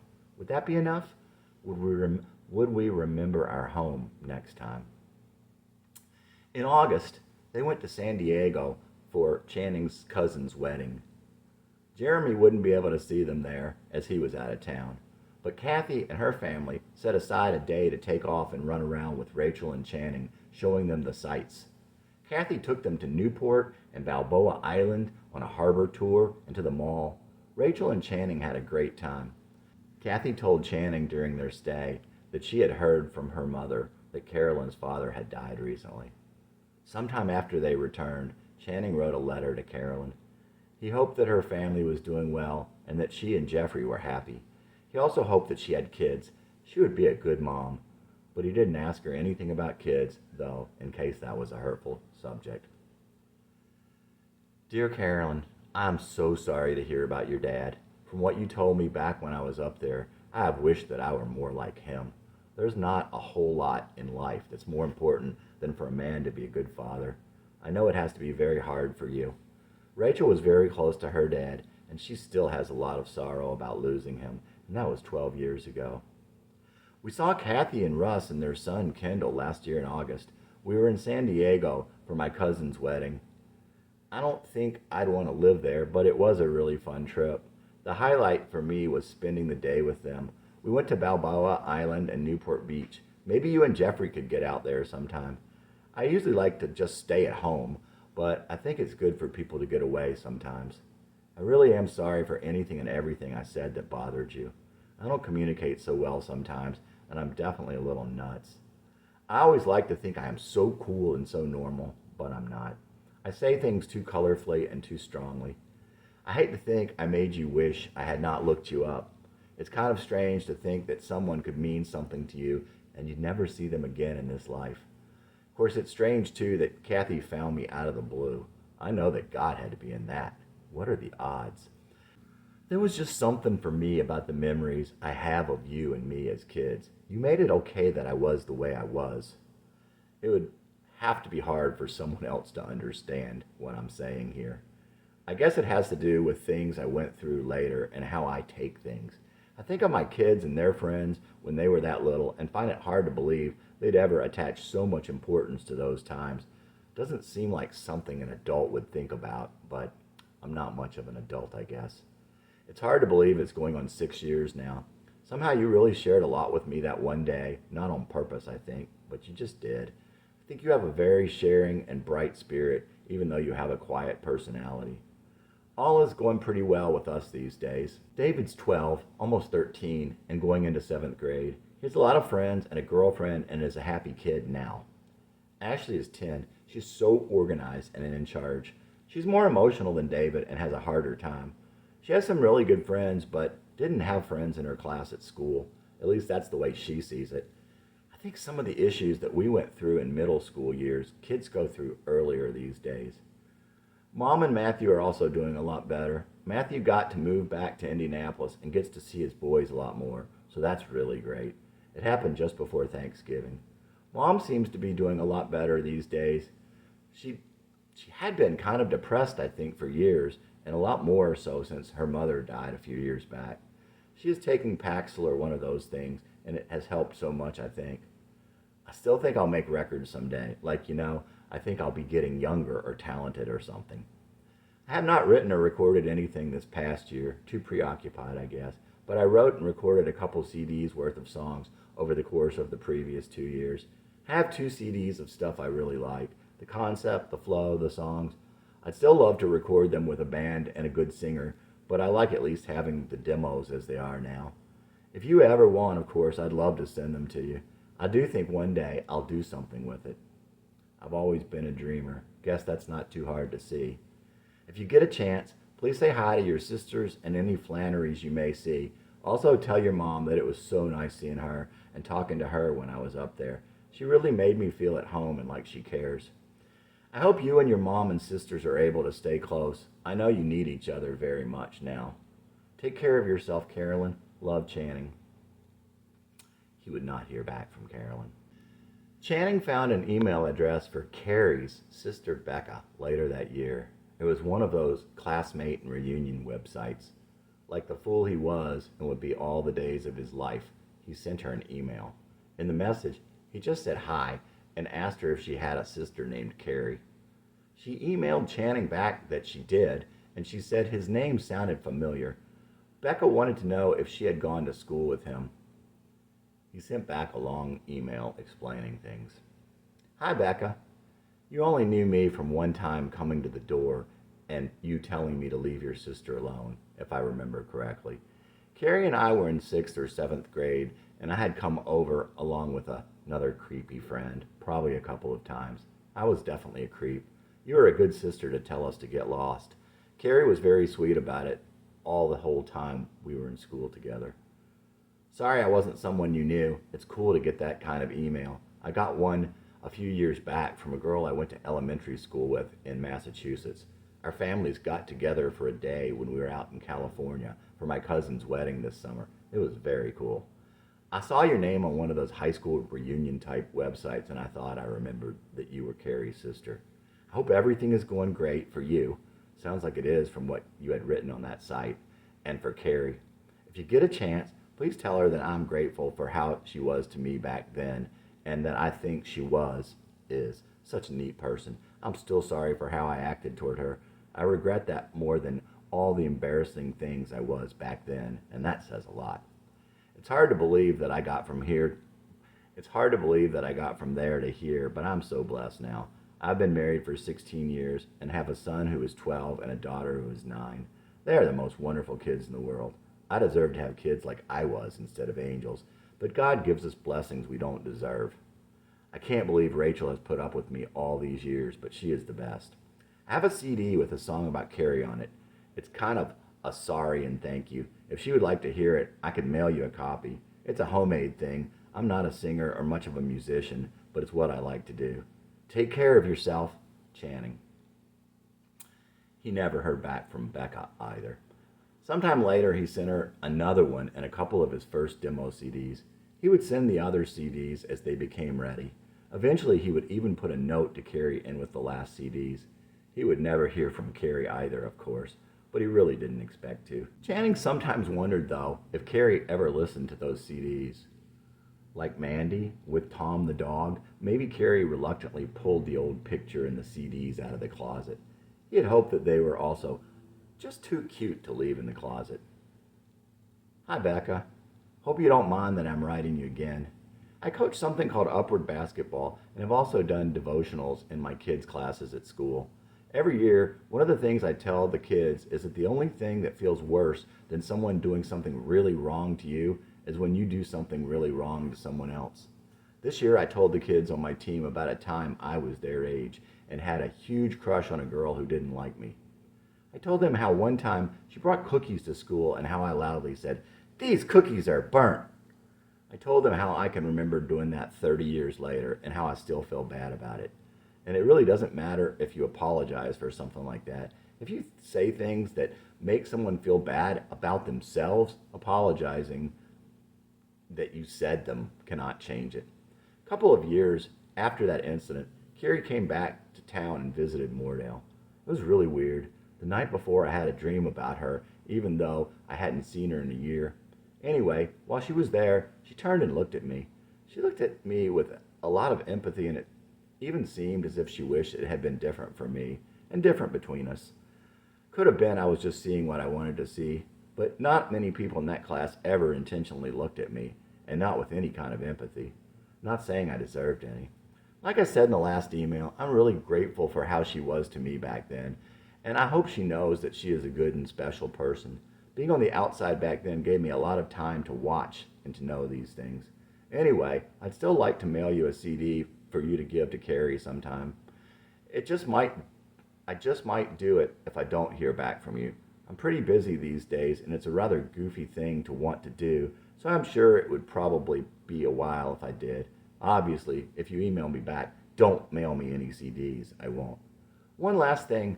I talked to Tracy a couple of years back. I saw her email address out on the web somewhere.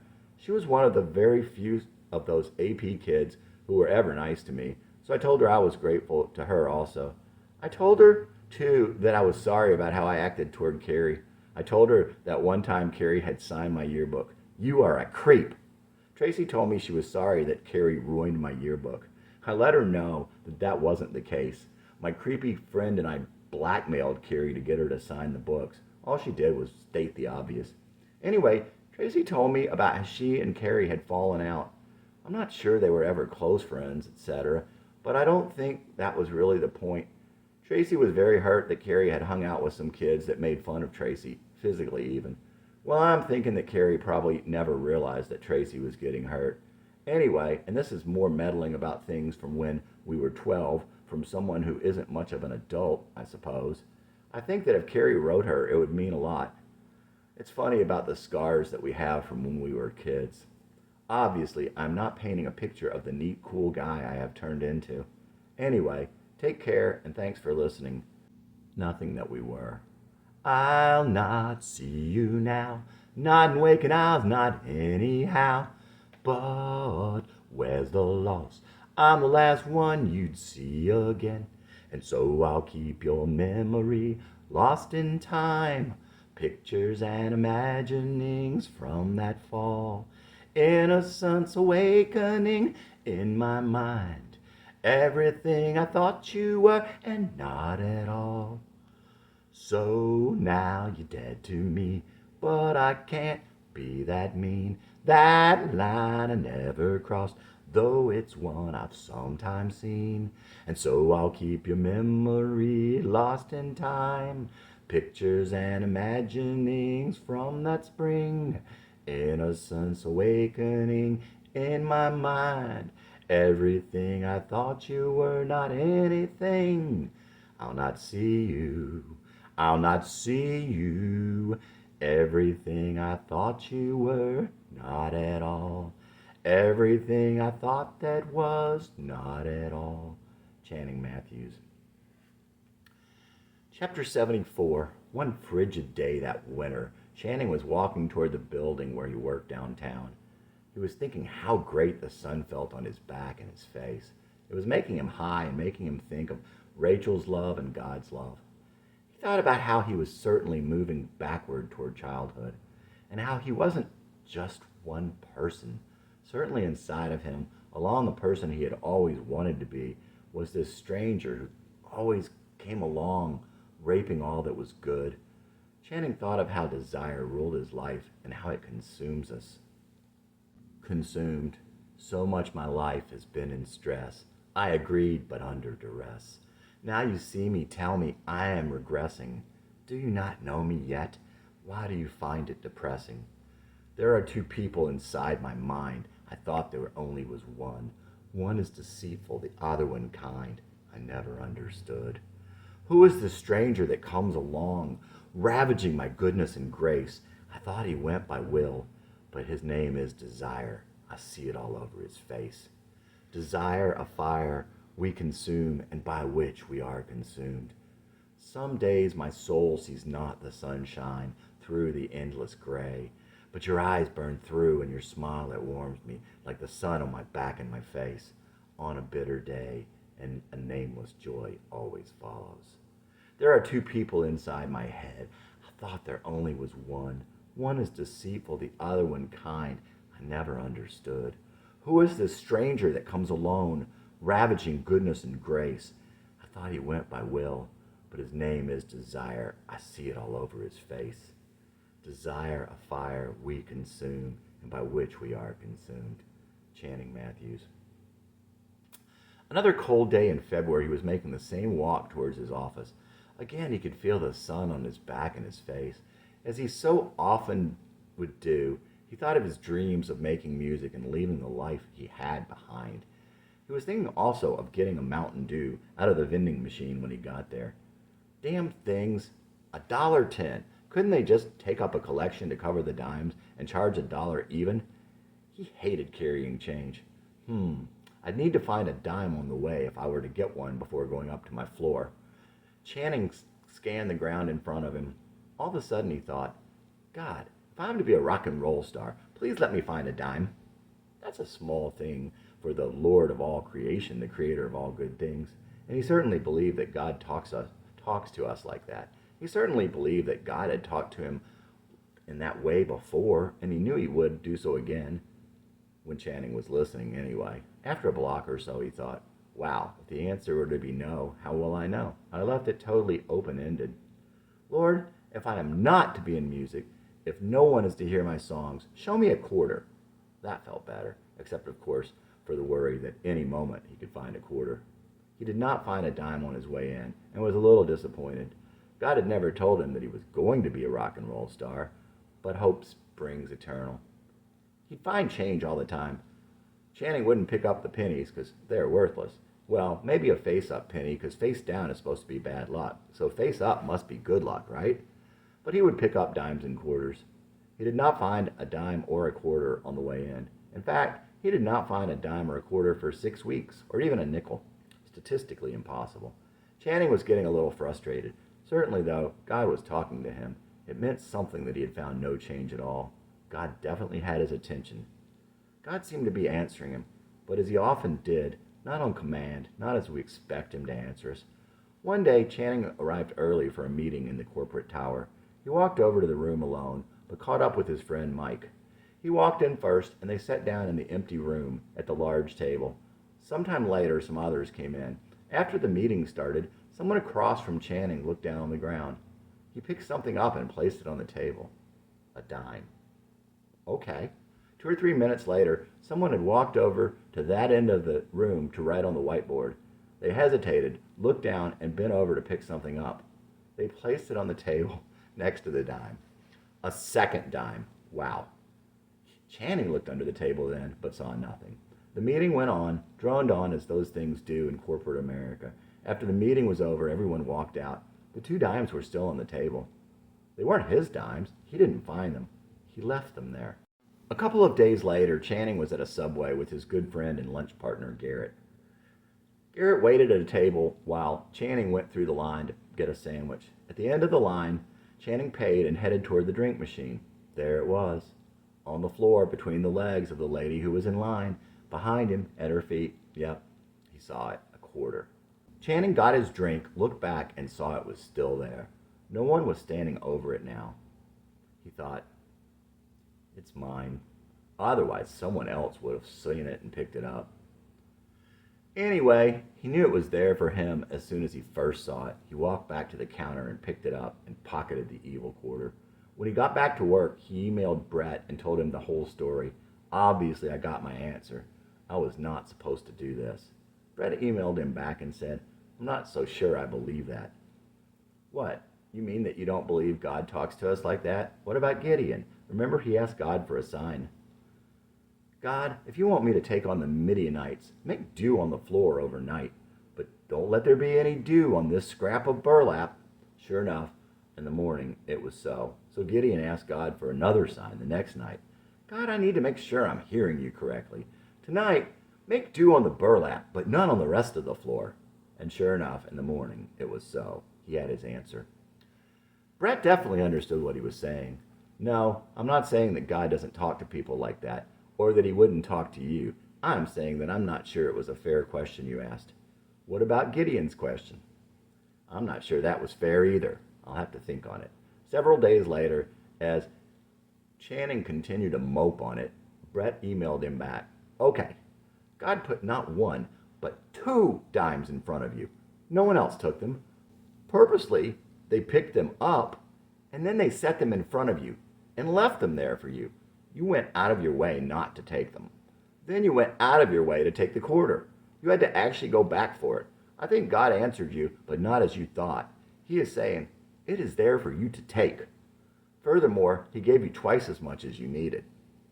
That perked Channing up. Brett was right. It was amazing how God puts stuff right in front of us, gives us the answer simply and plainly, and we refuse to hear and understand. It started to occur to Channing that little walk into work and his walk back to the car and the drive in and the drive home, all of it was just walking in a circle. Channing hated who he had become, had probably hated who he had been, Channing probably hated who he had been for a very long time. Sometimes over the years, he would recall the lyrics to a song that Jesse had written. For a suburban house and wife and kids, he'd sell Lucifer his soul. And Channing wondered if he had become this. And Channing hated walking in a circle, never getting anywhere. But most of all, he hated where he was and how he kept coming back. Walking in a circle. My hate for me is fairly complete. Maybe I just need a little more. Sometimes I feel I'm walking in a circle. It's not so much I'm not getting anywhere, as it is that I keep on ending up. Walking in a circle. My hate for me is fairly complete. Maybe I just need a little more. Sometimes I feel I'm walking in a circle. It's not so much I'm not getting anywhere, as it is that I keep on ending up back where I don't want to be. Fuck me means more than I can't stand myself. Let the gentle reader also understand. I don't care what you think. You have no right, you have no rights here. This is between me and God and the demons inside. If you were me, you'd feel like me, you'd walk like me and talk like me, you'd probably even do the things I do. And now my hate for me is fairly complete.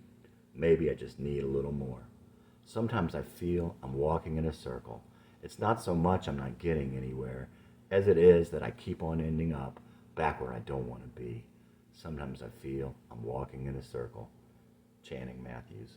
Beyond the scattered sun. Daylight fading. Chapter 59.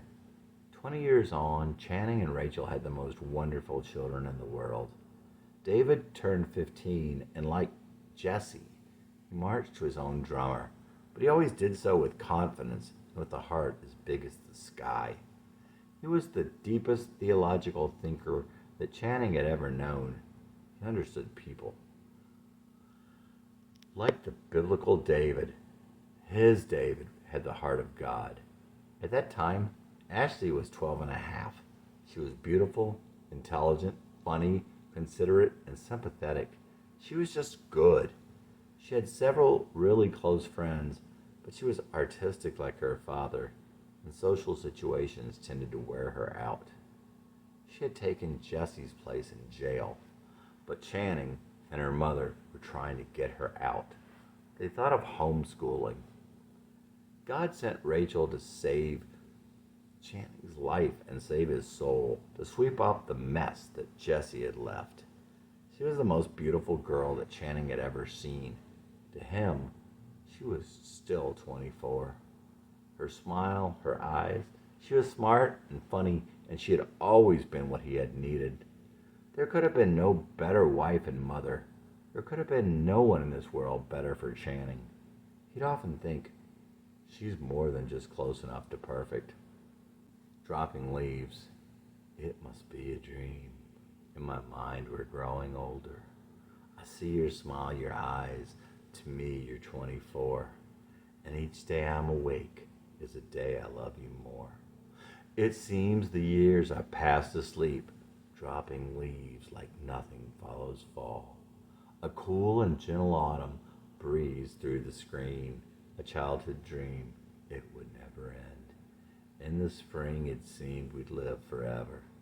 By the fall we could feel the chill. In the grass, a child alone, I'd loved you. No matter where we go, I always will. How could it be we all die alone? They say only the good, they die young. So why would I fear? my own death. Jesus, he don't want me. At least he doesn't yet. I pray one day, my little angels, you'll see just how small I really am. That day you'll see your souls stretching to your Maker, casting comforting shadows on my eyes. In the spring, it seems we'll live forever, but by the fall, we can feel the chill. In the grass alone, my child, I loved you. No matter where you go, I always will.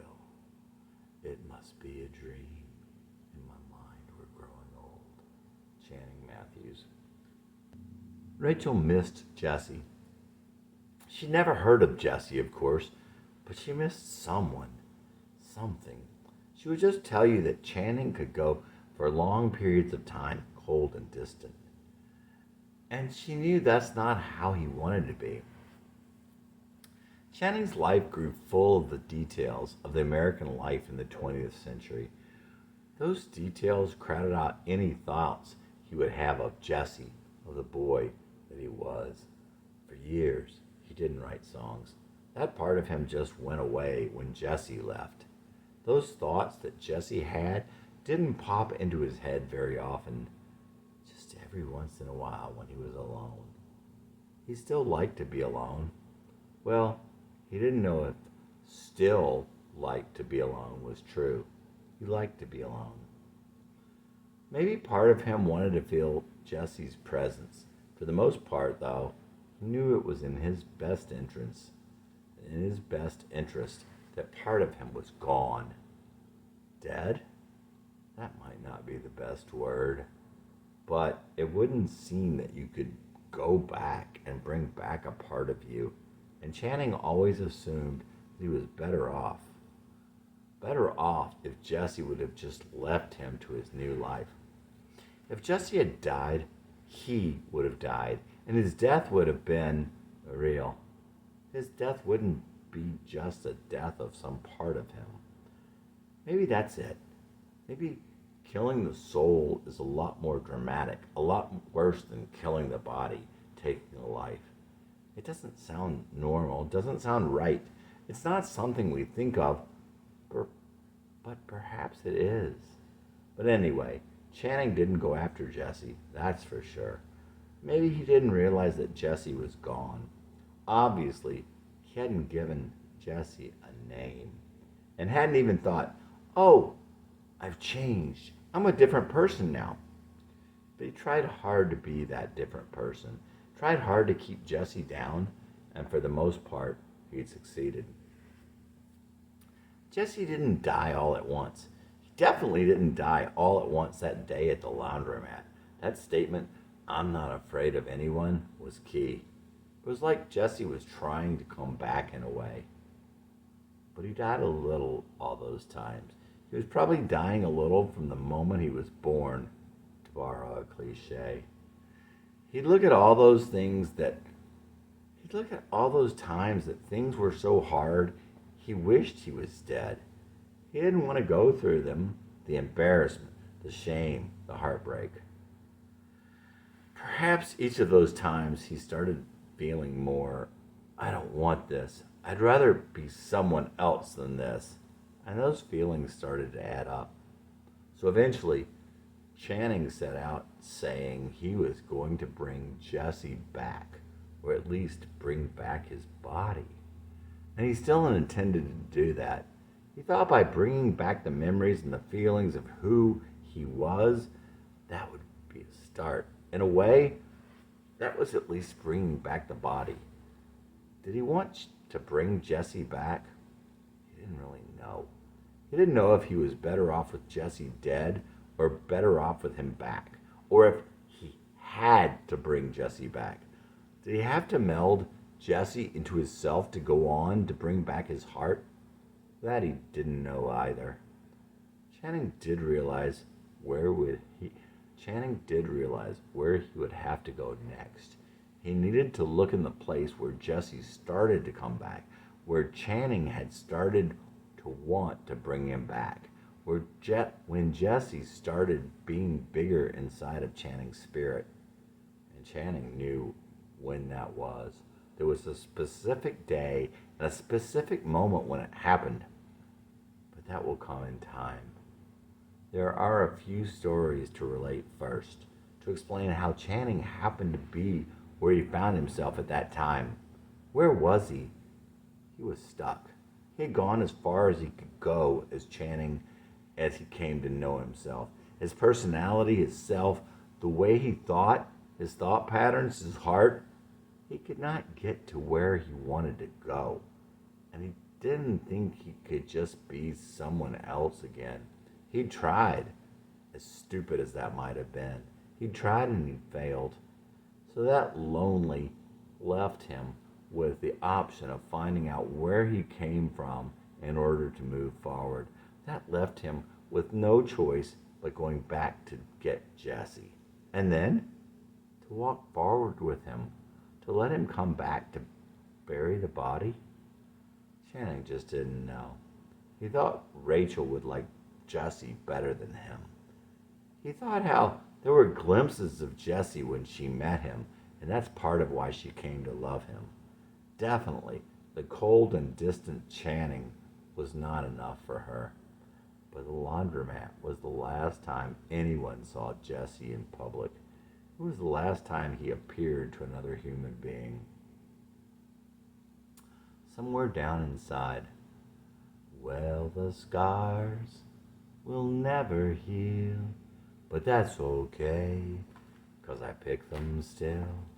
Look down and see them bleed, the only way I know to bring him back. Somewhere down inside. Channing Matthews. Somewhere down inside was a reference to Jesse. Channing hadn't named him yet, but he had come to realize that the little boy was there and he was trapped. Channing did see Mandy one night, a couple years after Rachel and he were married. Channing would later remember thinking that Mandy looked taller, prettier, and sadder. She seemed more intelligent, confident, and maybe more mature. But she showed no sign of recognition, even though he knew that she knew that he knew she recognized him. Nor did he. Had they grown? Again, Jesse was gone at that point. Channing was sitting at a booth for two with Rachel. He was somewhat stretched out and relaxed. His right foot was slightly in the aisle. Mandy tripped over his foot. In an earlier time, she would have thought that he had done it on purpose. Channing didn't catch her reaction, so he didn't know what she thought. She didn't know about Jesse, so obviously she didn't know he was gone. One September night, shortly before his son was born, he walked outside in their backyard under the great stars. They had such a happy house, a happy street, and a happy backyard. But on that night, it occurred to him that the next September would mark 30 years since he first saw Carrie. Channing walked into the trees and started daydreaming about his school days. He saw Jesse in a classroom looking at someone across the room. It was Carrie. It was the first day of school. There were no walls except some sort of boundary that he could see through. There was forest on the other side. Then he noticed a young woman looking on from the other side. A bell rang, and the children started to exit. Carrie left, and then Jesse. Jesse walked straight toward him and was gone. His body felt different. He saw Carrie. He was 12 again. He talked to Carrie, but it was different from when others were around. They were not quite the same children that were there in that class, and yet he didn't remember being older. Finally, they parted, and he was left standing in the wood. It was now again, and he was next to the trees outside his house. Off and on throughout the fall, he walked to the wood and had the same dream. Each time when they parted, he could remember the time they spent alone, but not the other times, except as memories except his memories no more clear than those of another age. One time, out there in the wood, they met, but it was different. Carrie's family was moving and she had to go. She could not come back and meet him there again. Channing tried in vain in the next weeks to meet her in the woods again, but could not. One day, he started daydreaming, and Jesse was not in the class, but in the hallway of his school, of his old school. He exited, and Channing was young again, maybe 14. He was alone in the hall. Someone else was coming, a young girl. It was Rachel, and they talked. Channing returned again the following night and saw himself in a wedding. Jesse was looking on from the other side of the barrier. Channing returned again one last time a week later. He saw Jesse and Rachel talking on top of Mystic Ridge on the flat part in a dense fog. Channing became aware of others and saw it was Mandy and Carrie and Carolyn. He blinked and they were all there, along with his kids, around a big dining room table. It was from the set of The Big Chill, but he could sense it was their house. Everyone seemed happy. Rachel and Jesse held hands, and Channing could see the love between them. Ain't Too Proud to Beg began to play, and it turned dark, like for a scene change, and he was alone in the woods again. Channing somehow knew that Jesse was finally happy. It was unseasonably mild for late January, and the cool air had Channing spinning around with his head back. He looked at the skies, and he knew that God was all around. Something was pulling him toward the trees. He was close to tears as he walked toward the beckoning branches. Something about the white birch tree tugged at his memory. The breezes blew back his hair and opened that door he'd let fall shut years ago.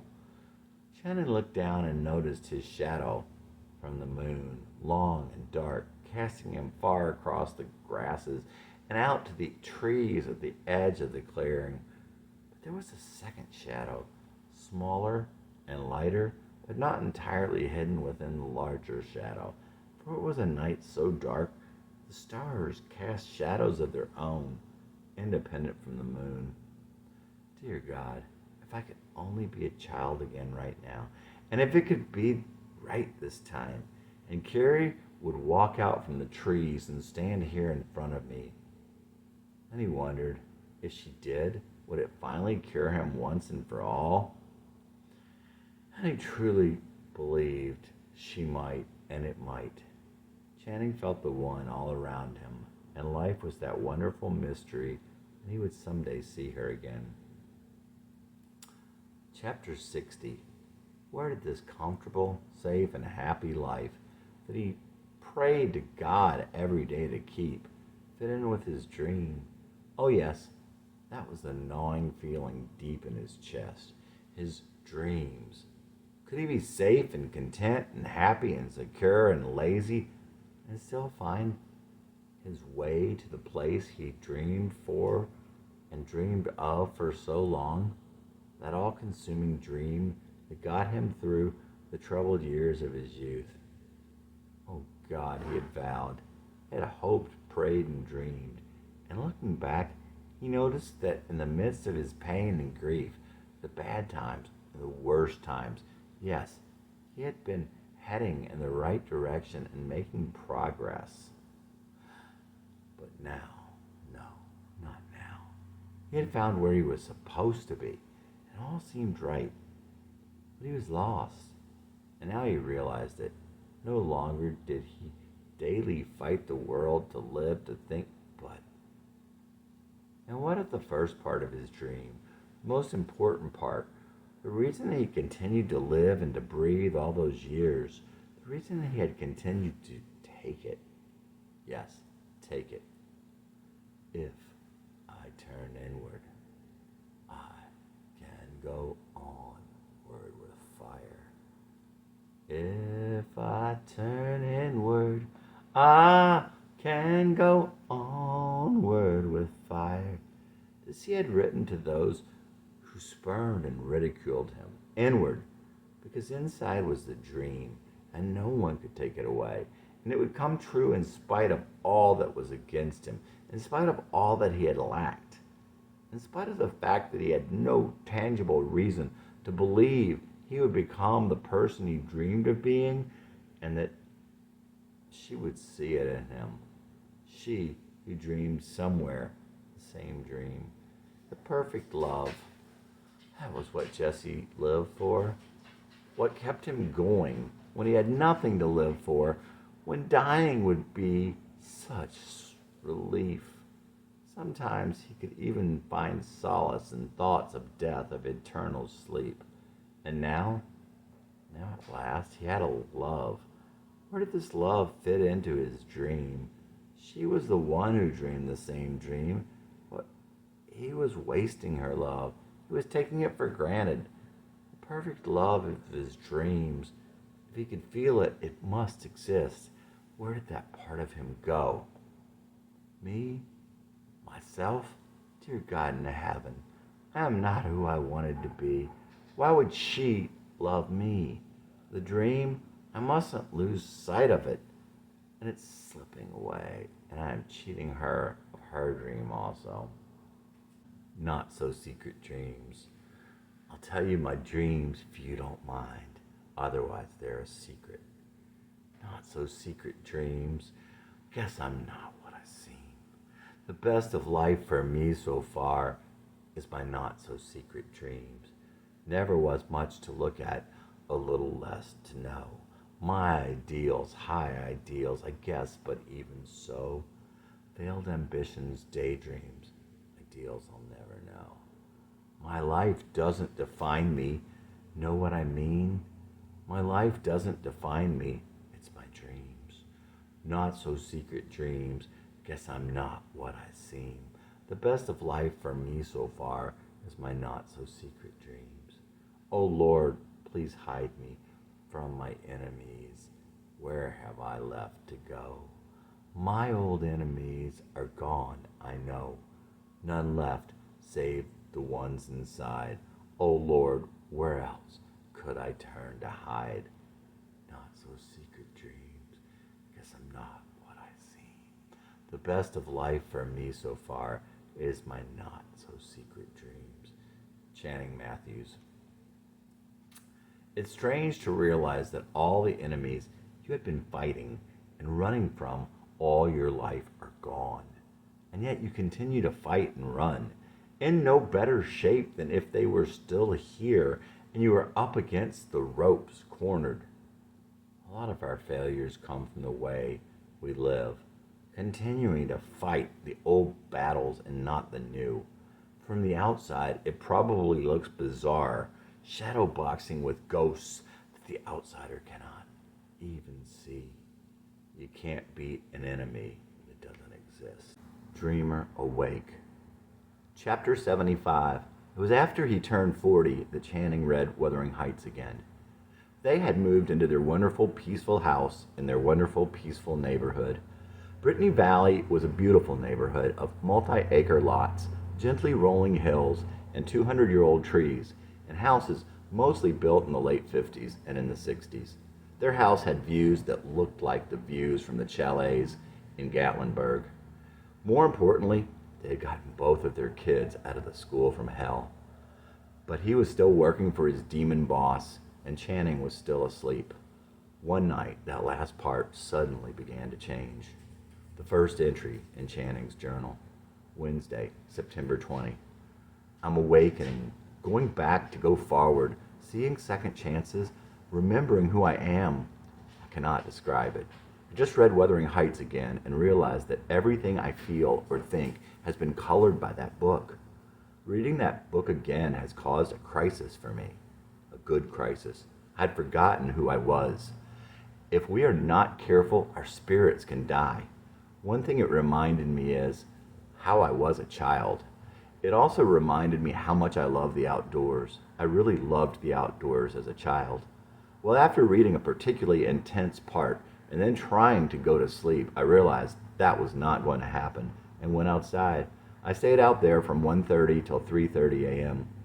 Among the many other things I thought, hoped, prayed, I told God that I wished I loved him more. A moment later, a giant shooting star went from the zenith to the trees at the horizon. I definitely think these crises, these spiritual awakenings, are second chances for us.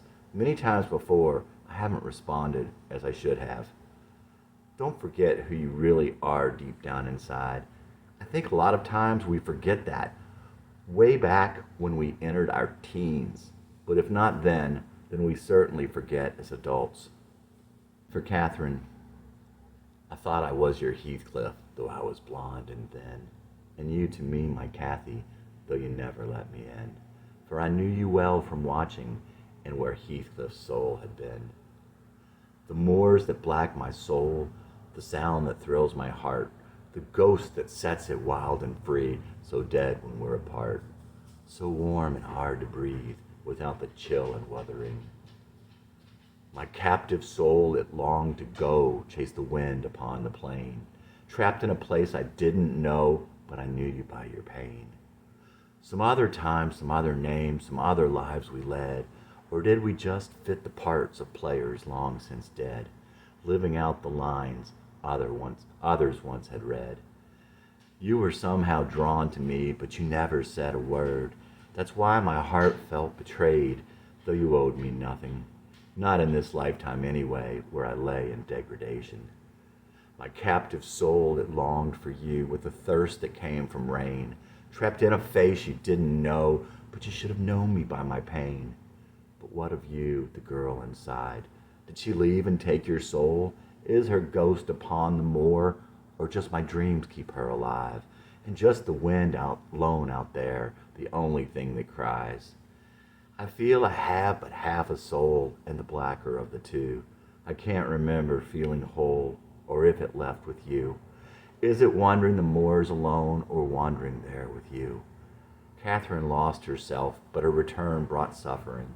She missed the chill upon the heights, the wind and wuthering. She saw her future ghost in dreams alone in that barren land. Catherine explained her heart in words too beautiful to stand. Her last words he never heard. He's more me than I am. His homeless soul, it longed for her. A darkness fell like rain, cast from a place he didn't know, but where his heart remained. Her captive soul, it longed for him and the wind upon the plain, slowly dying away from home, but she never did complain. I felt so sick and weak sometimes in my childhood home, a sickening warmth, panic and loss, claustrophobia. The minutes ticking by for what will never be. She dreamed her life would end like that, never getting out to breathe. I felt the coolness and the life going out of me. Home is not a place, but at the time I couldn't see. My exiled soul, it longed for home, a despair like heavy rain, kept from the place I used to know and the one who shared my pain. If you want to know me, you'll have to watch me bleed. My songs, my words, the things I've done, but that book is all you need. From the first I read that book, her soul was part of me. I imagined you, my Cathy, but we both know you weren't. I lost my Cathy years before, but it was not the same. The only one who could have been is the one who shares my name. With Heathcliff's soul I needed her, but it was Cathy's in the rain.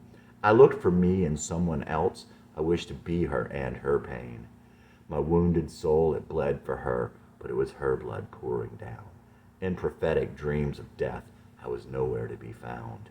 My tormented soul, it ached for you. I lost the struggle staying sane, longing for the place we knew where our hearts still remain. Channing Matthews. There was a feeling Channing used to get in his mother's house, a feeling of being too comfortable, too safe. It was a sickening warmth. It made him feel like he did when he was a kid and he had to put on pajamas even though it was still light outside. It made him feel as though he were a very weak person.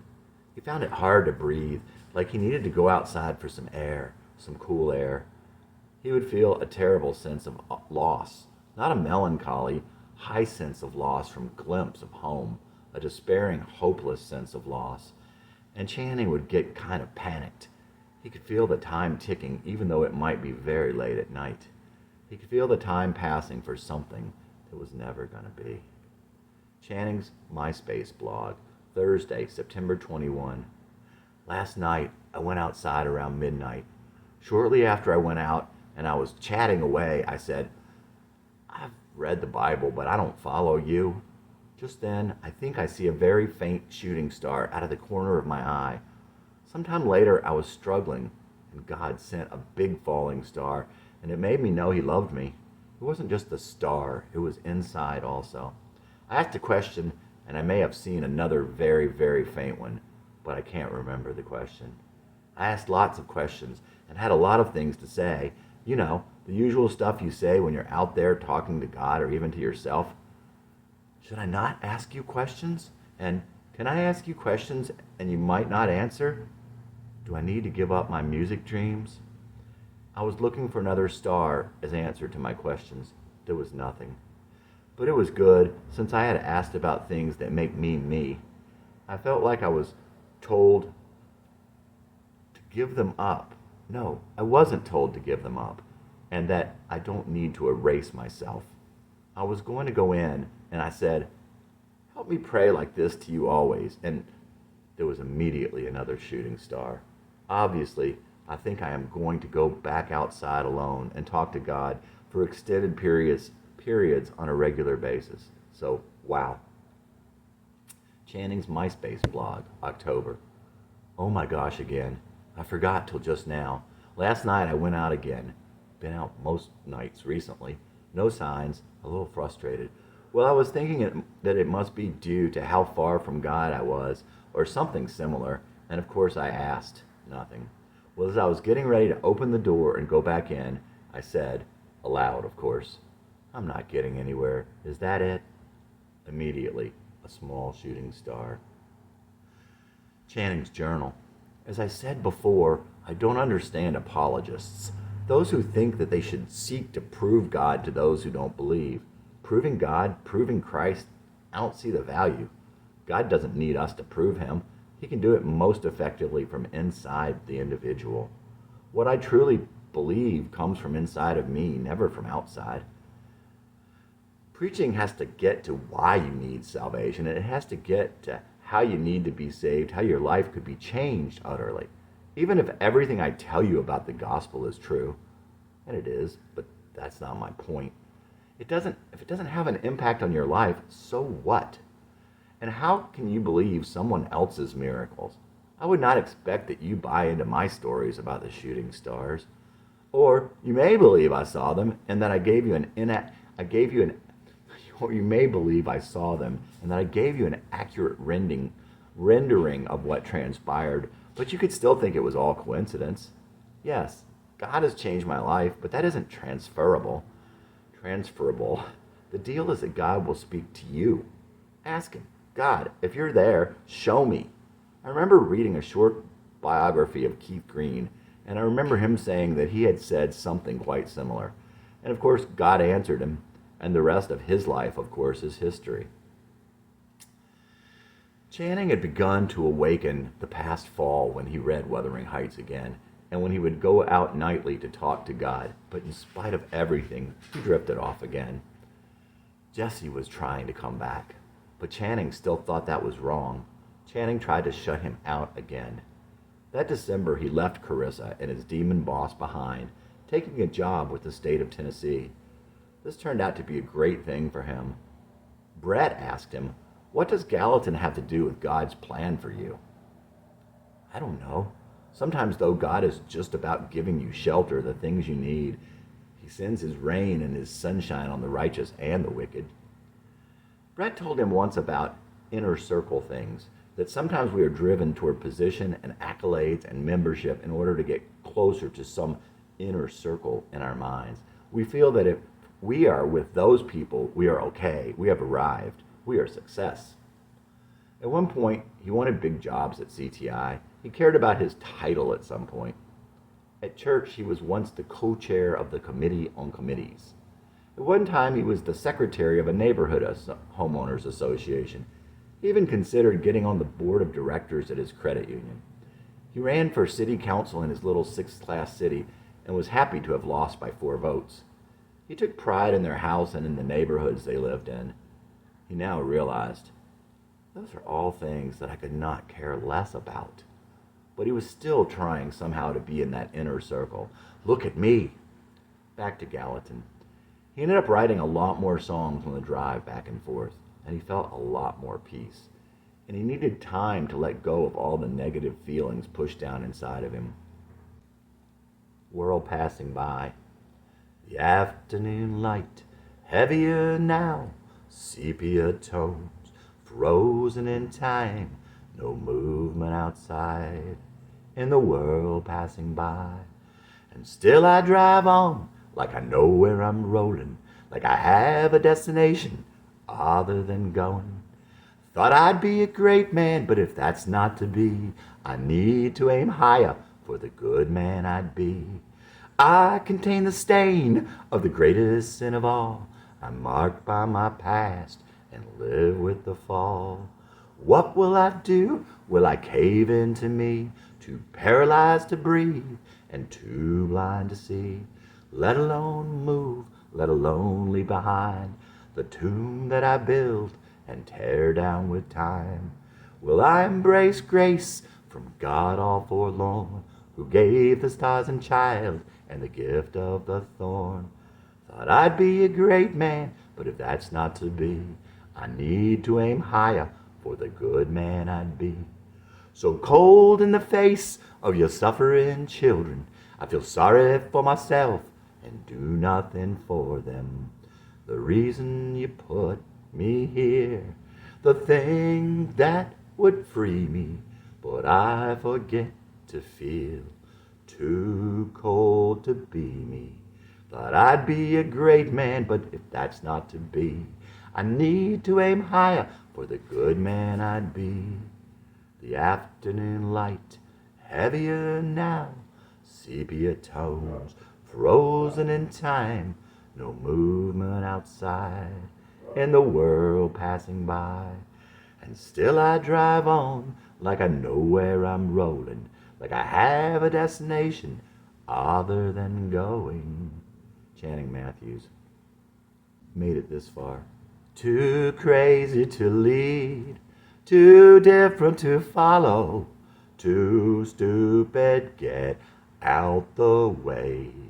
My reckless dreams, long ringing hollow, still whisper you'll make it one day. You took the long way around, but you always seem to get there. Sometimes the same old wrong way, but I'll still get there someday. Look at me. I made it this far. I made it this far. Look at me. I made it this far. Too crazy to lead, too different to follow, too stupid, get out the way.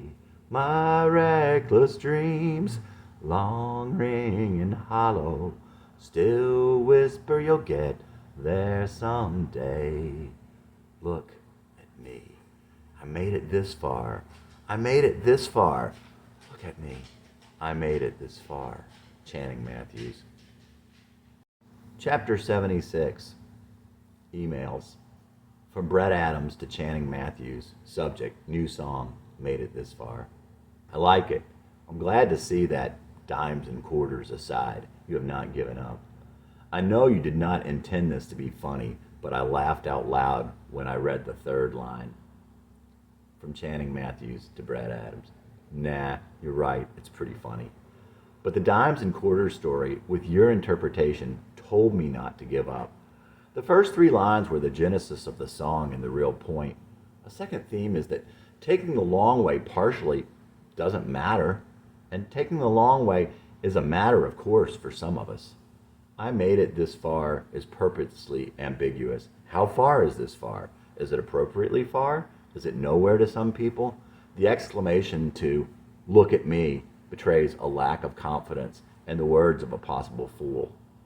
The crazy is in the mind of others, not selected to lead, but also in truth, maybe not consistent enough to lead, not consistently driven, not built with the mindset that leading is an important enough occupation of my time.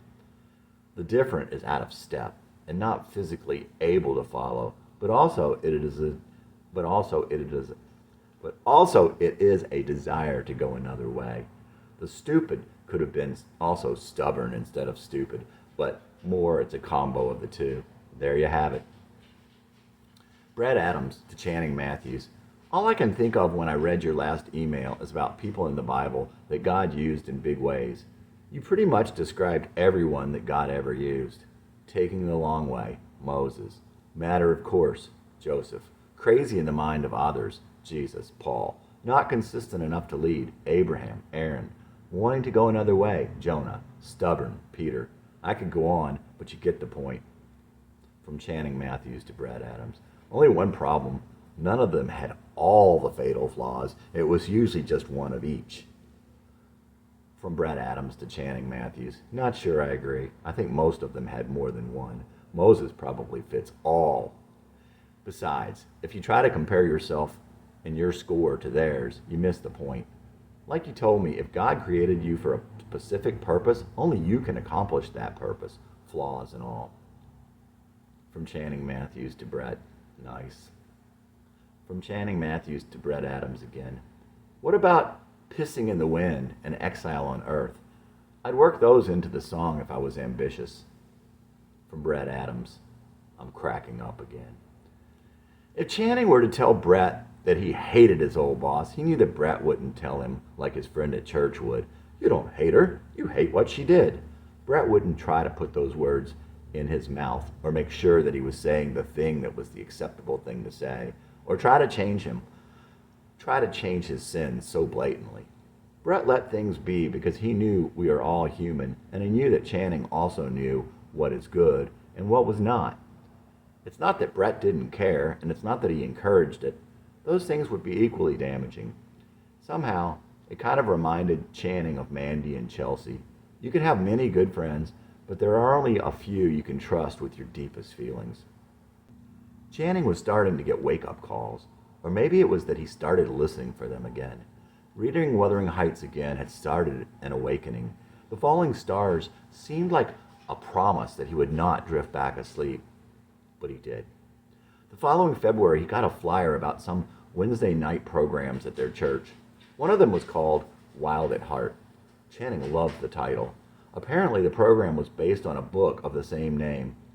He wasn't interested in a weekly get-together, so Channing went to the bookstore. Upon thumbing through the book, he decided it was one of those Promise Keeper or men banging drum things and put it down.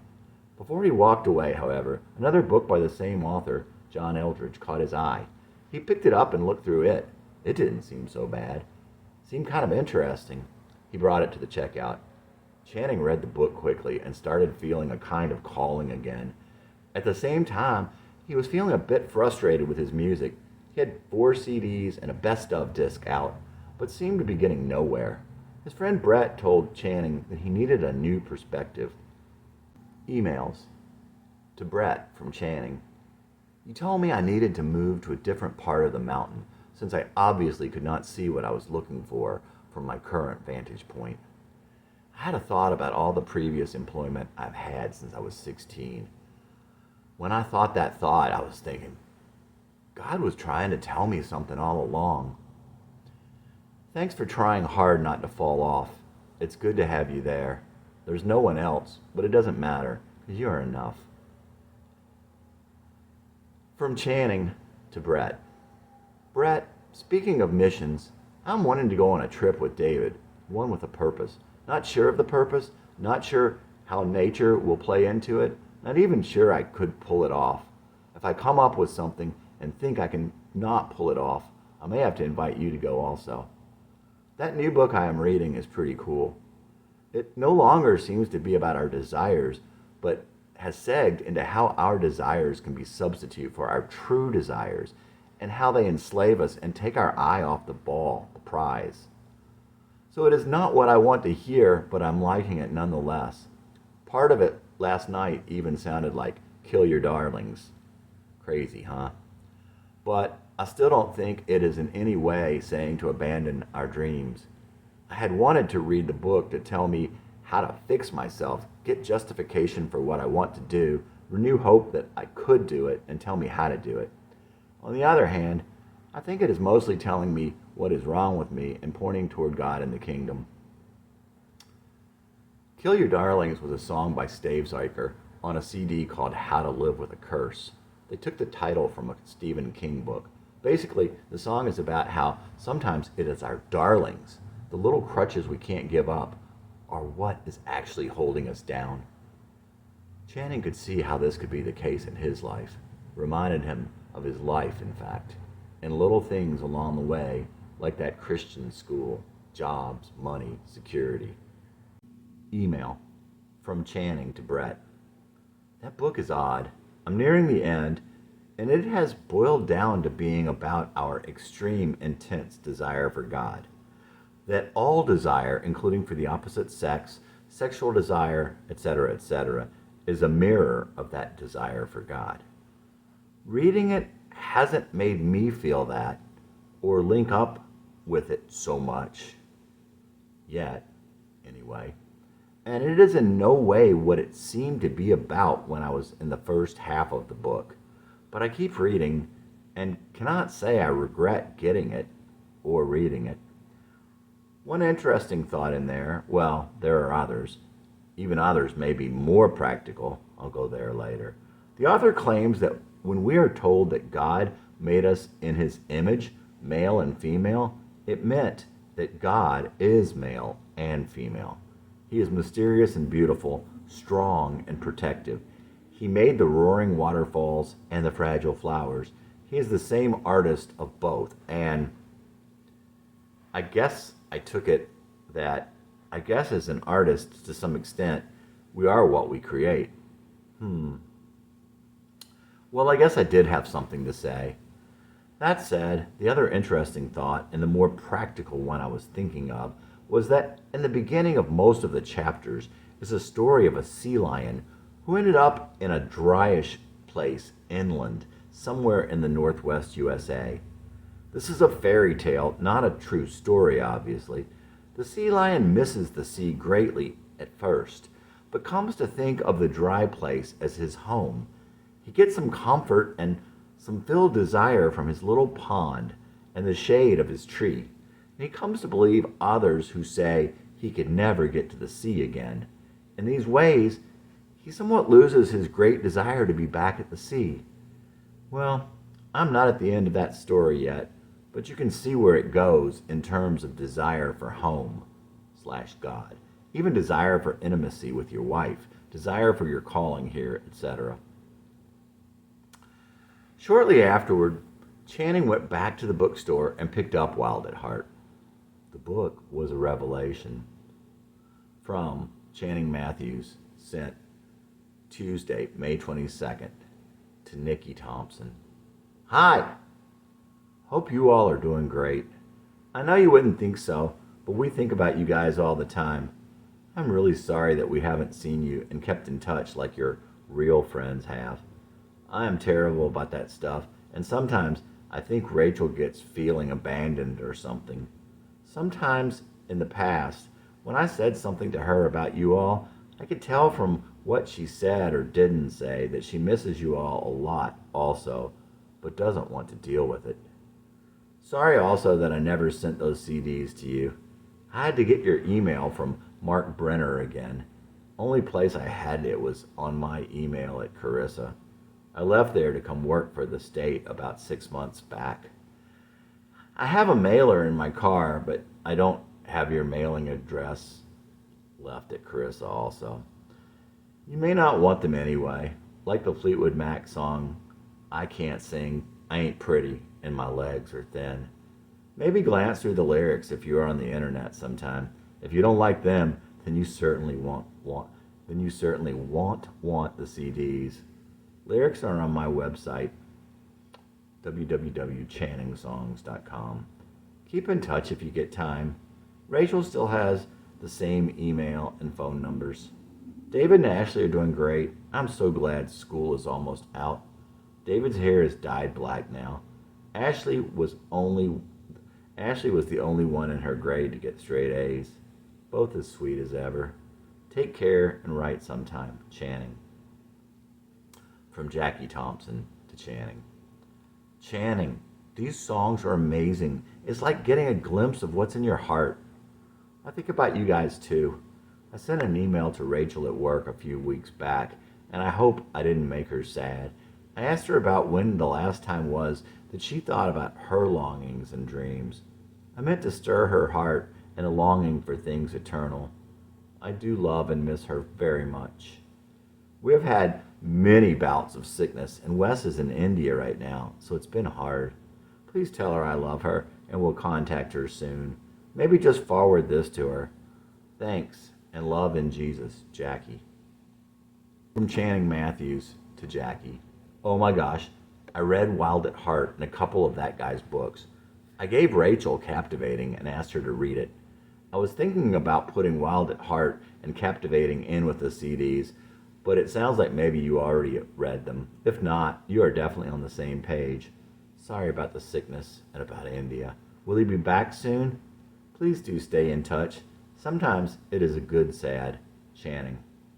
From Jackie. Channing, that is an amazing God thing. Yes, I have read Captivating, and Wes read Wild at Heart, and now we are both reading The Sacred Romance. It's amazing to see how God connects us and that our lives don't have to be fragmented.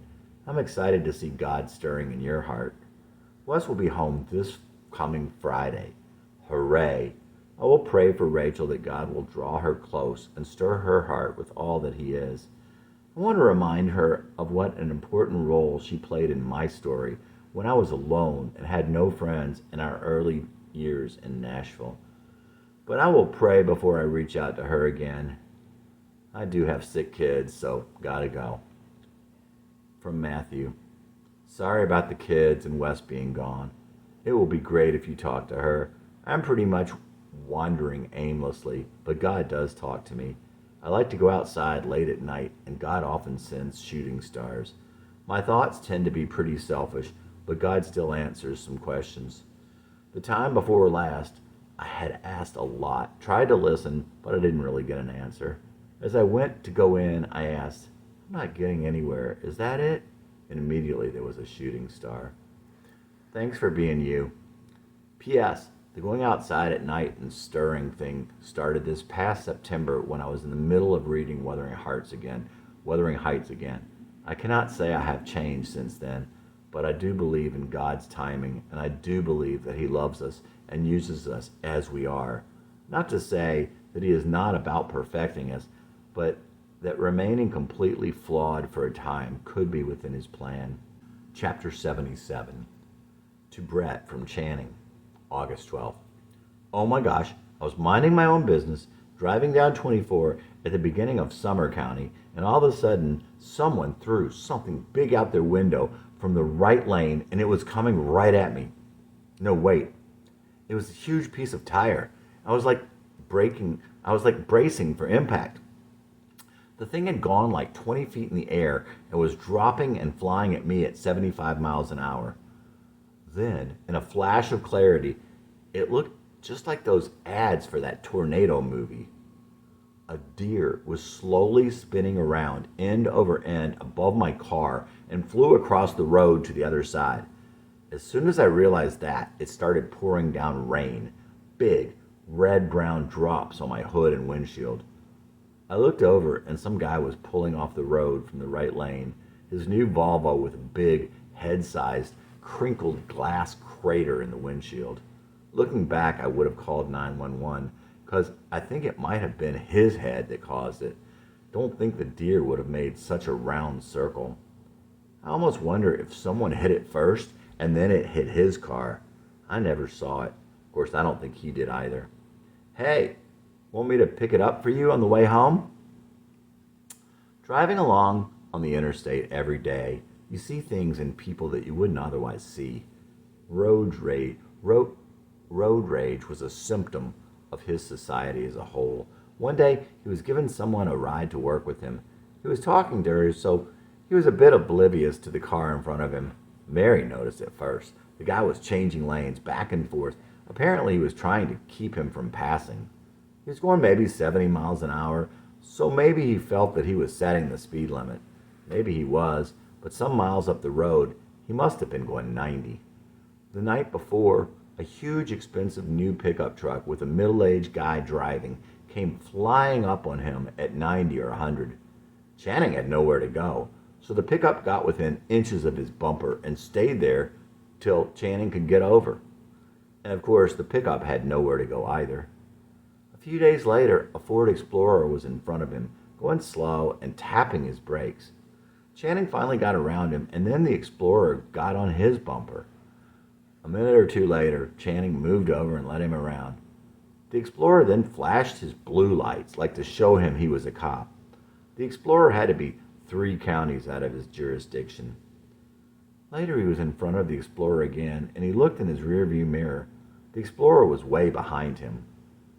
The Explorer then put his lights on again, and Channing saw that the Explorer was chasing someone. So he moved over to the right lane. A motorcycle went flying past him and then speeds up to like 120 or more. There was a ton of traffic. It was early evening. Finally, near the end of the road, the motorcycle pulled over.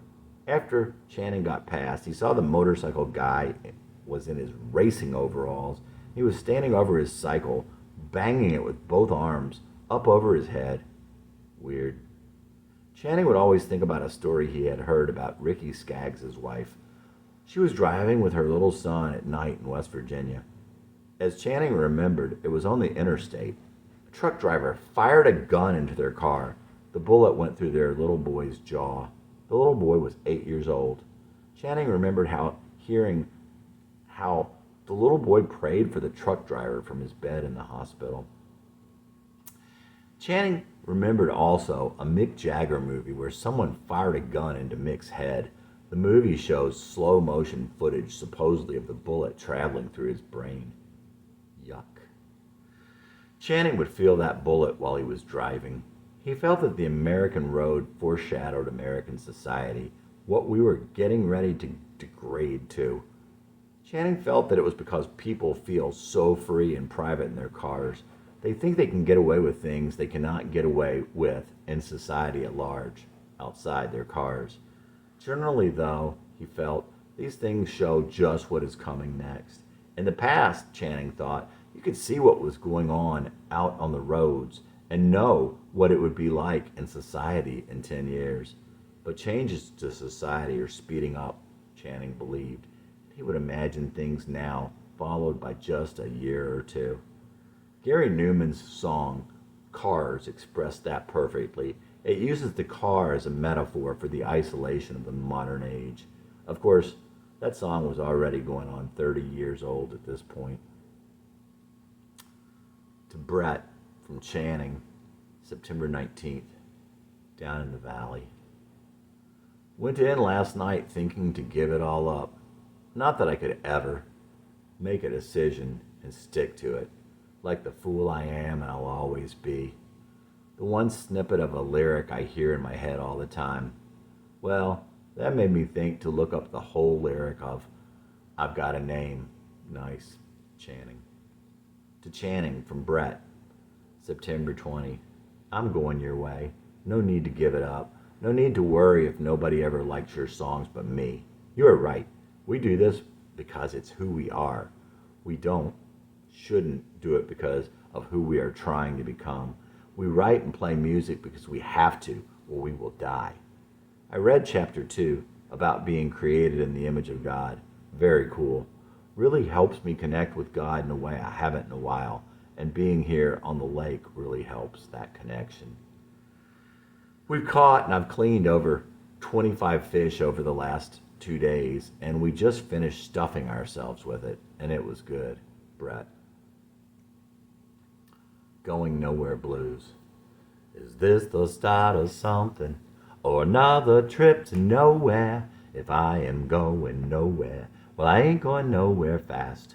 I've seen you on that limb, try to bring you in, but I envy you, your choices, and your seat out on that limb. I wondered where you'd go from there. Don't guess I'm going anywhere. What you gonna do with the going nowhere blues? Just one leaf left, don't pick the one I choose. I went down the valley, back from where I came. Thought of giving it all up, but you said there was no shame. No need to give it up, and no need to worry if nobody ever likes my songs but you. And you said you're going my way, but I can't go there with you. What you gonna do with the going nowhere blues?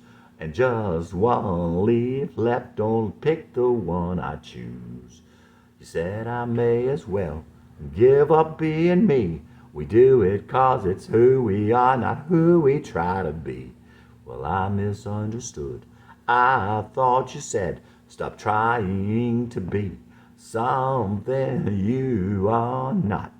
So I labeled myself Jesse Dillon, 'cause God hasn't named me yet. And I swore I will one day be something I am not. Please tell me what to do with these going nowhere blues. Just one leave left. Tell me what to choose. Please tell me what to do with these going nowhere blues. And just one leave left. Tell me which one to choose. Channing Matthews. As Jesse got older, he would often look at a watch or a clock at exactly 12:34. 12:34 took the place of the little green and red paisley shapes that haunted him as a child. When Jesse was little, he used to see swirling paisley shapes of red and green when he closed his eyes. They would be slightly troubling to him, but he never knew why. He would still see 12:34 at times. Channing came to realize that 12:34 was not an ominous sign, but it was a sign nonetheless. It was a sign telling him that he was going the wrong way. It was not ominous because he now knew it was also telling him that it was not too late. Likewise, the time 444 always made him happy. 4. Jesse's number was 4. He identified with that number somehow. He always liked 4 above all the others when he first learned numbers, and Bobby Orr's number was 4. Jesse wrote a poem about the number and about Bobby Orr in the 3rd or 4th grade. 4th grade was his last year in Rockland. 4 held some sense of balance and completeness for Jesse. There's a picture of Jesse when he was 4, 5, 6 years old, wearing a shirt with a big number 4 on it. 4 is the only number with the same number of letters as it represents. There are 4 endpoints when drawn the way Jesse made his 4s. Later when he played softball, Jesse took the number 4. 4 somehow represented Jesse to himself. It represented fulfillment. It meant completeness. Socrates said the unexamined life is not worth living. You can fool others only so long, but it is so easy to fool yourself. Email from Channing Matthews. Subject, hi again. Hi, Becca. You know, I thought myself pretty cool now, so all that. Otherwise, I never would have sent you that first email to pass on to Carrie. See, I turned out all right. Something like that. She is just so caught up in a time that was like the worst day of your life, but went on for 5 years. That whole time it was like, if Carrie thought I was okay, then that would make me okay, even after you all left here. Funny thing is, just a few years later, I see that I'm the same fool I was and I'll always be. Also thought I was quite okay as a kid before I moved here, the year before I met Carrie. Kids liked me. I was a cute kid and had a lot of friends, but you know, I was the same fool then. I guess it's that foolishness that leads me to reach out to people, especially ones from my past that would rather I not do so. My prayer is that God will somehow use my foolishness with his infinite wisdom and his beautiful plan. Wish me luck with that. Anyway, the thing I would tell you and Carrie that I have figured out is that your heart is the most important thing you have. There's a book I read called Wild at Heart by John Eldredge on the subject. He and his wife wrote a corresponding book more for women called Captivating. If you all ever read, I'd really suggest them. Take care of your heart and let my intrusion work out for the good. Channing. Soul of the White Lion. I guess maybe you were right all along, and I can't change my soul just by singing this song. You pegged me for a creep back then, and nothing has changed to make you see me again. I thought maybe you'd see I was cool, but all you could see was the same old fool. I guess maybe you were right all along, and you can't change a soul just by singing a song. But I still remember when I watched Kimba, that's how I wanted to be. He was so strong and brave, small yet unafraid, shining and selfless and free. I have seen the enemy in the silver behind glass. I can't sing and I can't talk and I can't even ask. I guess maybe you were right all along, and I can't change my soul just by singing a song. You pegged me for a creep back then, and nothing has changed to make you my friend. I thought maybe you'd see me as cool, but you could still see I was the same old fool. I guess maybe you were right all along, and you can't change a thing just by singing a song. Now I'm just growing old, and know you can't change your soul, so far from how I would be, but Jesus still walks my heart, and I hear from the darkest part, I'll make you a lion like me. Channing Matthews. Channing wrote Soul of the White Lion to Carrie. He had wanted to tell her he was so cool and so not like he had been. Look at me. But there was no response. Why not? Instinctively, she knew he hadn't changed. He thought, I'm growing old, and guess what?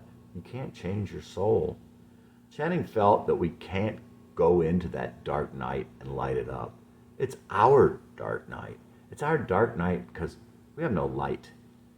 It wouldn't have been dark to begin with if we had the light. Then he would think, you know what though? I still hear Jesus, and he is still promising to make me a lion. He's calling me from the darkest part of my soul. I just have to see it for what it is and follow him out. Days full of promise. I never thought till now. Somehow I never thought. All that time spent thinking, all the while I was dreaming. Those dreams I never caught. I never thought I'd live this long. Gave the future second thought. Never thought I'd be this wrong. Write this song. Dreamed I could be bought and sold for a pittance. Enclosed as my remittance. Spend it well. Your money is not good here, in heaven or in hell. More than half over. How much more I do not know, but it's the places that I realize only now I'll not go. Call it midlife crisis, a failure to move on, but I feel like this since 6 or 12 and probably all along. My face in the sun, my hair in the wind, my days full of promise of how I was to spend my life without thinking those days would never end. I never thought till now, somehow I never thought, all that time spent thinking, all the while I was dreaming, those dreams I never caught. Days of sandlot ball and AM radio, times passing in the hall all those years ago, not knowing what to say, and it still hurts today. In my heart and head, find myself going back, just a little further when the nights weren't so black, chasing fireflies in the grass with the girl across the street. Out late on summer nights, life seemed so complete. My face in the sun, my hair in the wind, my days full of promise of how I was to spend my life without thinking those days would ever end. My face in the sun, my hair in the wind, I remember the promise of how it was to spend my life without thinking those days would never end. Jesse Dillon. Growing old without you, how could I leave you? Bow legs and pigeon-toed, and you talked with a lisp, just a skinny little girl, but you weren't like anyone else, 'cause you were smart and wild, blonde hair and blue eyes, and they all loved you there, beneath those northern skies. You were cute and different, and no one could make you cry, but that was about to change for all the reasons why. He always called you worthless, Just a no good for nothing kid. Wish I had been there for you, just to say it wasn't true. After your family moved, so many said the same. No one here would love you, except embarrassment and shame. Once you thought you found the love, this time you could keep. You held out hope even though she said you were a creep. I remember that time when you didn't have one friend. How could I not go back for you, turn around and go back in? How could I leave you there, all alone and scared? Everyone's growing old without you. How could I leave you there, all alone and scared? Everyone's growing old without you. Channing Matthews. Chapter 78, Channing's Journal. Jesse was buried further and further deep inside me as the years progressed. But from the time he came back, he was in my mind a lot. And the songs started coming again, song after song.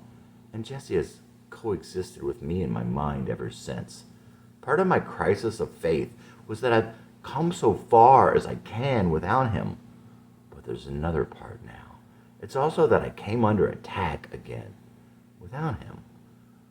So if I killed him because I couldn't stand the pressure, and the pressure is there even without him, then the original purpose is gone. How can I tell you about Jesse, about the past? I'm not a writer, and my memory has been converted to feelings. How can I help you feel what he felt?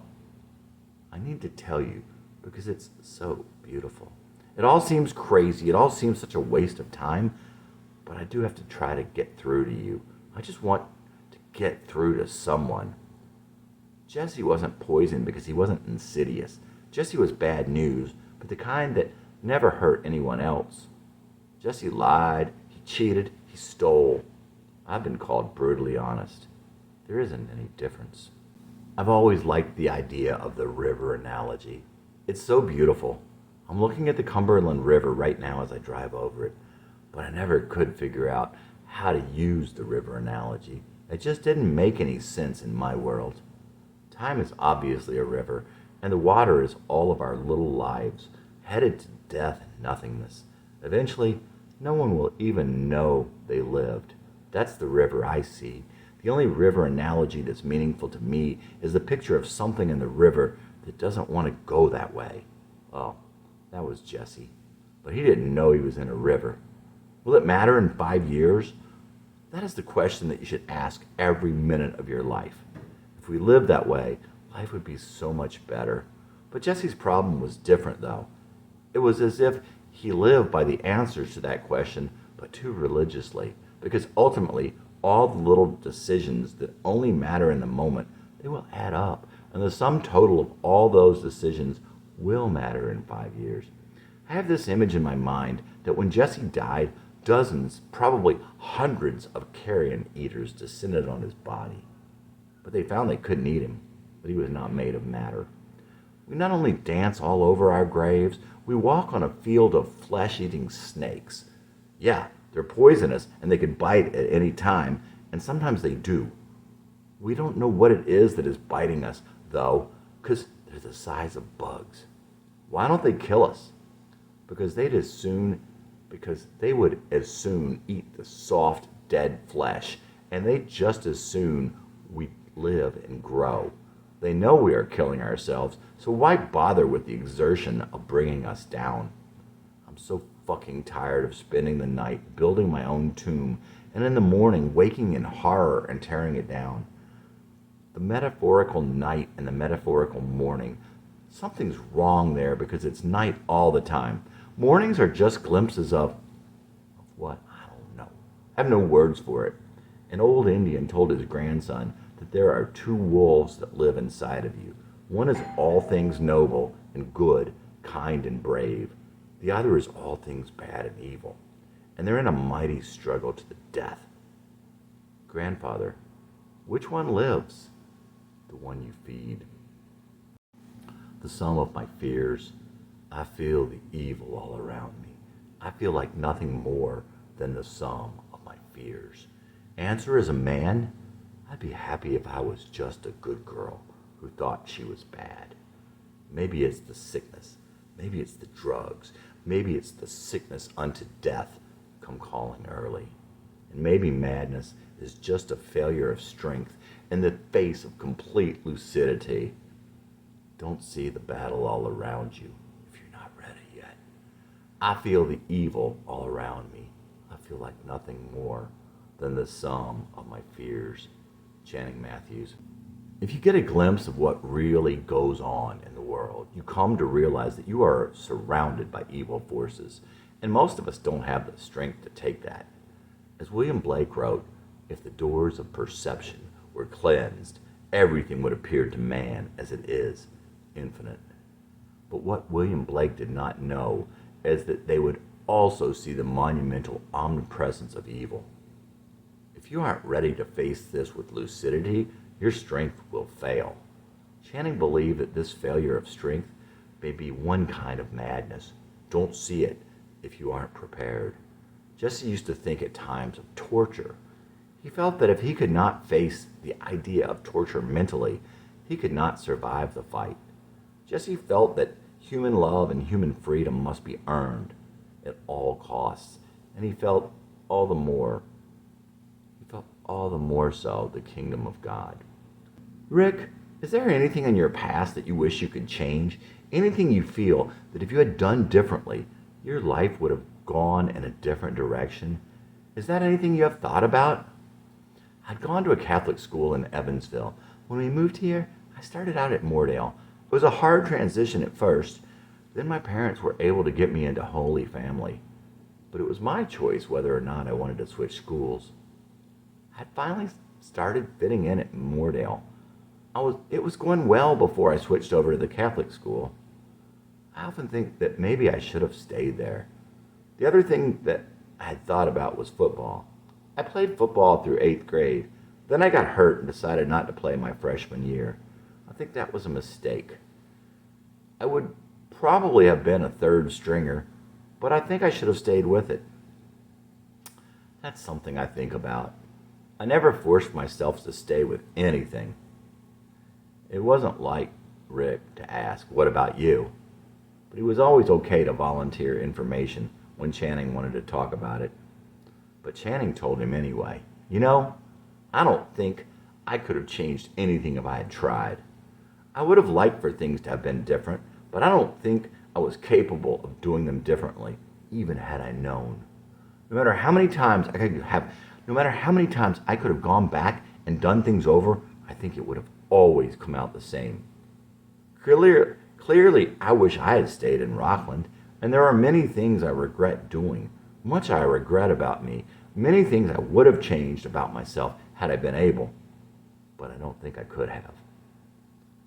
Then there was the other side of it.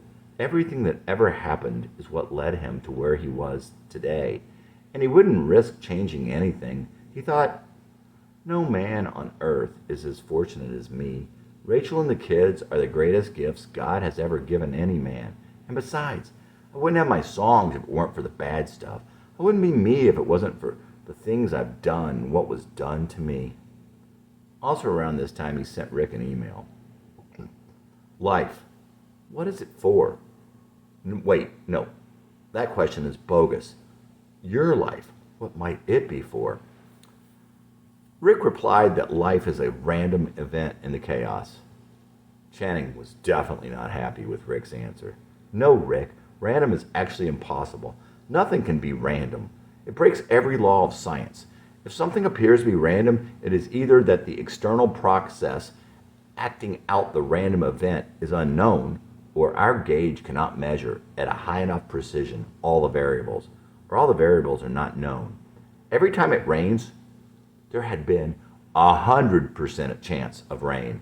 If the weatherman had stated that there was a 30% chance of rain, it means that he had found historical matches for those measurements. 30% of the matches ended up in rain. 70% of the matches ended up without rain. Adequately accurate measurements of the full number of variables in the full process that acts to produce the rain would always show a 100% chance of rain or a 0% chance of rain.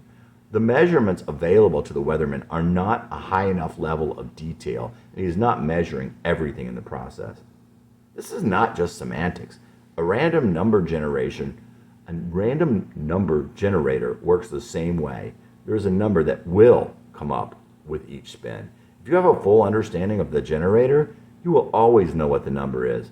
It is not a random number. It results in a more or less even distribution. There is no random there. You can picture a gaggle of flawed, human-like gods with warped senses of humor playing behind the scenes of your life. Or you can envision an all-knowing God working out all things for the best in his infinite wisdom that not only exceeds ours, but also seems to contradict ours. From down here, just seeing the results through the lens of our preconceived notions, there's no difference. Each force seems unknowable, but neither is it random. Be sure that you have an open mind. Well, be sure that you have an open mind if you desire to have one. Some people don't. The most closed-minded people are the ones who hate people with closed minds. Remember, we hate most in others what they hate in themselves, what we hate in ourselves. And don't let yourself get old. There's two ways of getting old: giving up our ideals and taking shortcuts and pursuing our ideals. Most people only consider the first way, and it's often the second way that gets us. Either way, you end up being exactly who you didn't want to be. Many of life's failures are people who did not realize how close they were to the success when they gave up. Thomas Edison. He'd want as much to discover this about Jesse as to read again the tragic misunderstanding in Wuthering Heights. It was a terrible combination of what was overheard and what was not heard. Catherine did not know that Heathcliff was just outside the window. He overheard her state, "It would degrade me to marry Heathcliff now." Catherine followed that by stating that Heathcliff is more myself than I am, right after he left. Nothing in life disturbed Channing quite so much as the tragic failure to communicate feelings. Well, maybe one more thing was worse: abuse of innocence. Channing would write about this in his journal. Channing's journal. As long as we allow one child to be abused, sexually, physically, emotional, as long as we allow one woman to be raped, as long as we allow any domestic violence, any assault, we are not a civilized society. And while our country is collapsing from the inside, we spend all of our energies on pursuing profit, making sure corporations are not taken advantage of, or aren't taking advantage of us. Taxes are not too high, or too low for some. Abortion is allowed or disallowed. Prayer is allowed or prohibited in school. Osama bin Laden is captured. Riverboat gambling is stopped or started.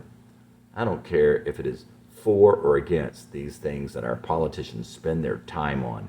They are taking their eyes off the collapse of our society. Like Rome, we will collapse from within, not from without. I would have gone insane or taxi driver if it weren't for God.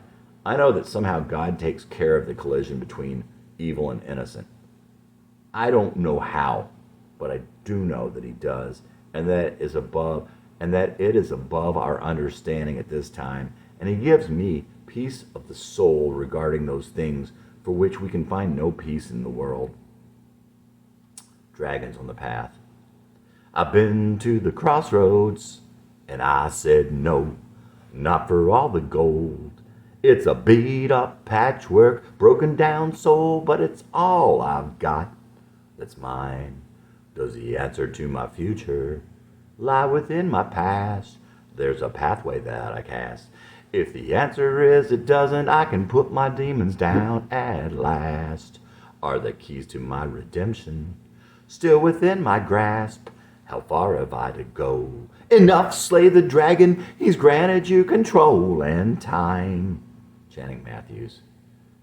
Chapter 79. Channing wrote in his journal around this time. He didn't address anyone. Channing's journal. Suppose that I had been a hired killer.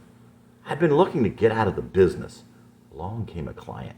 He wanted someone to kill him. So I asked him, why can't you just run away? Why do you have to die? If I help you run away, could I take your place? Could I take your life? There were only a handful of people I would have to fool. Rachel, my mother, my brother, Rick. Jesse gave me things he had written, told me everything I needed to know, all the secrets that the others knew about him, all the things they shared. I studied the way he walked, how he talked. I studied his moods, the way he reacted to things, the things he would say. So I've been living Jesse's life for 20 years, and in all that time, I have not run into anyone who has seen him, not one encounter.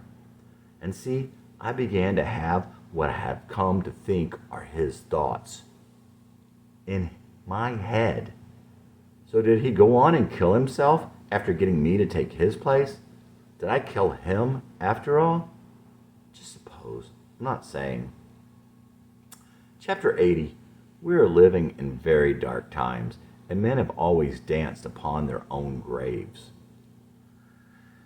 He felt there was a little light left when he was growing up, and even though he was dark and different from those of his generation, it was for him and others of his generation to share that light. Channing thought there are no prophets here anymore. It's up to us. He also felt that all his confusion came from playing around with evil, and that his lack of fight came from reflecting on his own weaknesses. Stop dancing. Certainly we are shaped by the times we're living in. There's a darkness on my soul, and we dance upon our graves. Dark and different still, born before the shadow came, growing up in the failing light before the fog came rolling in. Stop adding to the darkness that keeps the others blind. Stop toying with that blackness that muddies up your mind. Stop dancing with the darkness that keeps you from the light. Stop dancing in your weakness that robs you of your fight.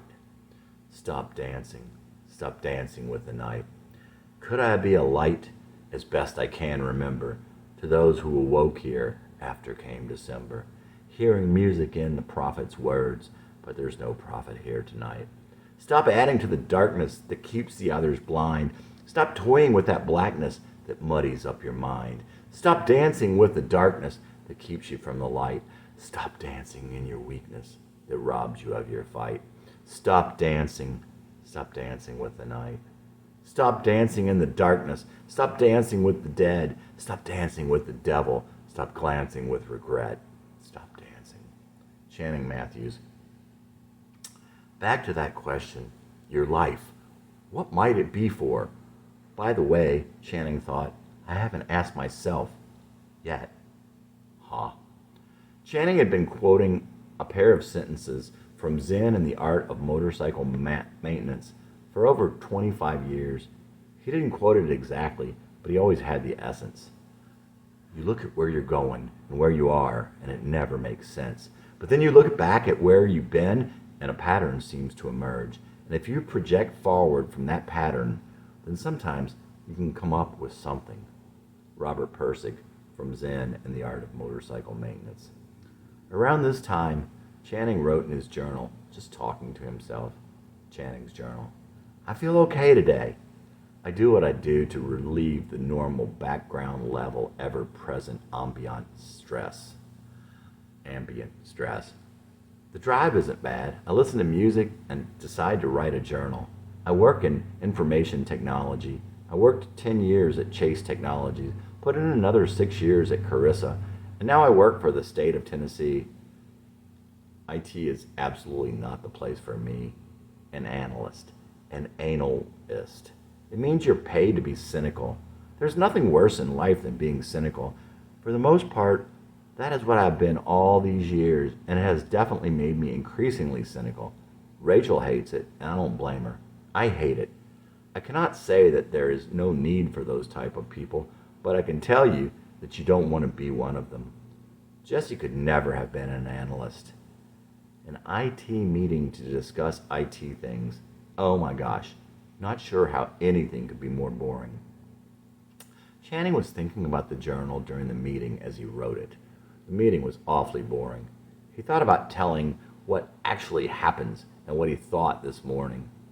But it didn't take too long before he realized people would be shocked and disgusted, and he would be ostracized. Obviously, he needed another approach. Channing loved his grandmother's house on Fairway Drive. His grandfather had built their house when his mother and her sister were young. His grandfather was a builder. He worked and saved and started his own construction company, Ulster Construction. He built affordable housing for a lot of people near their hometown of Asheboro, North Carolina. The first thing you learn in construction is the importance of a sound foundation. It reminded Channing of Jesus' talk about a house built on rock versus a house built on sand. A family also needs a firm foundation, and Channing believed his grandfather had also given them that. When your life's work is later destroyed by others who haven't the same concept of value, it eats you up inside. So it was with Channing's grandfather. Channing was sure that his grandfather thought that Channing's father had destroyed his work. He was probably sure of this when his father left his mother, and then positive of it when Channing came to live in that house. But the house itself always brought such good memories to all in his family who were ever there. It was strong and sound, a brick ranch with pretty architectural features. It had pretty trees and big dogwoods, azaleas, and other flowering bushes. The house had always been loved, and love had grown up in that house. The vibe stayed in the house, at least as long as his grandmother owned it. It was a big house, definitely something over 3,000 square feet on a double lot. The rooms were different colors, but there was a pervasive sense of blue. The kitchen was blue and yellow with a corner full of windows. The large family room had baby blue paneling and built-in bookcases and a great plate glass window in front. The windows were down the hall off the kitchen and very large, quiet, and comfortable. This was the only place his family got together, all of them, that is, and it was the only place that ever felt like family. Channing guessed that's what happens when corporate America takes all your offspring and scatters them across the country like a greedy diaspora. But the families did choose to go. Chapter 81. To bring you this, it was necessary to find out what had happened, so it was necessary that Channing find out what happened. Or maybe he had to go find the remnants of what had happened. What still existed, there was a big part of it missing. Channing decided to go back up to the mountain. He hoped to find fragments of those pieces still up there. To find those fragments, he would go while it was still light, like he had gone up that final time. And he decided he'd have to find a carry carton of Big Mouth beers. He didn't drink anymore at this point.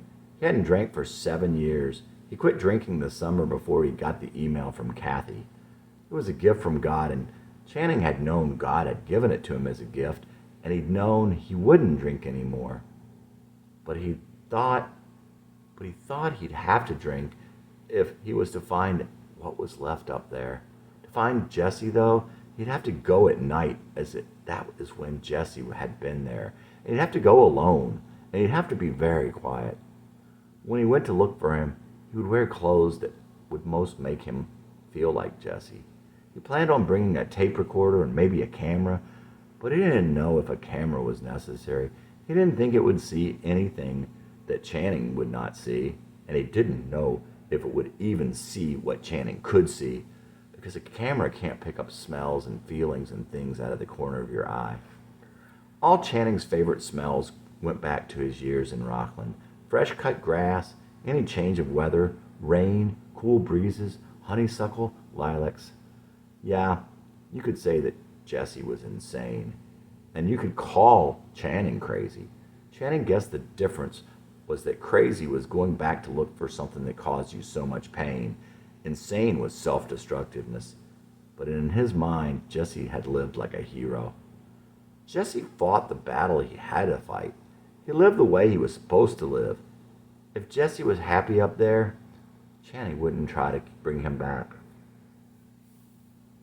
Sleepwalking through my days, my heart is heavy, and it hurts from things I've done and what was done to me. But I don't want it to fade for the possibility that you'd come out and play. I can remember banana popsicles, cool days we'd lay in the sun, late summer breezes smelling of catgrass, on bikes with friends on the run. In my mind there'd still be hills to roll down and new games to make up. I still remember wishing on first stars, nights without any moon. There I would see you across a clearing, like the stars gone too soon. There you catch up with me, playing hide and seek, and we laugh with delight. Those dreams overlap, New Year's at school, and hearts that stand still. I hope I'll remember holding popsicles, cool days out in the sun, and late summer breezes smelling of cut grass, on bikes with friends on the run. And in my mind there'll still be hills to roll down and new games to make up. Don't know where to go, but to head out in the haze. Still I walk around in circle, sleep walking through my days. Channing Matthews. Channing wondered what people would think of him if he were to tell the things that are set down there. And yeah, it worried him some, but he also wanted to get it out. He felt he had to tell his story. He had to get these things down. He had to get them straight in his mind. He had to figure out what led to what. Where it all went wrong. I want to tell you how bad I am, but I don't want you to believe. My evil knows no bounds except for your love, which in turns knows no bounds at all. Just like Satan, I was a liar and a thief from the beginning. Yeah, you're better than I'll ever be. Everyone's better than I've ever been. A bright and beautiful little boy in a convenience store. His mom called, Channing, let's go. So it's not the name I know. How far back do I have to go to find where it all went wrong? My heart, my soul, my mind, how far back in time? Once I dreamed someday I'd be pure, flashing across the sky like a star. But now I'm ugly again, and all that's left of the dream is a scar. Just like Satan, I was a liar and a thief from the beginning. Yeah, you're better than I'll ever be. Everyone's better than I've ever been. Once I dreamed someday I'd be pure, flashing across the sky like a star. But now I'm ugly again, and all that's left of the dream is a scar. Channing Matthews. Sometimes Channing would go back to the things that happened when Jesse was little, far from Nashville, far before Nashville. And he would think of the way he felt about himself later, how he sometimes wished he could sleep forever, wished he was dead, wished he could disappear. And there were times when he didn't feel like he deserved to be here, didn't deserve the food that he put in his mouth. But he no more knew how he got there than he knew where it all went wrong. Maybe the clues are in these pages, maybe not. If they aren't here, then I don't think I'll ever know. And all remains are the questions in that song. Anna. Anna, secret sister, close beside me when I got no friends. You say you accept me and you love me till the end. I don't deserve to eat, don't deserve to sleep, don't deserve to be here. Anna, secret sister, close beside me when I got no friends. You say you accept me and you love me till the end. I take up too much space. Can't you see my face? My soul I'd erase.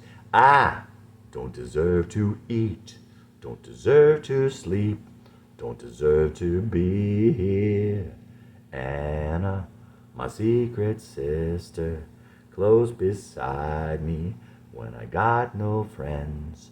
You say you accept me and you love me till the end. I don't deserve to live, got nothing to give, let me disappear. I don't deserve to eat, don't deserve to sleep, please let me disappear.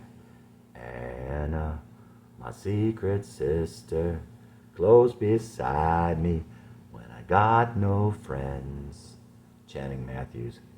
Rachel's dear friend and sister, Mackenzie, had battled anorexia for many years.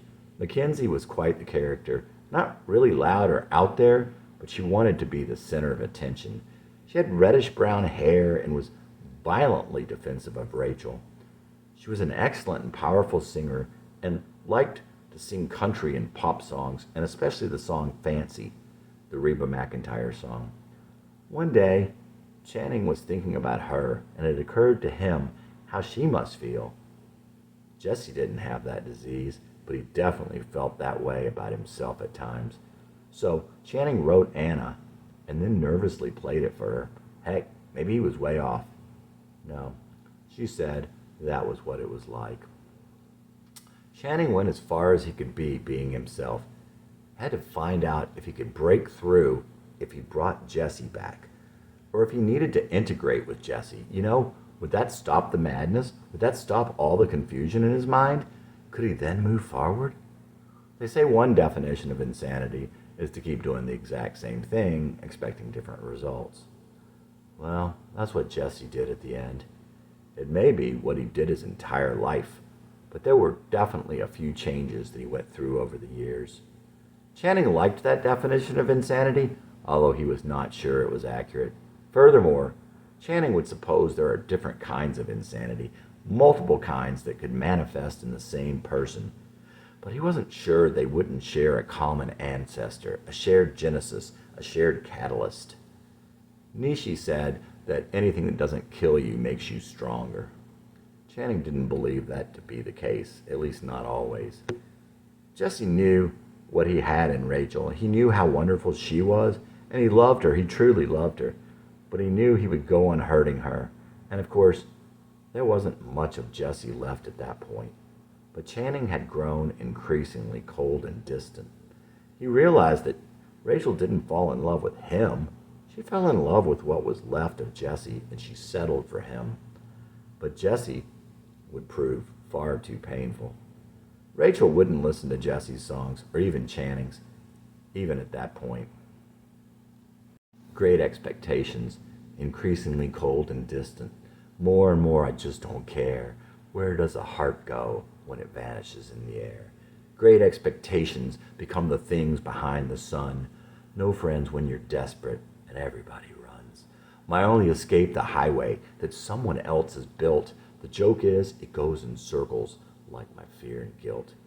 My love is ever wrong. My thoughts are all forbidden. I trot out my sins, but keep my heart well hidden. Great expectations God has engendered in me. Great expectations in spite of all that's me. Between my expectations and the things behind the sun, am I wasting all my life, or do I watch it run? I'm the little girl, I'm the fallen star, I'm the rapist, but most of all, I'm the tragic zero who goes to write it down. My life would be a bore if they made the movie, but if they shot the private parts, I would be ashamed. You're not getting better, but my grace is sufficient for you. Great expectations God has engendered in me, against all the odds of what I will ever be. No more expectations. I look behind the sun. I just sit and watch my past while the time before me runs. Increasingly cold and distant. More and more I didn't care. Well, I've gone to take back my heart, my past, and grow my hair. Why do these songs so quickly come? The voices never rest. If I catch up, they move on while I write what they confessed. Do I have to turn and face my past? Do I have to shoot it dead? I wish I'd cried right there in class so she'd known how much I'd bled. I lost my expectations, left the boy behind the sun. Damn the past, I'll bring them back. The mission has begun. Channing Matthews. Return to me. Chapter 82. Channing asked, "Do you think much about the what could have beens?" "Are you asking me if I have regrets?" "No, that word keeps popping into my head, but it isn't right. Sometimes we have no control over what happens, and sometimes we have control on paper, but we have no more choice in being ourselves than we have when we have no choice. Regret implies blame." "I don't know," Channing said. "I do. And we are choicelessly, hopelessly floating to a future what could have been also. That's why I cling to my past. And I can grasp the past what could have been better because I can mostly see them." Rick's Lexus took them through the remaining fields in between the big subdivisions on the way to Cloud Canyon. "It's not the same out here now. Houses and neighborhoods and traffic. It reminds me of a line from a Nancy Griffith song. Where do those kids have to go?" "I don't know where kids could go now. Urban sprawl. I have conflicting feelings about that. I love my house. I love my house. I love my house on acreage. I don't think it's good for people to live on top of each other, but that is one of the causes of sprawl, of course." As they entered the forested part at the beginning of Cloud Canyon, and the road began to wind, climbing up and down on its way to the canyon, Rick began shaking his head. "What are you laughing about?" "All the times I should have died out here." "If you had died out here back then, where would you be now?" "Are you asking me if I believe in heaven and hell?" "No, just where would you be? I don't give a shit about hell, or heaven either, for that matter. If they are talking about a beautiful place or a reward or living forever, but there has to be something more than the world I have created here, and it wouldn't be fair to the good people otherwise. Not that I am one of them." Rick dropped Channing off at the side of the road, near the path up the side of the mountain. Channing climbed back up the mountain as Rick pulled away. He had last climbed it with a 6-bottle carrier, cardboard carrier, a Blatz Big Mouse, and a jam box with a cassette of Jesse's songs 20 years ago. He climbed the mountain, drank all the beer, and 90 minutes later, the cassette was over. It was a spiritual experience, but he didn't think he knew what he had been listening up for up there. He thought maybe that he had thought at the time he wanted to try and hear if the songs were any good. Now, looking back, he thought it was about saying goodbye to Jesse. Channing walked up to the ledge, looked across. The low, scattered sun on the cool, early November day took him back. Not there, but somewhere in his mind. He walked down the path from the flat spot where they had partied and had sex and exulted. He came to another overlook and looked down on the stream and the waterfalls. The 2 deer drinking from the stream across the road and down in the deeper valley didn't see him. The chipmunks and the dying, dead, and fallen trees across the path didn't care. Channing just sat there still and silent for as long as he had time. He walked back toward the rocky flat spot so he could look down upon it from a vantage that Jesse hadn't then, hoping to see them through some fuzzy lens of time. He didn't see them. He didn't see the past. He called out, "Jesse!" and then quieter, "Jesse!" He walked back down the path and walked again to the edge. He probably didn't get as close as Jesse had. Not today, at least. But then Jesse fell, metaphorically speaking. When he'd go back again soon, he'd sit on the edge and swing his feet as Jesse did back then. Coming from the other side, down the path, Channing saw a little boy.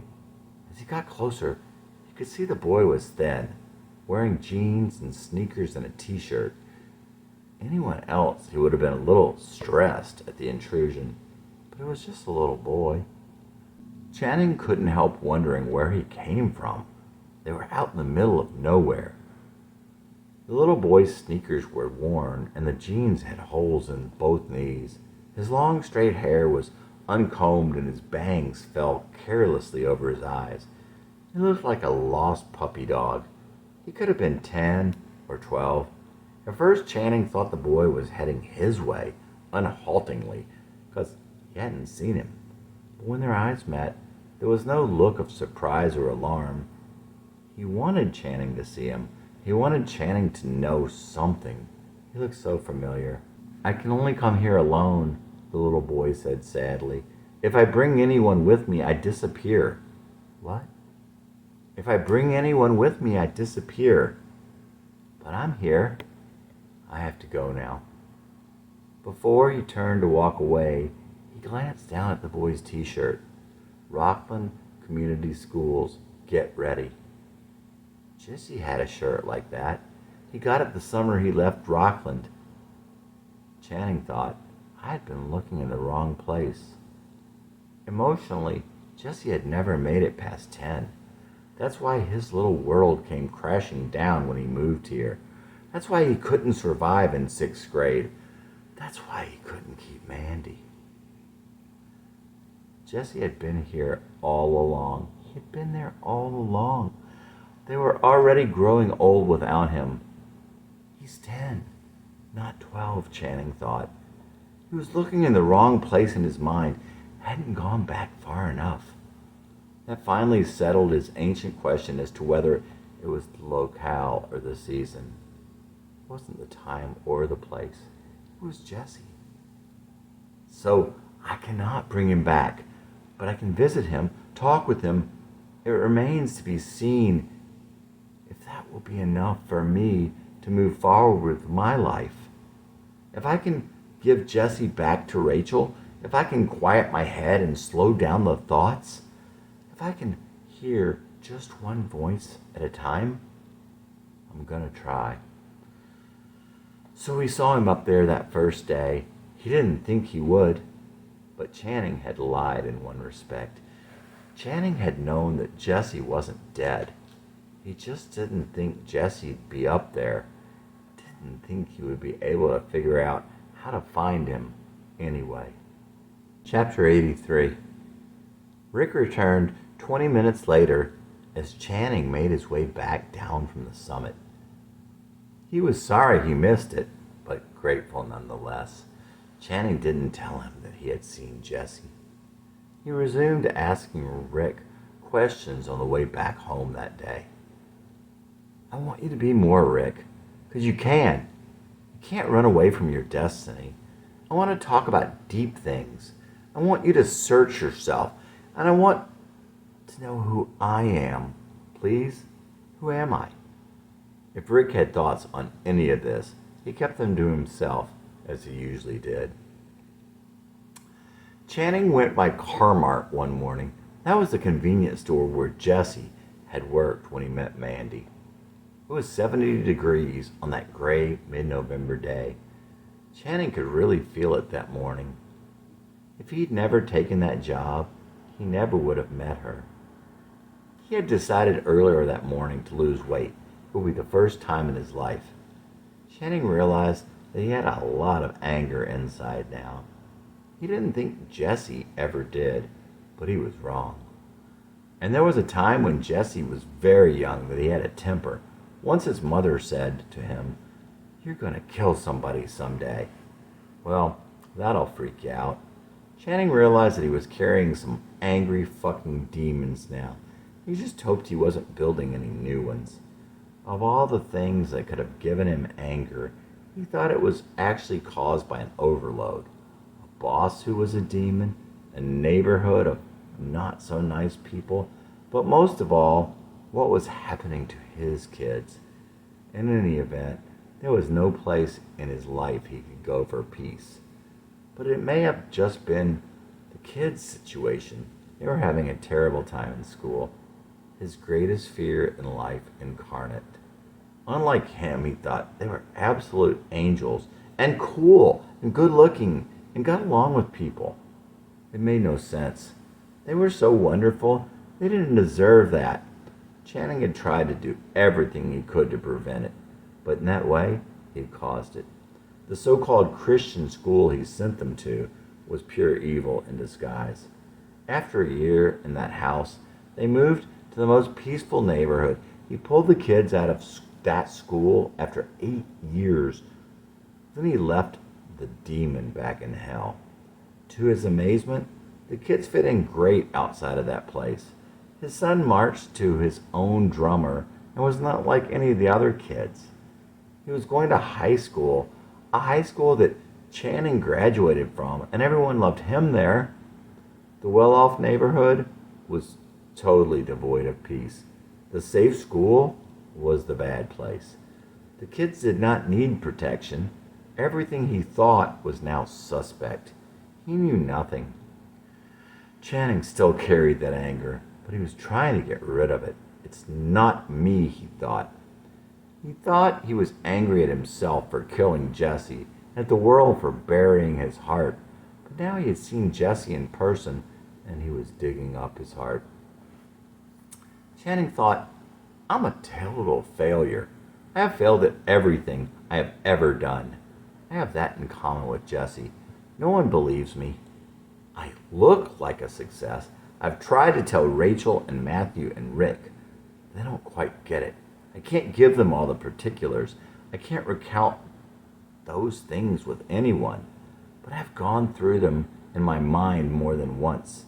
There is an unbroken streak of failure from the very beginning. Everything I have was given to me. I wanted those things with all my heart, and I have fought for them with all my strength. But my heart and my strength were not enough. Ultimately, those things were given to me in spite of how I did, not because of how I did. I lost, but I still received the prizes, sort of like that day at the Flannery's house. Doesn't matter, though. Gives me no less hope than were I the most successful person on the planet. God made me like this because I'm the exact perfect way He needs me to be to fulfill the destiny He has in mind for me. No, I don't know what it is, yet no, I'm not getting any younger. Doesn't matter. That's God. Jesse used to feel like he was Joseph, but Channing knew the story of Joseph well, and he didn't feel that way anymore. I ain't him. Channing would think we need to focus on building on our strengths, not our weaknesses. If we work extremely hard on our weaknesses, we will only make a little progress. We will be miserable, and we will not give the world even what the average person gives. God made us unique. He gave us passion. Those are the things He delights in and wants us to use. Those are the things His world needs. Chapter 84, Channing's Journal. What a beautiful night. It's like my heart's not big enough to hold it all in. I'm looking for the Big Dipper. There's so many stars out, and the wisps of the clouds are just so beautiful. There's a half moon, but it's close to the horizon, so you can see so many stars. Some of the trees have leaves. Maybe more than not are bare. I see Orion's belt. I'm out here looking for the Leonids. They come out of Leo. So I'm looking for the Big Dipper because Leo is just below Ursa Major, the Big Dipper. It seems like I always used to see the Big Dipper, but here in my neighborhood it seems like I never see the Big Dipper. It's probably because of the direction I look when I climb down closer to the bottom of the hill, and probably because of the time I'm out here and the time of year. The falling stars that God sent, they were in that direction mostly, but I don't think I've seen the Big Dipper here. And yet, one season, I remember seeing the Big Dipper and the Little Dipper there, between two great trees. I tried to take a picture with the digital, but nothing showed. Tonight's supposed to be the most activity this year, November 17, 4 a.m. Greenwich Mean Time, 11 p.m. Eastern Time. That's now. It's right on 11, but I don't see anything yet. I see Orion perfectly. It's on the other side of the sky, and I see the kite. I always seem to see the kite in our neighborhood, but it's back on the other side of the sky also. Wow. I see something that looks like a lion. Maybe it's Scorpio? Maybe it's the scorpion Scorpio. No sign of the dippers. It just occurred to me, Jesse might be out here every night. Where else would he go? It's funny. All these nights wondering if, somewhere they were under the same sky and thinking of me. And yet, maybe it should be Jesse I wondered about. Where he is, what he's thinking about. Maybe that's what I should be thinking about. I think maybe the dipper comes out later. I'm down the hill and I can see in every direction now, and I can hear the sound of the creek. It's just gorgeous. I can see the sky so much better without the leaves on the tree, and the temperature is just perfect. I'd say maybe it's, 48 degrees, no wind. I could stay out here all night. Certainly I'd see Jesse if I stayed out here all night. I hear the train whistle. Oh, God. How do people become detached? And I don't mean me and Jesse. My hair is long now. My bangs come down over one eye. My daughter likes my long hair. But tonight, it was a little bit different. Rachel and I were going out. I'd blown it dry. Ashley said, "Your hair's not wild like usual. You look like a girl." I liked that. I don't know why. What does that have to do with who or what I'm chasing? What would you think if you could see me now? I'd like to think you'd see the good in me. I'd like to think you'd think I was cute, and you'd feel all warm toward me. I'd like it to be different. I'd like to think hugs would be involved. Oh, God, I don't know exactly what I am, but I know this feels beautiful, and I know you're out here. The whistle blows again. I'd like to think that I have the heart of God. I know David has the heart of God, and Rachel and Ashley also. His is just so obvious. These trees down this road remind me of a painting. I think it's one of Monet's, a line of trees, kind of fallish colors, just a line. There's some motion in that lack of motion, complete, unbelievable lack of motion. Lack of motion because they've been there as milestones for a long time, measuring, giving perspective to the motion between them, far away or close, any angle. There's Orion, lying on his side. Well, there's a metaphor for you. And his belt, his sword, the kite above him. There's a solace in these trees without leaves, up against the sky on a night like this. Can't quite see my breath. I feel the tingling in my hands, but it's not a bad tingling. I mean, it's a good cold. It's not very cold, but what chill there is, it's a good chill. Got on my jeans and my sneakers, skate shoes, and a little tight t-shirt with a Snoopy hoodie and my Peabody Little Rock hooded sweat jacket. Kind that always reminds me of Carrie. And yet the dream, walking down a street much like this, was with Carolyn. In a hoodie like this, I'm never sure if there was a guitar involved. We walked, and I felt warm, and I woke up, and I knew it had been her, even though, of course, I hadn't seen her for years. And we were in the present age. I wanted to be like Carolyn said her dad was. How he was the kind that played with all the neighborhood kids. That's the perfect dad. Well, my kids are 12 and 15 now, and I've been a different kind of dad. But they do love me so much, and they know me.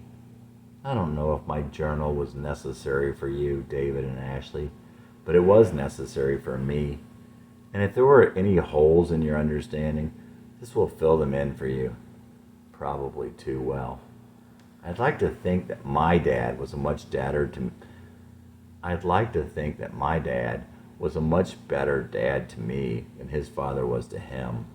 Well, I know that for a fact. And I like to think that I was a much better father to my kids than he was to me. But I don't know that. But I get comfort knowing, David, that you will be a much better father to your kids than I was to you. You will be an absolutely incredible father. You will show them what it means to be here in His place. God has told us that the sins of a father will follow their sons for 7 generations. I used to think that was so wrong of God. There I go, judging God again. I finally came to realize that this was not a curse from God. This effect did not come from God at all. He was just warning those He loved of what would happen. He does make a promise. He does make us a promise, though, that a good man will father 100 generations of good sons. I always pray that I was number 7, and David will be the one who starts the 100. And Ashley, you will be an incredible mother. To some extent, no one could be a better mother than yours. But with love and God, yeah, you will. Ashley Brooke. Little Ashley, Ashley cat, I'm Ashley, she says. You know what you want, never be afraid. Follow sound of your own voice, never doubt your heart. Others see God through you, hallowed be His name. Gentle rolling Ashley Brook, flowing with the grace that comes when you know you have every right to be here. Rolling to the river where God claims you as His own. Tumbling, laughing, laughing, laughing as you go home. You're stronger than the boys. Don't you ever forget your mama's little girl, but your daddy is Brookie yet. Wearing a dress that spins and socks upon your hands. Elton John sunglasses and dancing with your dad. Gentle rolling Ashley Brook, flowing with the grace that comes when you know you have every right to be here. Rolling to the river where God claims you as His own. Tumbling, laughing, laughing, laughing, laughing as you go home. Channing Matthews. Hi, little Ashley cat.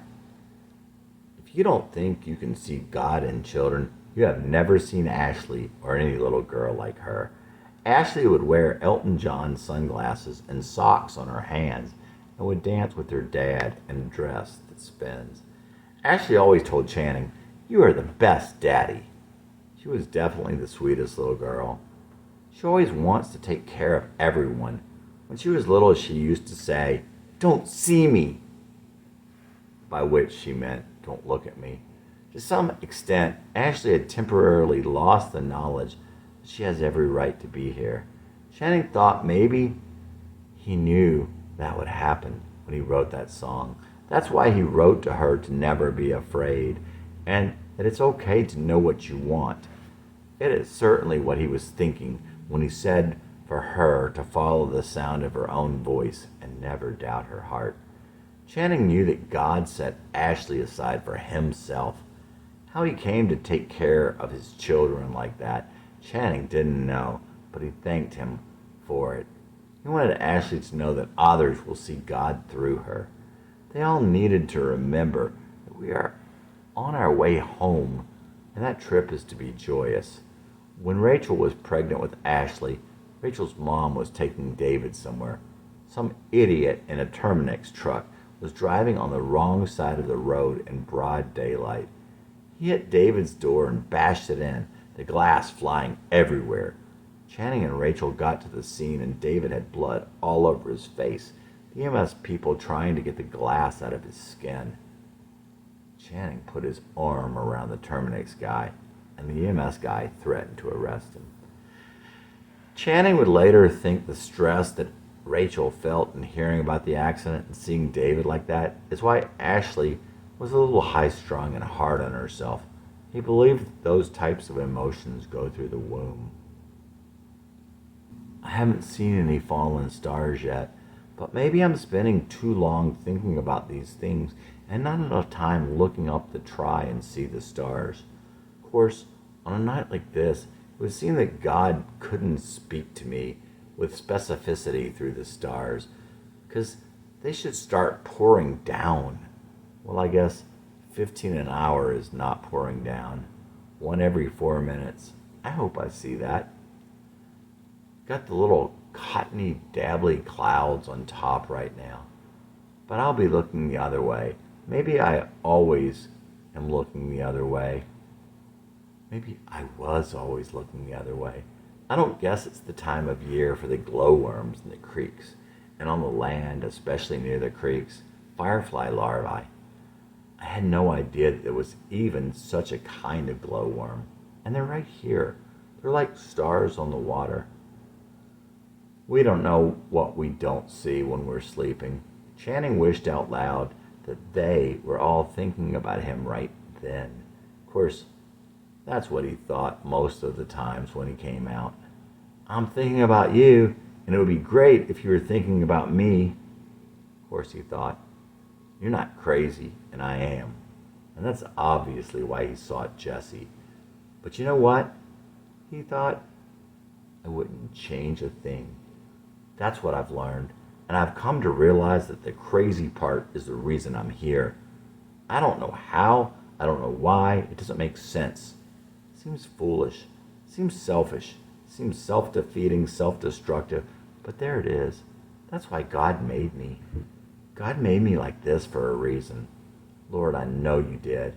I don't know the reason, but you know what? The reason is as close to me as the feeling that I shouldn't be looking back at all those stars. Back toward Orion and up toward the kite, where there's so much stars and no moon, and if there were falling stars, I'd see them, but instead, I should look at this little patch of the sky where you've spoken to me before. No, that doesn't make any sense. And that's why he took the whole walk around the neighborhood before he came back there. But just like I know that you made me for the one thing that I thought I should run from, I think this is where the stars are coming. I've been a failure all my life. I have failed in everything I have ever done. My track record of failure is uninterrupted. From the time that I was a little kid, long before Carolyn, there's an uninterrupted track record of failure stretching all the way till now. The people that know me now don't believe it. And I don't want people to think I'm this big success. You know what I mean? The inner circle thing. But I wanted the people from back then, Carolyn, much more so Carrie, even Mandy, to think, wow. But it's like that last email I sent to Becca. I'm the same way I used to be. And now I'm glad. And to some extent, that seems to undo all my attempts to reach out. But you know what else also? If you never felt warm toward me, you never will. And if you did, you will again. Because I am that I was. And if I wasn't, it wouldn't matter. It was too light that way, and he didn't see near as many stars. There was a day he would have climbed these trees, and he would again. A day back when he was the cute kid with the long blonde hair. He still wanted to be that. That's what he wanted to be. It didn't seem like much of an ambition, of course, and he guessed he would be a writer after that night. And he still hoped to be a rock and roll star, but it all seemed so far, and God didn't seem to answer him. I know he made me in this pattern for something so unique, and I'm sure I wouldn't have written those songs, and I'm sure I wouldn't have ever written a journal, if it weren't for that pattern. But that was his greater goal, strange as it seemed, to be that cute kid with the long blonde hair again. September grass. The smell of September grass always makes my heart beat faster. And I always think of you. A hooded sweatshirt on a cool day does the same. Driving by your old house here always brings back that time. Though I was never a guest, endorphins flood my mind just the same. Jackie says it's a spiritual battle. I miss Wes and Jackie, and I wish they hadn't left. I wish I was on the moors alone. That's got to be the loneliest place on earth. I want to be Kathy, and I want to be on the moors, evening or night or in a storm, by day if there's no one for miles. Who broke your heart? That's something that every father should share with their sons, how their heart was broken. I need to figure out what all left my heart so broken. I need to be that boy in Massachusetts, exploring all alone under that Rockland blue sky when I was new here. You broke my heart, and no one else could ever break it like that again, no matter how I tried. You know why? Because I think you liked me, or in some way you were drawn to me. Why didn't you tell me just one kind word? I know you would have been degraded. I was so ugly in every way, and that was such a hard age. I just wish you could have gotten a message to me from you. They were killing me, and yet you pulled me through. I wish you'd tell me now, and I need a hug. And my first friend, will I ever see you again? You were there when there was no one else, and I still can't figure why. You accepted me just as I was. You were my Kathy then, but we were little kids. My childhood street, 30 years on, it was still exactly the same. Nothing had changed. Your mother still lives in the same house. She treated me like I was still that little boy. Wish you could have done the same, because maybe I am. Random thoughts but constant, still they rule my life. The thing that breaks my heart now, other than thinking back, I haven't led my kids. They don't know about outdoors. They don't know me well. I never taught them anything. It seemed I had so much to teach them, and so much they needed me. And my wife, my soulmate, I take for granted. She said she's closed up inside. I can't get out of my own head. Guess I was meant to be alone. That's why I want to be on the moors. There's something about sadness I love, but only if it's pure. Seems you'd be so close to yourself, so close to God, so close to all you love, if you were really that alone. How are you here? How are you here in my head? How are you everywhere? Why do you care? God loves me. He tells me with falling stars whenever I need them. He made me a dark and lonely boy who wants to see the moors alone. I want my hair straight and long and to feel the wind upon the moors. There's only one more thing I know. The gospel is about only one thing, love, grace, and love. Look at the things you're praying for. Just who are you praying to? Seek the Lord in the days of your youth. Now are the days of your youth. Channing Matthews. He thought, you know where I should be? Channing thought he should be up on Mystic Ridge right then. He should have been there before the show. Of course, it was a Saturday night. He guessed somebody could have been up there, somebody other than Jesse. He went to the back of their house and he could see more stars, more sky, but there was a bunch of trees in the way and he wasn't sure where to go. He considered going on the fence, over the fence, but if the dogs heard him, it would be all over. He had 3 dogs at that time, 2 Shelties and a golden retriever pup, 8 months old. The ground was wet or he would have laid down and looked straight up. So we went back to the front. He heard loud voices, a bunch of them. Sounded like a radio or people down at the street with a megaphone. There were a bunch of, he guessed, Teenage boys moving quickly up the hill straight toward the house. Heck, the lights in the house were even on. He flashed the flashlight on them, and a couple of them said, "Duck!" really loudly. One stays standing frozen, so Channing flashed it on him. Channing kept walking their way, and they got up and started running toward the street, breaking in two directions, most of them still in front of his hill. That presented a problem, as he would have liked them to head away from his house and out of his neighborhood, kind of like herding cats. He tried to use the flashlight to convince them to head the other way. They did all start running toward the entrance. He walked through the woods between his house and the next. He came to the end, and they are stopped. Right across the street. He stood there watching and listening, but he couldn't really see them. The light from the house across the way was mostly on him. "We see you there. Guess you know that I have a gun." With that, he started again, making his way through the last of the brush and tangled branches. Fortunately, they started to run again. He kept walking straight for them with purpose, but walking, not running. "He's got balls, except for the balls part." He kept walking, and they kept running. They were halfway to the entrance now, maybe 1,000 feet. "Just getting a little exercise, jogging instead of home playing video games." One of them started to slow down. It looked like he was walking backward, still heading toward the entrance, but looking at Channing, and not going as fast as the others.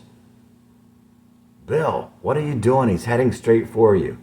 As the boy weaved back and forth, he slowly altered his direction. Yep, Channing thought, "I'll go after the stray." It appeared that Channing would be catching up and have to speak to him.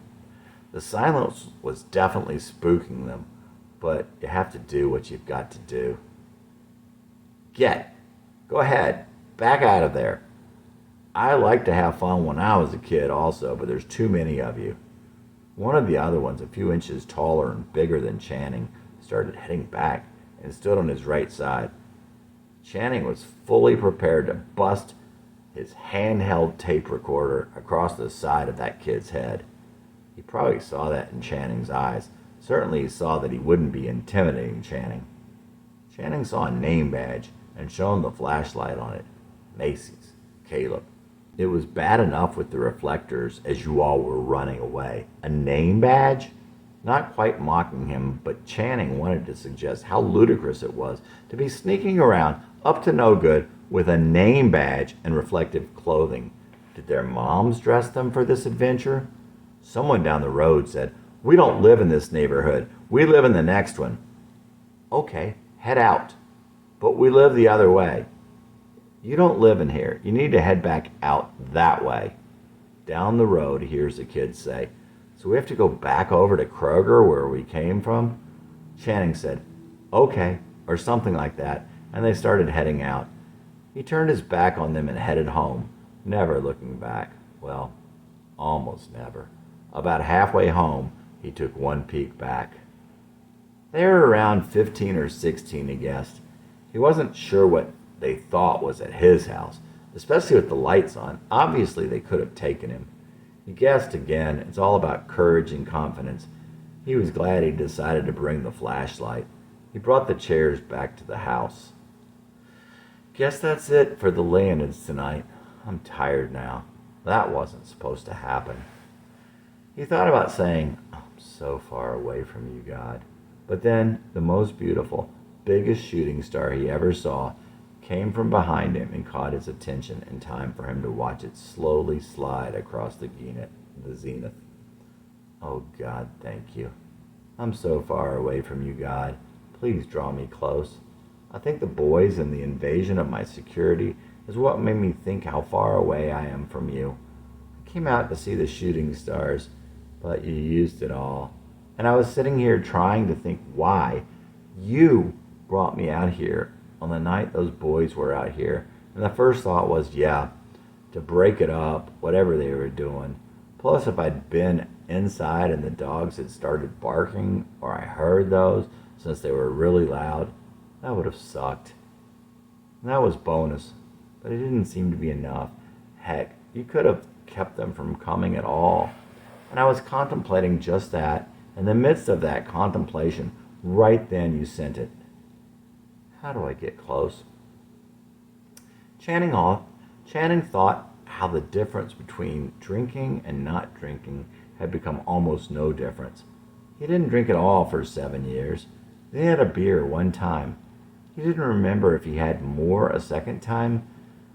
But when he went to that concert with David, he got totally drunk, and that shook his world. But since then, if not before, in Charlotte the night of his grandmother's funeral, he had the big Fosters and then started another one. And he had wanted to drink beer with his brother the night before. Then last Saturday, he had the beer when he was out with Rachel. And tonight, they went out and he had the bourbon and Coke. And he had hoped they would pour a lot in it. It was enough for 2.5 or 3 drinks, and he wanted more. I need you back, Lord. I know you made me that promise. Well, God, obviously, I don't fully understand it, but I didn't feel any lack of faith when I broke our promise, or however it should be said, when you allowed the floor to come out from under me, because I realized I was so far from you. How could you work your magic when I'd pulled so far away? Like the Rich Mullins song, Sometimes by Step. Sometimes I falter and stumble, but never out of your reach. The stars were still beautiful, and he still heard the trickle of the creek, but he thought, it's time to go in. Chapter 85. Channing wanted to return to the mountain, of course, and he also wanted to bring David up the mountain with him. He wanted David to feel the peace and the freedom and to step in the steps he made before him. So Channing made a deal with David one Saturday that he would buy him something if David would climb that mountain with him that afternoon and also go running with him sometime. At times, Rachel told Channing that she was shut down inside. From the times over the years when he would not listen to her, the times he ignored her, and the times he cut her off. And probably from waking up and finding it wasn't Jesse. It wasn't the Jesse that she had married. Channing feared doing the same thing to his son and daughter, more to David than Ashley at that point. He spent a lot of time with David, and no one could love their son or their daughter as much as he loved them. Of course, he never laid a finger on David, nor did he ever call him lazy or stupid or worthless. But there were several years of harshness when he was dealing with hell of those last 3 years. And then, of course, there was the school from hell on the inside. If you were to cut me open, black sludge would ooze out. Stress and bile, liquid vile, radioactive waste, petrochemical poisons, corpses and sewage. And more goes in every day. When I get too full, it spews out on those around me. Mostly on those I love. It spews out every day. Some days a steady trickle, other days a geyser. Pressure, I buckle and despair. God, I want to breathe in fresh air. Mostly sometimes I would like to die. Mostly to be free, lazy one more time. But in that final act, I'd explode, covering all I love in blackness. Trying to unlearn the lesson of a lifetime, trying to give back the stuff that I took in, undo all the messes I made up until now. Channing Matthews. But it was so much different at this point. Kids from Randall had told Rachel that David was the most popular freshman at the school. His girlfriend was a junior. Even before they started going out, he got invited to parties with juniors and seniors. Every time he took David to the mall, kids called out his name. One time it really surprised Channing when they were walking into a store. Some kid, maybe 17 or 18, looking like a cross between a quarterback and a surfer dude, saw David. He laughed, big smile, stuck up his hand for a high five and said, "David!" Channing had seen girls from 10 to 19 smile at him. It seemed as if all the girls wanted David and all the boys wanted to be him. He was sweet and cute and cool and fun, but David still carried the scars inside, and Channing knew it. When David was little, Channing was lazy.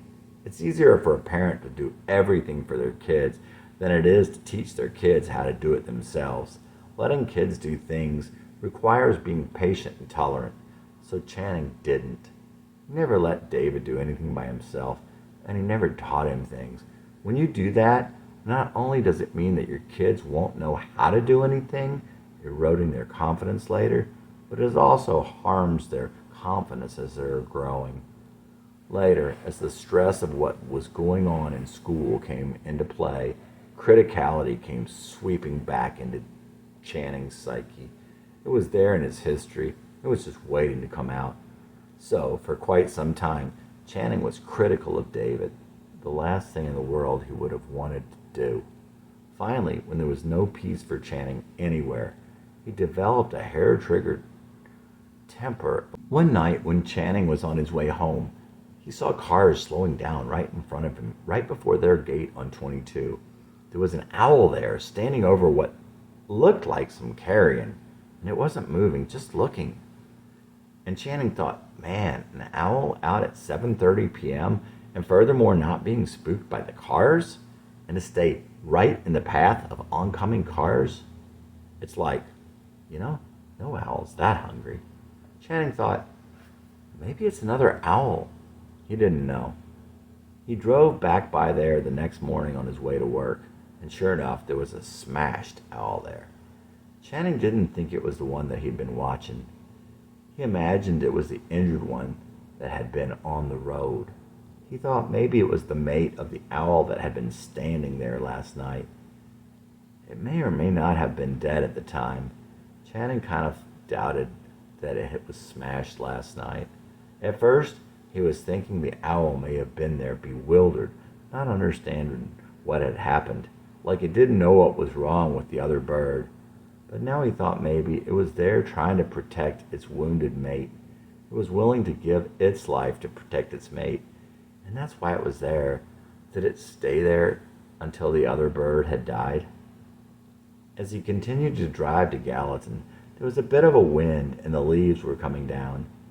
Channing loved leaf showers and leaf storms, and he loved watching them blow across the road like snow, and little leaf eddies and leaf whirlpools. A sense of place across by the road. 1 year it's gone, then the road. A feeling of belonging, the guilt of wrongs, a personal history.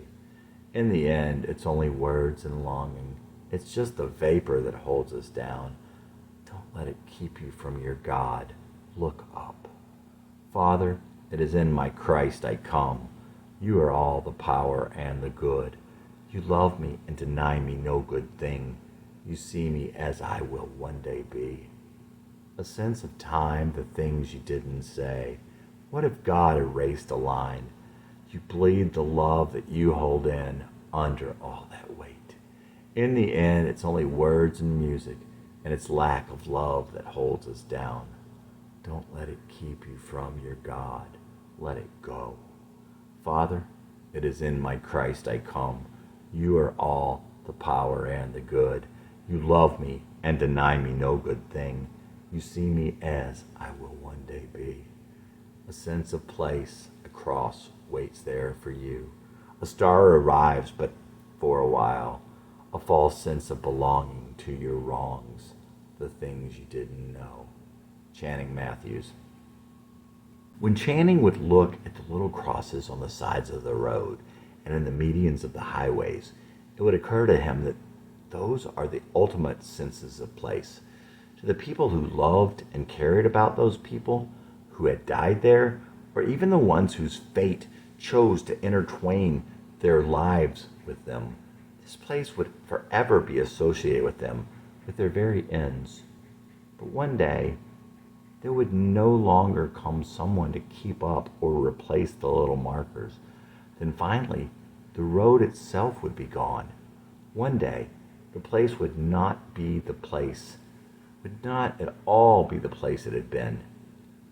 The hills were once mountains, and the mountains once were seas, and you can still hear the seas in the mountains echoing in the winds and crashing down the streams. Someone sang that the road goes on forever. If time, which does seemingly go on forever, is like roads, then we are every minute passing ghosts, people's pasts, things that happened before, people that aren't here now. Statistically, the odds are that once in a blue moon, we would meet our own past. If it was like that, then time would also be independent of place. Just because Jesse was never 10 in Nashville, never 10 on the mountain, doesn't mean that Channing wouldn't see him while he happened to be there at that point in time. There's definitely a sense of place and some sort of psychic reverberations. That's why Channing would go to look for Jesse in a certain place. And that seemed like the place. But the question also remains, can you bring a ghost back with you? Could Channing have brought Jesse back from Rockland? And could he have been there ever since? Would he have naturally gravitated to a place that had been associated with Jesse, even if it was an older Jesse? A place where he was himself? That night, Channing took Rick to the airport so Rick could pick up a rental car. Afterward, they were to meet at El Churro, a Mexican restaurant by Channing's house, to get some tacos or something. El Churro stood in the corner of the shopping center just past Quick Mart and Pizza Inn, where so much took place years before. Like the shopping center, it was built several years later. A somewhat small Mexican restaurant with an even smaller bar. It had chain-like food, but still managed to seem like a one-off. Channing decided to stop on the way and get a Foster's oil can and wait in his car. $1.99. Those things were inflation-proof. That's what Jesse had paid at Carmart 23 years before. He rolled his windows down and cranked up Lucero, that much farther west, and leaned against the passenger door with his Foster's. Wow, it's a beautiful night. I'm high. 56 degrees, a cool breeze, and a million stars. I feel like I'm 22 again. Channing looked around and down the streets and saw himself in all those places he had been before. There have got to be ghosts of me all over town. Channing didn't believe the past was gone. He believed the past still exists somewhere, somehow. He really did. Rick got there and was a bit confused. He wanted to go in, but Channing talked him into the music and the breeze. And Rick wanted a Foster's.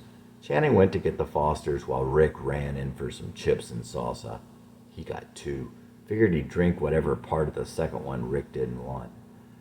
When Channing got back, they sat there listening to Lucero. He was in the mood to ask Rick questions again. Is it possible that Christ was broken-hearted to leave this? I don't believe he was suffering sorrow unto death and sweating blood over the nightmare and humiliation in front of him, but it certainly could have been knowing the separation from the Father that was coming. Kinda maybe. Then Rick went on to say he could come down right now and set the record straight, and it would only make things worse. Channing laughed. Oh my gosh, how true. Hypocrites. And those who miss the purpose, the heart of the message, of course they are in the church. They aren't Jews. They just happen to be Jews in Israel in Jesus' time. They will always be at the heart of power, and they will always use God's people. That said, he asked Rick another one. What's your favorite thing that's ever happened to you? No, there's no answer to that. If I have something, I'll let you know, but there's no answer to that. I can't sing or talk on demand. Later, Rick went on to say, it's like writing. Later, Rick went on to say, it's like writing songs. Channing continued to spiral downward. A couple of nights later, he drank almost 2 oil cans, then bought another and drank it while driving around Cloud Canyon with David. He was looking for some sort of traction, and he thought that sometimes the slipperiest times, the times you fall the fastest, are the times you are looking for traction, looking to reverse direction. If he was just going with the flow or even just trying to stop, the fall would be slower, more controlled, but he was looking for traction. But Channing didn't want to just stop the fall. He wanted to climb back up, and obviously he wanted to climb higher. Where he wasn't any good. Maybe that was the thing, like Brett told him. He's got to find a different side of the mountain where the view on the top was more clear. He brought Jesse back from Massachusetts, not just pieces. Channing just wasn't sure it was him and couldn't see him day to day, so he didn't know at the time. He didn't even know as he had started that process, but now it was clear. Poison. If you overcome, you will rise above. Fail, and you'll be cast out forever. I wanted to be something more, and so I volunteered. I can't believe I chose to come here, only to find I wasn't strong enough. Just cast me down now to the lake of fire. You prepared for Satan and his angels. Not good enough. Don't listen, don't obey. Just like in school, I'm on no one's side, and I'm poison. I'm poison. I don't belong to you. Stay away from me. I'm poison. Don't let me hurt the ones I love. Everything I touch turns to blood. I'm the poison in the midst of the flood. I'm the red streak in the black of the night, one pink flower in a field of blue ones. I carry your death, and I'm poison. Walk straight, hold your head up. How can I, with the weight of all these demons pressing close? Why are they here? Am I so beloved? Do you have something so important for me to do that they would hold me down all these 40 years? Does the poison come from without or within? Have I lost my mind or my soul? Would I find it were I on my knees again? But I'm poison. I don't belong to you. Stay away from me. I'm poison.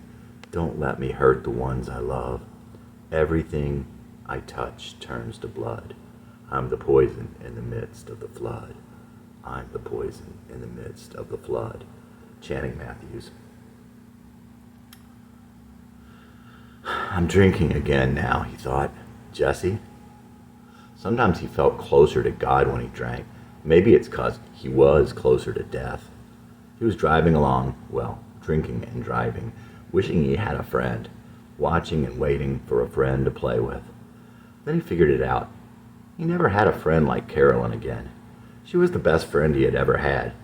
Yeah, he knew they were only 6 years old. Maybe that's what Jesse was looking for all that time. Maybe that's what he was looking for in Carrie. Maybe that's why Channing wanted to find Jesse. He guessed that he didn't want any friends, not the kind he'd had these past years. Anyway, he was sure that he wouldn't have to worry about that after people finding out all the truth. Going back and trying to put everything together, writing these things down, he started to think everyone was right about him. He hadn't thought he was that person. But I am that person they thought I was, he said out loud. He missed his exit and went on down to the inner beltway. He got off at the exit by the mall. When he pulled off there, as he was driving up to the light, he got a feeling that he would get from time to time those days. Sort of like deja vu, but not so mysterious. Have you ever noticed that you don't get deja vu as often as you get older? He knew he had been there before, so many times. He thought, I own this place. This was his town, his place. But he didn't choose it. Did he choose it? Or did it choose him? He didn't choose it, and yet he obviously had. All those years he had wanted to get out. And there he was. And where are you? You who seemed to fit in so well. Now you're gone for good. One night, shortly after that drive, he got into a terrible fight with Rachel. It started when he was yelling at Ashley. Yelling isn't the right word, but he could talk pretty harshly. Rachel wouldn't say anything, even though he knew she'd agree with him about what he was saying, though not how he was saying it. So he just kept getting more fired up. Sometimes he just wanted someone to agree with him. He would feel so out on the limb during those times. He started talking uglier to Rachel as they started to argue about it. Nobody ever talked to me like this before I met you. I never heard anyone talk to anyone else like this. Rachel was in tears and she was angry. Then you're lucky. Well, I'm not lucky anymore. She stormed out of the room. It wasn't good for the kids. Ashley said she thought what he had to say what he had said to her was fine. Either way, though, he knew he brought all this on his family. He could feel a little suicidal at times like those. He cleaned up the dishes, grabbed the remaining king cobras, still attached to the duck catcher, and went for a drive. Cloud Canyon, of course. He thought, I don't deserve to live. That's really what it comes down to. Channing thought about his weakness and how everyone was stronger than him. So what's that mean? Like I'm not supposed to fight? He tried that once.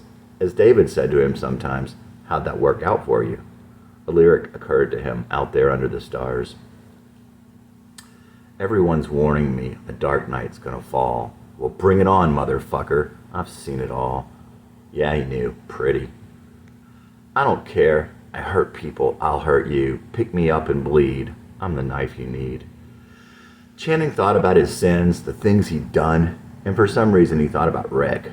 Rick tried to maintain a good standard of conduct. He judged people for somewhat petty infractions of the code, but he did try to do the right thing. At that point, Rick had not worked in quite some time, and he didn't have a girlfriend or any family responsibilities.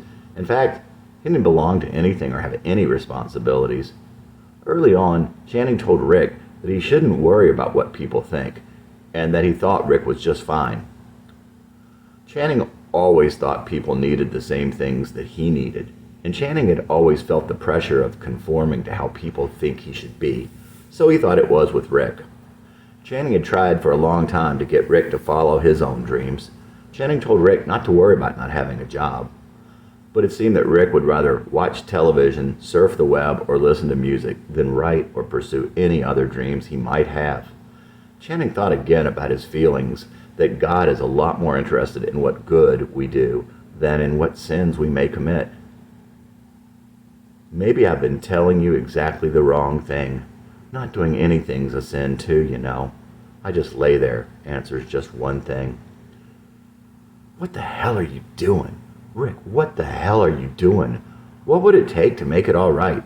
And don't tell me it is all right. Chapter 86. Channing continued to write in his journal. Channing's journal. What am I trying to say? Basically that we are all just pissing in the wind. Solomon said, with all the wisdom in the world, everything is worthless. He kind of summed up Ecclesiastes by saying, seek the Lord in the days of your youth. I would tell you that these are the days of your youth. What he was trying to say is that it is all running through your fingers. No matter what you do, you will be left with nothing. Nothing, no matter how you try to hang on.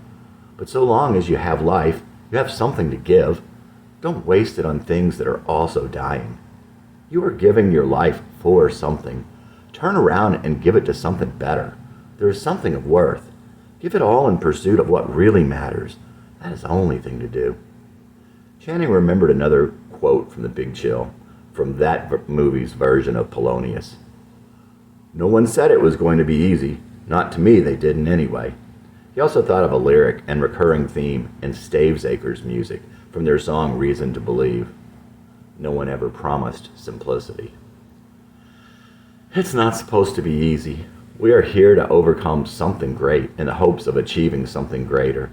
One of Channing's favorite songs was by Blue Rodeo. Part of it tells the story of a dream. I had a dream my house was on fire. People laughed while it burned. I tried to run, but my legs were numb. I had to wait till the feeling returned. I don't need a doctor to figure it out. I know what's passing me by. When I look in the mirror, sometimes I see traces of some other guy. Cuddy and Keeler from Till I Am Myself Again. We do have a destiny. Until we are on the path to fulfill our destiny, we are wasting our lives. By all worldly measurements and accounts, Jesse was wasting his life. But Channing came to be not so sure of that. He did not know that until he got back headed in the direction he was meant to go. He was wasting his life, and he thanked God for the pain. It made him feel alive. It reminded him of bigger things, better things. It helped him see his once and future home, if only out of the corner of his eye. He thought it was telling him to turn around. And somewhat that pain was amazingly similar to exuberance, to the joy de vivre he would sometimes experience. Being dead inside is the enemy. not pain. Those last good weeks of fall had come and gone, and now fall had given way to slumber once more. Channing wrote in his journal, Channing's journal, "What about Jesse? Did I find what I was looking for? I don't know. I brought him back as best I could. I dug out his old songs, and I'll play them, the old alongside the new. I've got the tapes, and I know how to play those songs. It just didn't seem right to play them for people before." Against the current. Sometimes the current takes me slowly the way I want to go. Sometimes it leads me toward the fall. I've no effect at all. All my life I curse the current, and sometimes the other boats. Swift and sleek they sail away to where they want to go.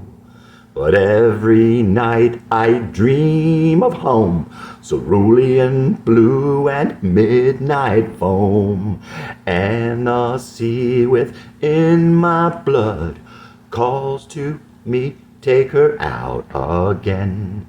Mariners from these same stars, true meaning I cannot see. Tiny holes in the blackness, so faint and random to me. Fear and chaos, ebb and flow, pirates board undetected. What hurts me most, what I didn't know, my rudder is defective. But every night I dream of home, cerulean blue and midnight foam, and the sea within my blood calls to me, take her out again. I decide to jump the ship. Fear blows in winter squalls, set to take my broken boat, leaving no escape at all. I think how drowning men can see you. The feeling swells and then recedes. Strings of hammered dulcimer skipping out o'er the seas. But every night I dream of home, cerulean blue and midnight foam, and the sea within my blood calls to me, take her out again. As love can vanquish fear, like strength alone cannot. Quiet, clear, pushes off the storm, calm I long forgot.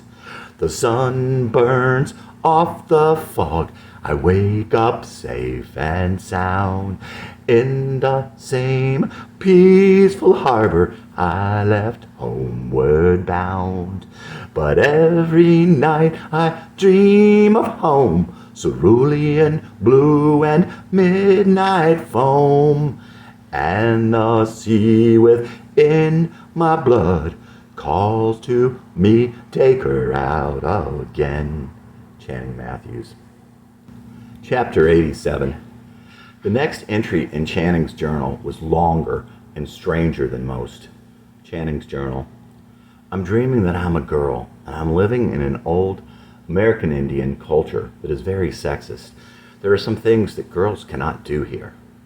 Somehow the dream changes, and I'm a man, somewhere in the present time, and I'm being interviewed about a young girl from the past. In the dream, I can see the young girl and her mother, but it is like a film playing in the background. The girl's mother does not love her young daughter. She has no feelings for her and is especially cruel to her. I'm telling the person I'm talking to that my mother never cared about my sister. She never loved her. My sister was sweet but troubled and rejected. Our father was not there, and no one else cared about her. I never see the person I'm talking to. Now I am telling him that I dream songs, but the songs don't come from me. They come from someone else. Maybe someone I'm related to. He asked me if it is Denny Martinez. I say, no, but I think he knew Denny Martinez. I wake up and it's 3:30 in the morning. I feel for this girl. The dream was about the girl and my feelings for her. That's all I know. But the feeling is very strong, and I get up to write this down. A week later, I'm at work. I check my personal email and I have a message from someone I don't know. It looks like spam until I open it up. It is from someone named Tom Dillon, and he says that he saw my web page. He tells me that he has been dreaming song lyrics for years. He writes them down, but he knows that they are not his. He only has bits and pieces and cannot finish them himself. He's not a writer, he says. He tells me that a couple days back, he had one of those dreams, and in that dream, he could almost see the person who was writing these words. He writes them down, and the next day he searches the internet for the words cerulean blue and midnight foam. He found channingsongs.com and clicked on the link to email me. Tom wants to know about cats and dogs. He wants to know when I wrote that song. He wants to know what I wrote it about, what it meant, what I was thinking when I wrote it. Hi, Tom. That is just crazy about the song lyrics. I just wrote Against the Current in December. And you've dreamed of other lyrics that match mine? Wow. I sure am glad you didn't dream the whole songs. Cats and dogs, huh? Gosh, I wrote that in 1981. I dreamed I was a cat, literally. I remember being in a small downtown area late at night. Something like you would see in a small town like Murfreesboro, where I was going to school at the time. I remember the streetlights and the shadows. Anyway, I looked out from my shadow, and I saw some dogs. One in particular had me transfixed. I looked in her eyes, warm and brown. I could feel myself change at that moment. And then she saw me. I could see the love in her eyes, but I could also see fear. Fear for me. She was afraid the other dogs would see me, and then they did. In a flash, they were after me. I ran, but I could not forget. I remember in the dream I searched for her everywhere. I remember snow and the sky full of white. I think I remember the dogs coming out from everywhere in fur and teeth and claws. That's all I remember. When I woke up, I jumped out of bed and wrote the lyric. Just as you read it now, every word. Well, that's the story behind that song. Write more. This is wild. Channing. Tom wrote back and told me that his sister had given him a poem when they were little. He still had it. She gave it to him in 1961. It was Cats and Dogs. Word for word, it was the song I had written after dreaming that I was a cat 25 years ago. I don't know what Tom was feeling, but I got chills when I read this email. I emailed Tom and asked him what he thought about it and told him about the hair on the back of my neck. I also thought it was another strange and cool coincidence that his last name was Dillon. I mentioned to Tom that I had just written my journal about someone named Jesse Dillon. A few minutes later, I got an email back from Tom. Derek, please send me a copy of your journal. My sister's name was Jessie. Please overnight it to me if you could. I have to read it. I loved my sister more than anyone else in my whole life. I have missed her every day since she had to move to Tennessee to live with my father. That was in the summer of '61. I never got to see her again. She died the following February on Valentine's Day. I've never dated a girl an entire year in my life. I always break up with them before Valentine's. I just couldn't. I always felt that the words in my dreams came from Jessie, that she was reaching out to me through her dreams, through my dreams, and through her poetry. It seems like you are a link to her. I have been looking for her in the face of every young girl, in every newspaper, in every book, in every song, in everyone's words since they took her from me. Tom. I sent Tom my journal that afternoon. I included a note with my cell phone number. A couple days later, my phone rang. It said Massachusetts on the caller ID. Derek, it's Tom Dillon. Hi, Tom. Derek, I want to come see you in person. I want to meet you, and I want to tell you about my sister. I want to come to Tennessee. I should have come years before. Okay, let me know when and we'll get together. I want to tell you her story. She was just like Jessie. Tell me something. Did you really see some young boy in Cloud Canyon? Yes, I did. How did you know it was a boy you saw up there? Well, he walked right up to me. I could tell he was maybe 10 or 11. Yes, but how did you know it was a boy? How do you know it wasn't a girl? Well, I don't know. He looked like a boy, kind of dirty and disheveled, boy clothes. I don't know. You wrote that he looked like a lost puppy dog. Jessie always had that look, and she dressed like a boy. She didn't learn girl things from our mother. Well, he had on that shirt I had from my last summer there. Jessie used to wear a Rockland Community School shirt. She didn't have a lot of clothes, and I think that was her favorite shirt. I know she would have worn it all the time in Tennessee. It would have reminded her of home. Tom was coming down in a week. In the meantime, I decided I would return to the mountain. But this time, I couldn't bring David. I couldn't even have Rick drop me off. I had to go alone. I wore a hoodie and my earmuffs and gloves. It was a cold, late January day, but I don't usually wear a coat. As I drove up there, I didn't even play any music, mine or anyone else's. I couldn't stop thinking of the girl Jessie. And I thought about Tom and my journal and my life and how maybe I should give my earmuffs to Jessie if he was up there. I parked about a half-mile away, jumped out of the car, and started walking back toward the mountain. When I got to the little path, I climbed it hurriedly. I felt like there was a clock ticking. No, that's not it. I felt anxious, excited, like I wanted to hurry up and open a present, or like I wanted to find out a mystery. My heart was beating hurriedly.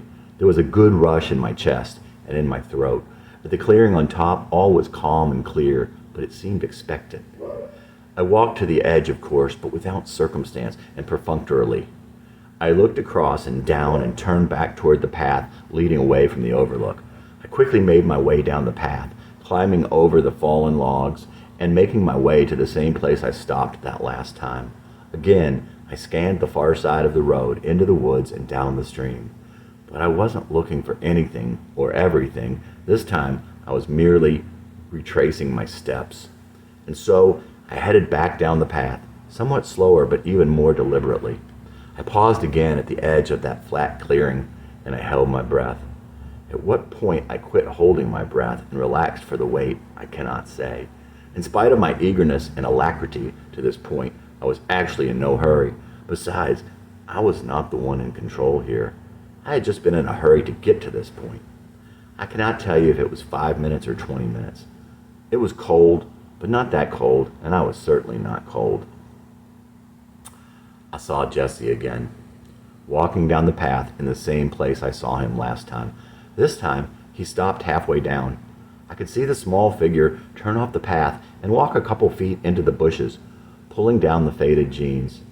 My eyes were still good, and I could see that the child was wearing panties under the jeans. They were kind of lacy, as of a kind a young girl of a certain age would wear, white but graying, and with holes, and maybe even too small for the thin young girl. Signs that a mother was not taking care of her. She squatted to pee. Jessie, with an I. Jessie. What does this mean? What about the get ready shirt? My shirt, right? A moment later, the young girl straightens up, zips up her jeans, and continues into the woods. I wait for some time. Not for Jessie, just for being there. I make my way down the mountain, walk to the car, and drive home. I don't know what I was thinking. If I was thinking at all, I can't remember now. So I have the soul of a 10-year-old girl? No, he says. Souls have no age or gender. But I am thinking that you have carried the thoughts and feelings of a neglected 10-year-old girl since you were born. Tom has the kindest and gentlest brown eyes. They seem hurt but clear and thoughtful. He seems to know me, and he tells me all about Jessie. She was so much like Jessie, but sweeter and more hurt. I promised I would take care of her. She was a year older than me, but I was the brother. And I had our mother's love. Jessie had nothing. She was my family. She was my best friend. She was everything to me. I promised I would take care of her. I would get bigger, and I would come get her, and I would take care of her. But I didn't. Our mother sent her here to live with my dad. She was all alone. She'd always been alone, but not like that. She had me, and she had her friends. When she died, all I had was the song she had given me. She wrote Cats and Dogs to me. She mailed it to me shortly after she got to Tennessee. She said she was going to come back to me. There wasn't even a funeral. I didn't get to come down here to say goodbye. I never got to say goodbye. I don't even know where they buried her. Tom wants to see Jessie. I agree to take him out to Cloud Canyon the next day. That night, I wondered, what am I supposed to do with this? How could I best make it okay for Jessie? What does God have in mind? So it's this girl I never knew, this young girl who died before I was born. It's Jessie I tried to put down all those years. I am Jessie. It was her thoughts and feelings, her hurt, her pain. I'm not just making up some dissociative personality from my past. And it makes more sense now why I wanted to be Carrie. The next morning, I pick up Tom at his hotel, and we drive out to the canyon. He had been so talkative. He had needed so much to talk about her, but now, on the way there, he is deep within his own thoughts. He takes in the road and the woods and the stream as if trying to memorize the way back. No, it is more like he is trying to figure something out. I park the car off the road, and we walk back to the mountain. As we get out of the car, Tom finally speaks. You don't need me. That doesn't make any sense, but I don't make too much of it either. We walk up the path, not as quickly as I last did. There feels like some sort of finality about this hike. Tom takes his time at the edge. He surveys the whole area. He wanders slowly up the path past the clearing, more taking it all in than looking for Jessie. We get to the place I had last stopped and stay for some time. Where do we go from here? Both times, I walked back to the edge of the clearing and waited, facing back down the path. We walk back. Tom seems preoccupied, determined, not of this world. We wait. This time, I know it is a long time, an hour, maybe an hour and a half. I see her far down the path. Tom is not looking, but as I start to motion, he has already turned. She stops again on the path. This time she stays far down the path for a long time. After perhaps 10 minutes, she resumes her walk and approaches us, slower than any time before. Tom doesn't speak. I want to say something but cannot. It is obvious that Jessie is a young girl. Why didn't I see that before? She's wearing the same clothes, but now I can see the shirt only says Rockland Community Schools. It doesn't say, get ready. I'm cold and lonely, but it's okay. Do you want my earmuffs? No, I'm looking for someone. Have you seen him? Didn't I see you here before? Yes, I talked to you before. Who are you looking for? Someone from long ago. I don't think he knows I am here. He said he would come find me. I'm going to keep looking. She turns, and neither of us tries to stop her. After Jessie leaves, Tom turns and walks to the overlook. He stares across the ravine for a very long time. I look back to where she disappeared back down the path. After a while, I turn around and Tom is gone. I call. Nothing. I wait till I am frozen. This day has become unsettling. Reluctantly, I head back down the side of the mountain. As I get to the bottom, I see Tom at the base. He had jumped off the ledge. I walk calmly over to his body. Tom is dead. He went to take care of her. I can now say that I have checked the pockets of a dead man and stole his most valuable possession. I know I'll not see Jessie again, but it comforts me some to stare at the childlike handwriting and the ancient creases in the paper she once touched. My duty is to make sure he is buried next to her.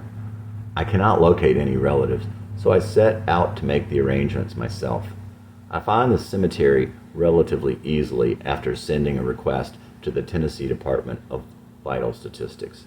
It is somewhat harder finding the grave, but it is with foreboding I begin searching the overgrown cemetery, and I desire the extra time anyway. The marker is small and cheap, of course, and I am still startled when I see it, and I read the name and the rest of the inscription. Jessie Dillon. March 15, 1951, February 14, 1962. I want to know everything about her. I'll start with Tom's journal. From there, I'll follow whatever clues are left. I'm obsessed with her now. I have to know her, and I have to tell her story. It's like I owe her this. Channing's friend Jill was one of the first to read his journal before the dream, before Tom called him. She asked him, "So do you feel better now?" She wanted to know if the confusion in his head had abated. No, he had started to tell her, "I've just felt weird. In fact, I've felt weird ever since I started the journal some months back." But now it all made sense. Jessie is the one Channing has been searching for.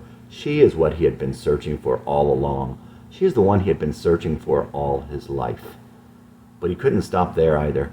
A refrain kept going through his mind. It had been in his head ever since he finished the first part. Where do I go from here? And the chorus answers every time, like the Greek chorus. Where is here? He didn't know the answer, and he knew he didn't know. He still didn't know the answer to that question. He guessed that that was the point. If he didn't know where he was, how could he know which way to go in order to get where he was going? Was he closer now than he ever was? He thought so. The songs came from Jessie. He thought he could tell her story through the songs. That's how he could tell her story. Only he could tell her story. He guessed that was the point of all of this. That's the reason God made him this way. The songs. It was always about the songs, and it was still about the songs. There comes a time in every man's life to meet the purpose for which he was created. That moment is pivotal. It turns on our response, and our whole lives hang in the balance. That moment doesn't care if you are ADHD. It doesn't care if you don't have a pretty face. It doesn't care if you have been a failure and a fool about many things. It comes but once in the life of every man. Most turn their heads and let it slip away. Everything that went before led up to this. All his failures served to prepare him. He didn't intend to stand idly by as his life's hope was stillborn, and he didn't intend to walk away from his purpose in fear or indifference. There comes a time in every man's life to meet the moment he was made for. Let God lead and history be the judge, he thought. Truth told, now that I have told you all the truth I've known, tell me how I can atone. Who will be the one who gets to pick my penance? Would you hold the rope, or the one who holds me sinless? My greatest crime, aloneness, my brokenness, my hope.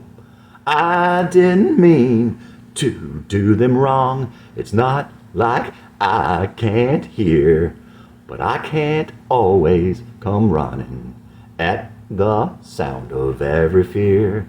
Pain is not the enemy, but tell me, is it fear? Pain is not the enemy, could he make it any clearer? Would you be the one to stay and hear my side? Would you hold the rope when my feet beneath me slide? My greatest strength, aloneness, my crime I never cried. Now that I have told you all the truth I've known, tell me how I can atone. Channing Matthews. It's all about the myths you choose to believe, and it's all about the patterns we refuse to repudiate. Do not believe nor disbelieve any narrator. There is no truth save one. Long after dark, the car dimmed its lights and pulled into the gravel on the side of the deserted road. The young man turned off the engine and cut the lights.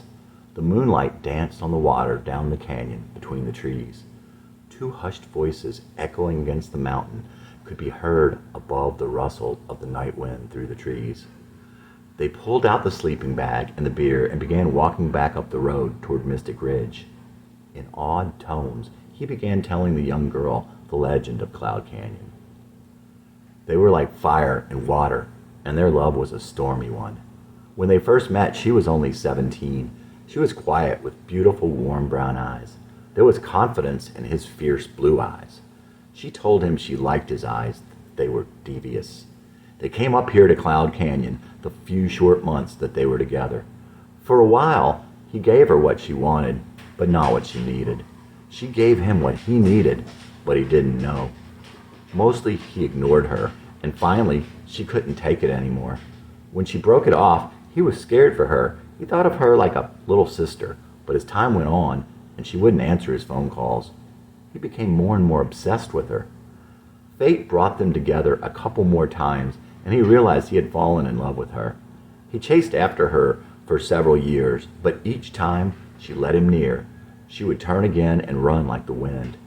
And after 4 years, she suddenly realized that she had been wrong, and she called him. He reluctantly agreed to meet her, for now he was engaged to another, and she had hurt him too many times. On the night they met, all the love that they had felt for each other poured out. They talked and drank and made love until they collapsed in each other's arms. While they lay there, he dreamt that he had killed her. He woke in a sweat. She was looking at him with love and with sorrow in her eyes. He told her he loved his fiancée and could never see her again. She said that if he left, it would kill her. When he got home, he realized that his shirt was covered with blood.